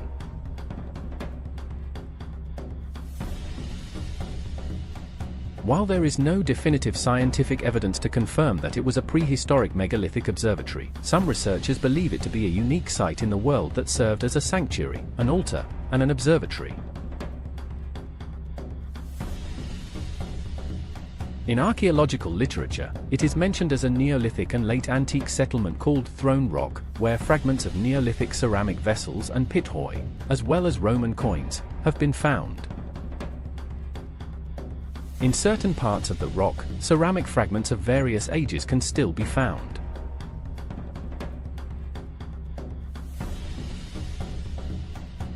Discoveries have also been made at the foot of the rock, especially in the surrounding fields. but the dating of the cultural layers in the vicinity of Tsotsev-Kharmen remains unknown due to the lack of a history of archaeological excavations.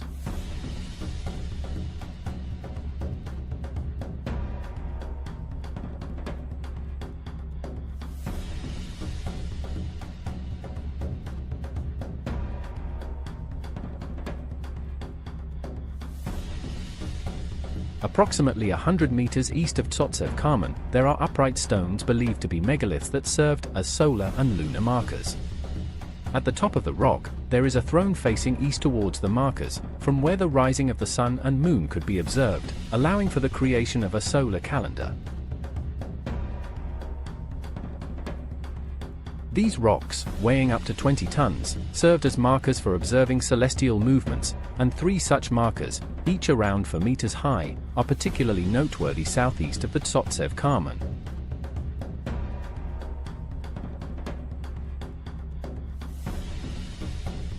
There is also a prophecy, yet to be confirmed. Tsotsev-Kharmen is hollow from the river, and when the door opens, there will be enough treasure for Macedonia and Macedonians.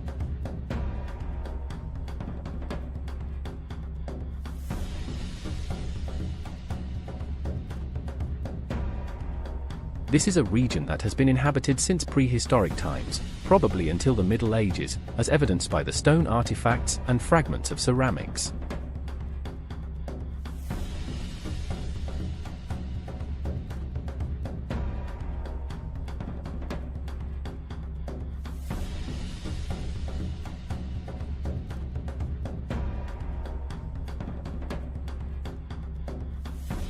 In the immediate vicinity of the rock, there is one or more archaeological sites where finds from the Neolithic, Bronze Age, the Roman period, and the Middle Ages have been recorded. Whether this place was used in antiquity remains to be proven.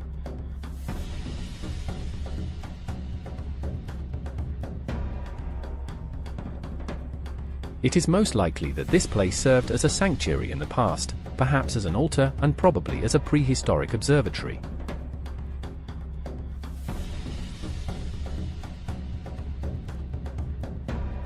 Visitors and tourists to this site are increasing in number. When visiting, special care should be taken if visitors decide to climb the ancient stairs to the plateau, caves, and throne.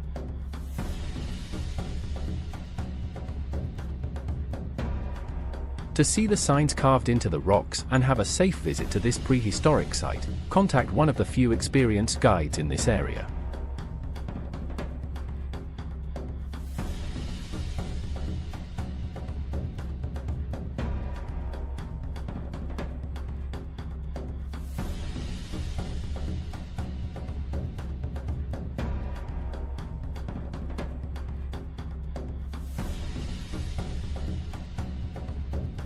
However, it is important to approach the site with respect and to avoid disturbing any archaeological artifacts or natural features.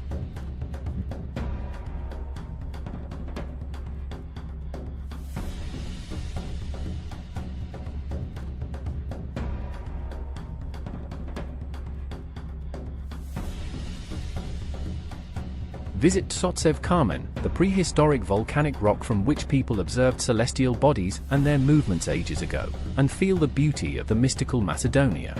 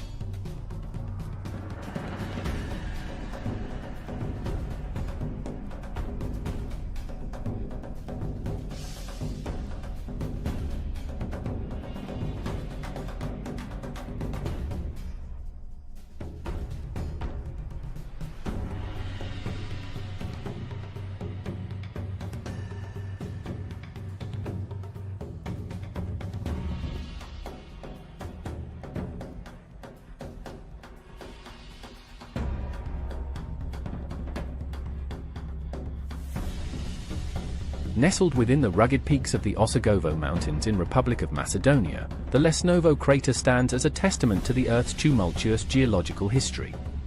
Formed millions of years ago by volcanic eruptions, this extraordinary natural wonder offers a glimpse into a volcanic prehistory and the use of its formations by people ages ago.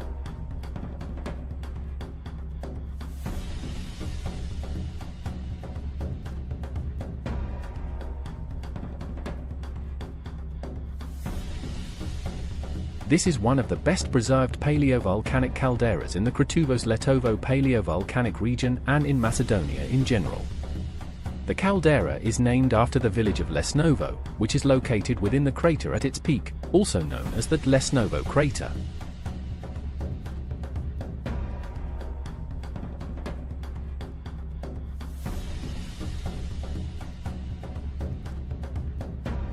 The crater's well-preserved state makes it a valuable site for geological study.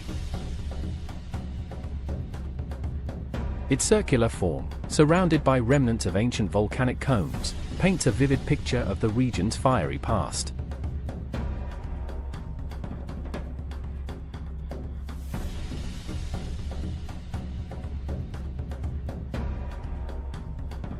Some geographers were even comparing the Lesnovo crater to the ancient crater of Etna, Valle del Bove, in Italy. Even though, during its active period, approximately 25 to 30 million years ago, the Lesnovo crater was significantly higher than Etna and had a different appearance.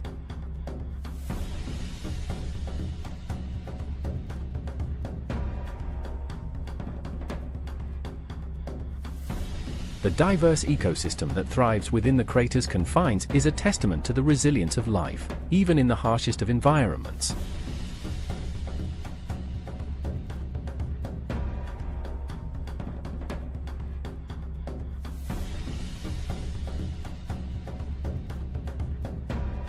Human history is deeply intertwined with the Lesnovo crater.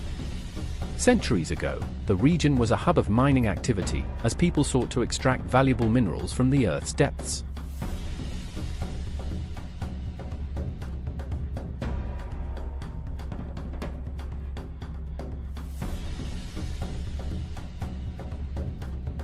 The remnants of these ancient mining operations can still be seen in the surrounding area, offering a glimpse into the lives of those who once inhabited this land.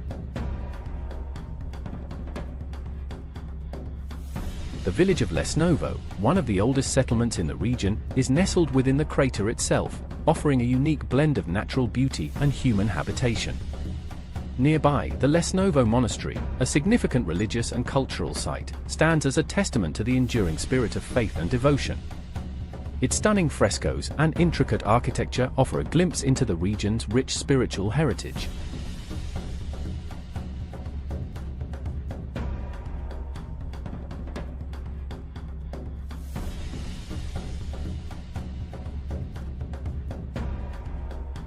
The Lesnovo crater offers a multitude of opportunities for exploration and discovery. Hiking enthusiasts can embark on thrilling treks through the crater's rugged terrain, while nature lovers can immerse themselves in the diverse flora and fauna that call this place home. The historic village of Lesnovo and the Lesnovo Monastery invite visitors to delve into the region's rich cultural heritage.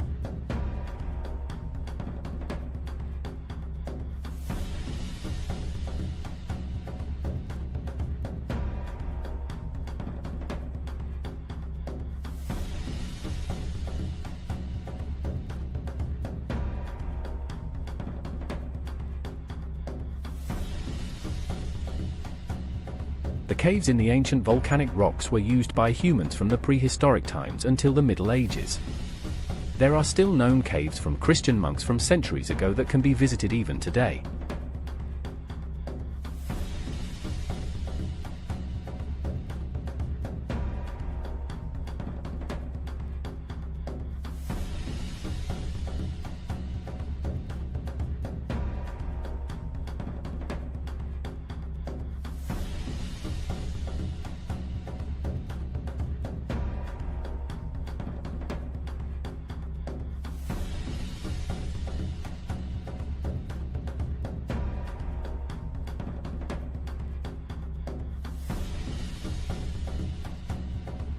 Here, in the Lesnovo region, you will not observe only a geological wonder, but also you can connect with the ancient forces that shaped our planet.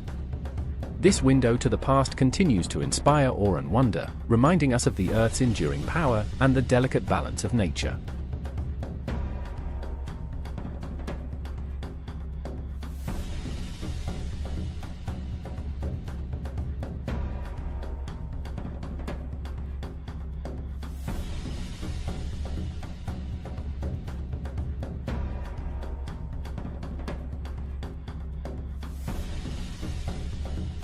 Visit the Lesnovo crater, the witness of the prehistoric past of Macedonia.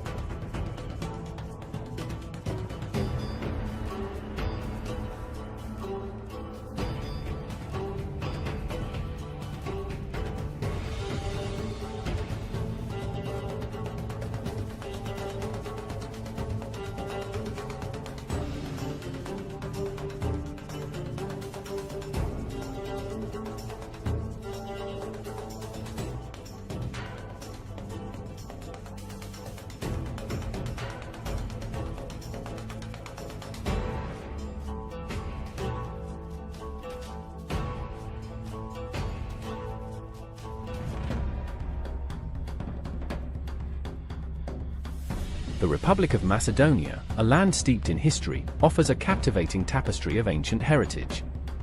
Among its many archaeological treasures are numerous anthropomorphic and zoomorphic rock carvings, stones, and figurines.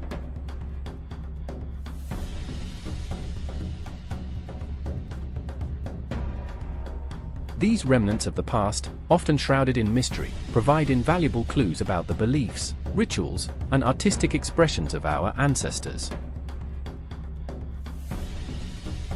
Nature's own sculptures or man-made. Humans from our generations are still wondering about the origins of the anthropomorphic and zoomorphic rock formations. These formations, often found in remote and rugged landscapes, have captivated the imagination of people for millennia.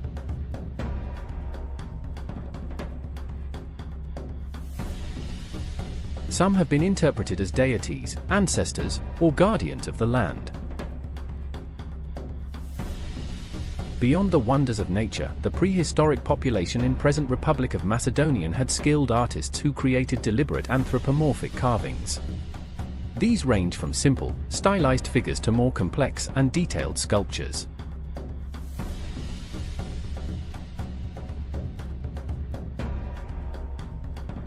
Petroglyphs, or rock carvings, depicting human and animal figures are found across various archaeological sites.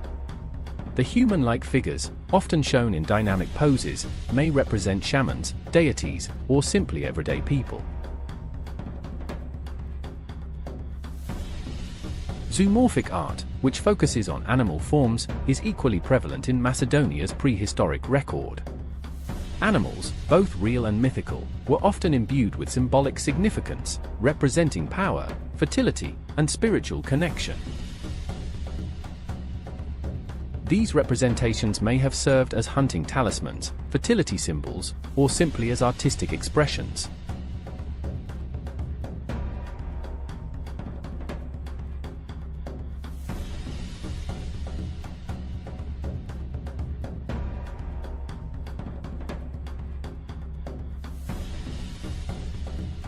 While the precise meanings and functions of the anthropomorphic and zoomorphic landmarks artifacts may remain elusive, their very existence offers a glimpse into the rich and complex world of prehistoric Macedonia.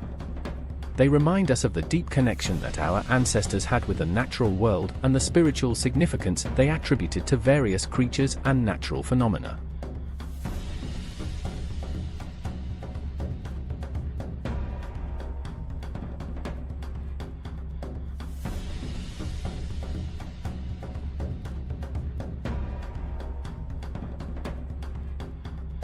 Beyond their artistic and cultural value, these ancient artifacts also have scientific significance. By studying the techniques used to create them, archaeologists can gain insights into the technological abilities of prehistoric peoples. Additionally, the materials used in these artifacts, such as stone and bone, can provide valuable information about the environment and resources available to these early communities.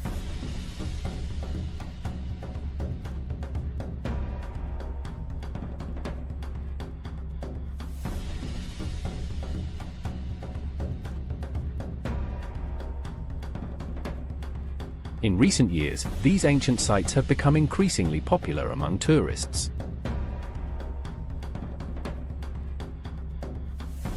The allure of these mysterious rock formations, coupled with the opportunity to connect with the distant past, has drawn visitors from around the world.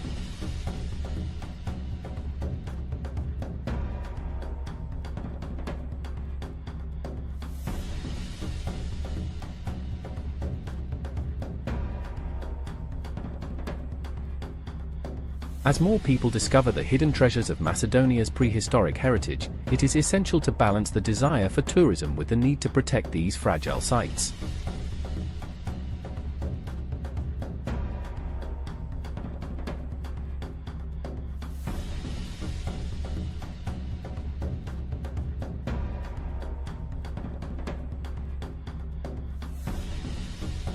By promoting responsible tourism and investing in conservation efforts, we can ensure that these ancient wonders continue to inspire and educate future generations.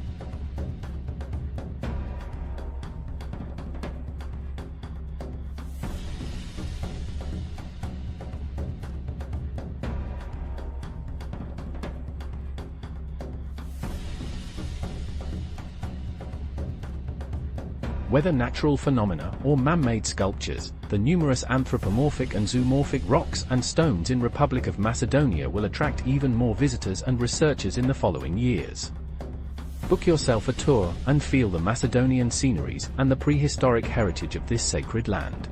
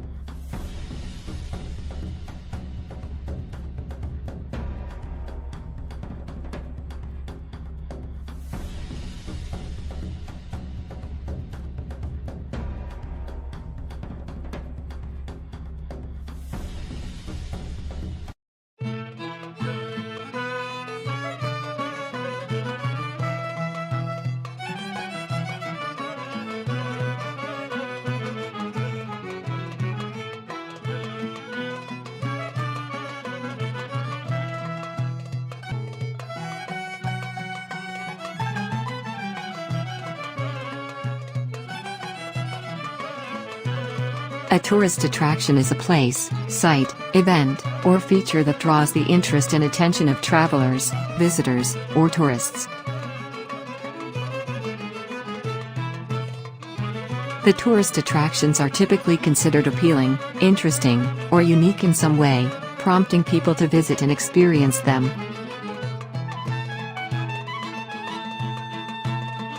People are drawn to travel and visit lesser-known countries for a variety of reasons, each stemming from a desire for unique experiences and a deeper understanding of the world.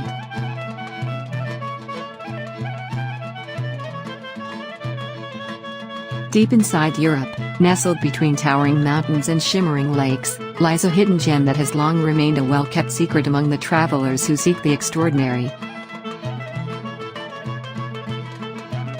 Welcome to Macedonia, a land of enchanting landscapes, rich history and unique landmarks.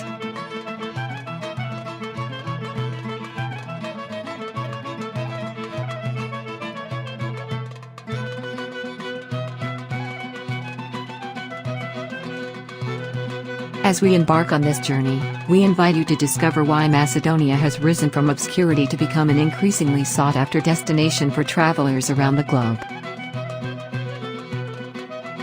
Over recent decades, Macedonia's secret has been started to unveil, drawing curious wanderers from all corners of the world.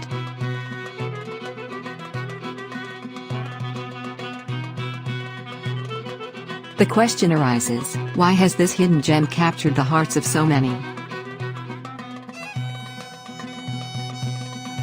From its cultural heritage to its diverse landscapes, each element plays a vital role in the growing popularity of this country that is a real jewel for experienced travelers.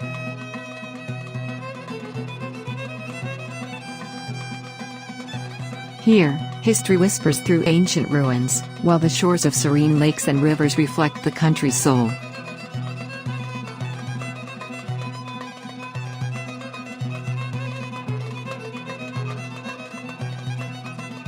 This country has almost 40 mountains, 12 of which are higher than 2,000 meters with more than 250 interesting and impressive mountaintops, 85 of which are above 2,000 meters elevation.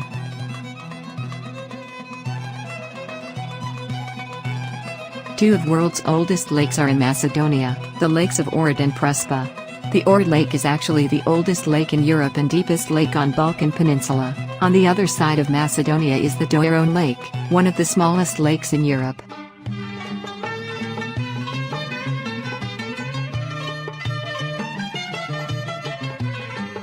Macedonia has registered more than 340 caves, and it is believed that there are a couple of hundreds more that should be researched in the future.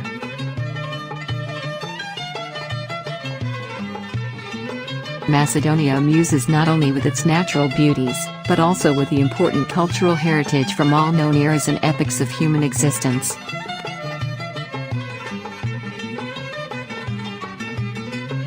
Prehistoric sites from distant Paleolithic, Neolithic, Bronze and Iron Age times, through early antiquity to early Christianity and Middle Ages, Macedonia holds almost 6,000 registered archaeological sites, a rich history and old traditions and customs.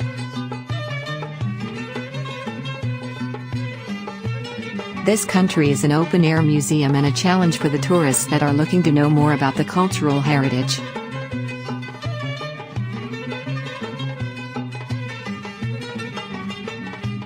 Some of the oldest churches, frescoes and icons in the world are in Macedonia. Saint Apostle Paul traveled through Macedonia. One of the oldest roads in Europe was passing through Macedonia.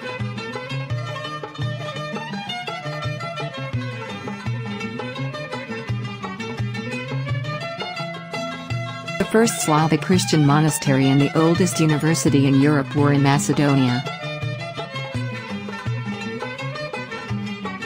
Macedonia holds visible and registered remains from several hundred fortresses.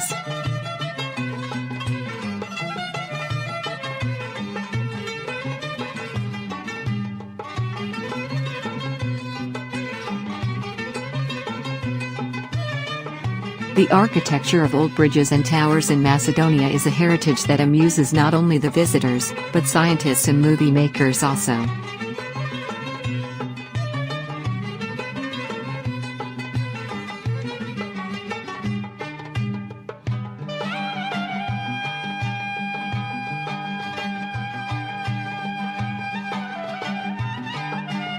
The strange geomorphological forms are getting more and more visits from all around the world.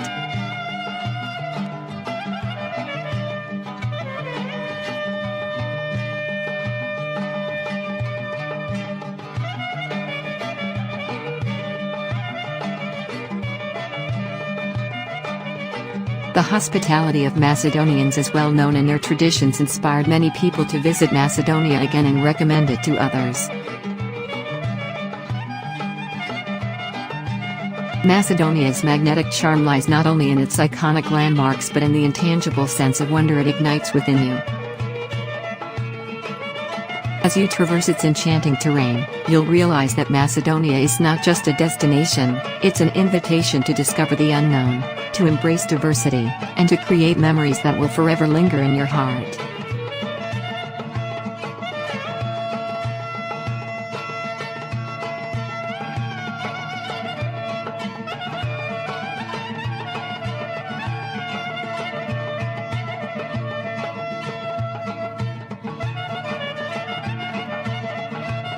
Macedonian cuisine is one of a kind. With its blend of tastes, tradition and mix of influences, the cuisine of Macedonia showcases a harmonious marriage of Eastern and Western influences, resulting in a symphony of tastes that captivate the senses. Experience the warmth of Macedonian hospitality as you savor dishes passed down through generations, each offering a delicious insight into the nation's cultural tradition.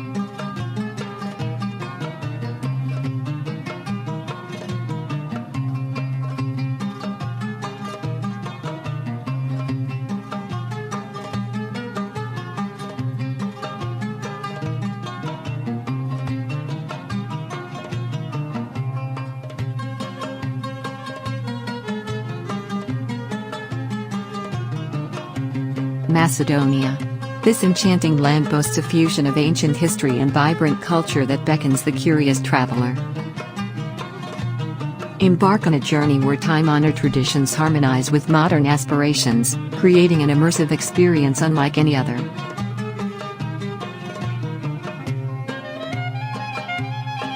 Macedonia, often overshadowed by its more renowned European counterparts, offers a distinct charm that sets it apart from all other destinations. Its allure lies in its lesser-known status, promising authentic experiences that echo with the whispers of ancient civilizations and unspoiled nature.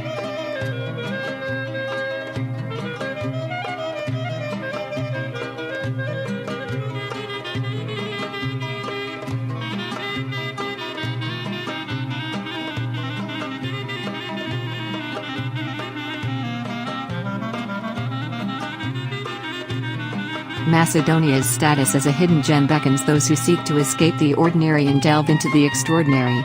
So, get ready to be swept away by the enchanting beauty of a land that has finally emerged from the shadows, ready to share its beauty with those who dare to venture beyond the beaten path. Welcome to Macedonia.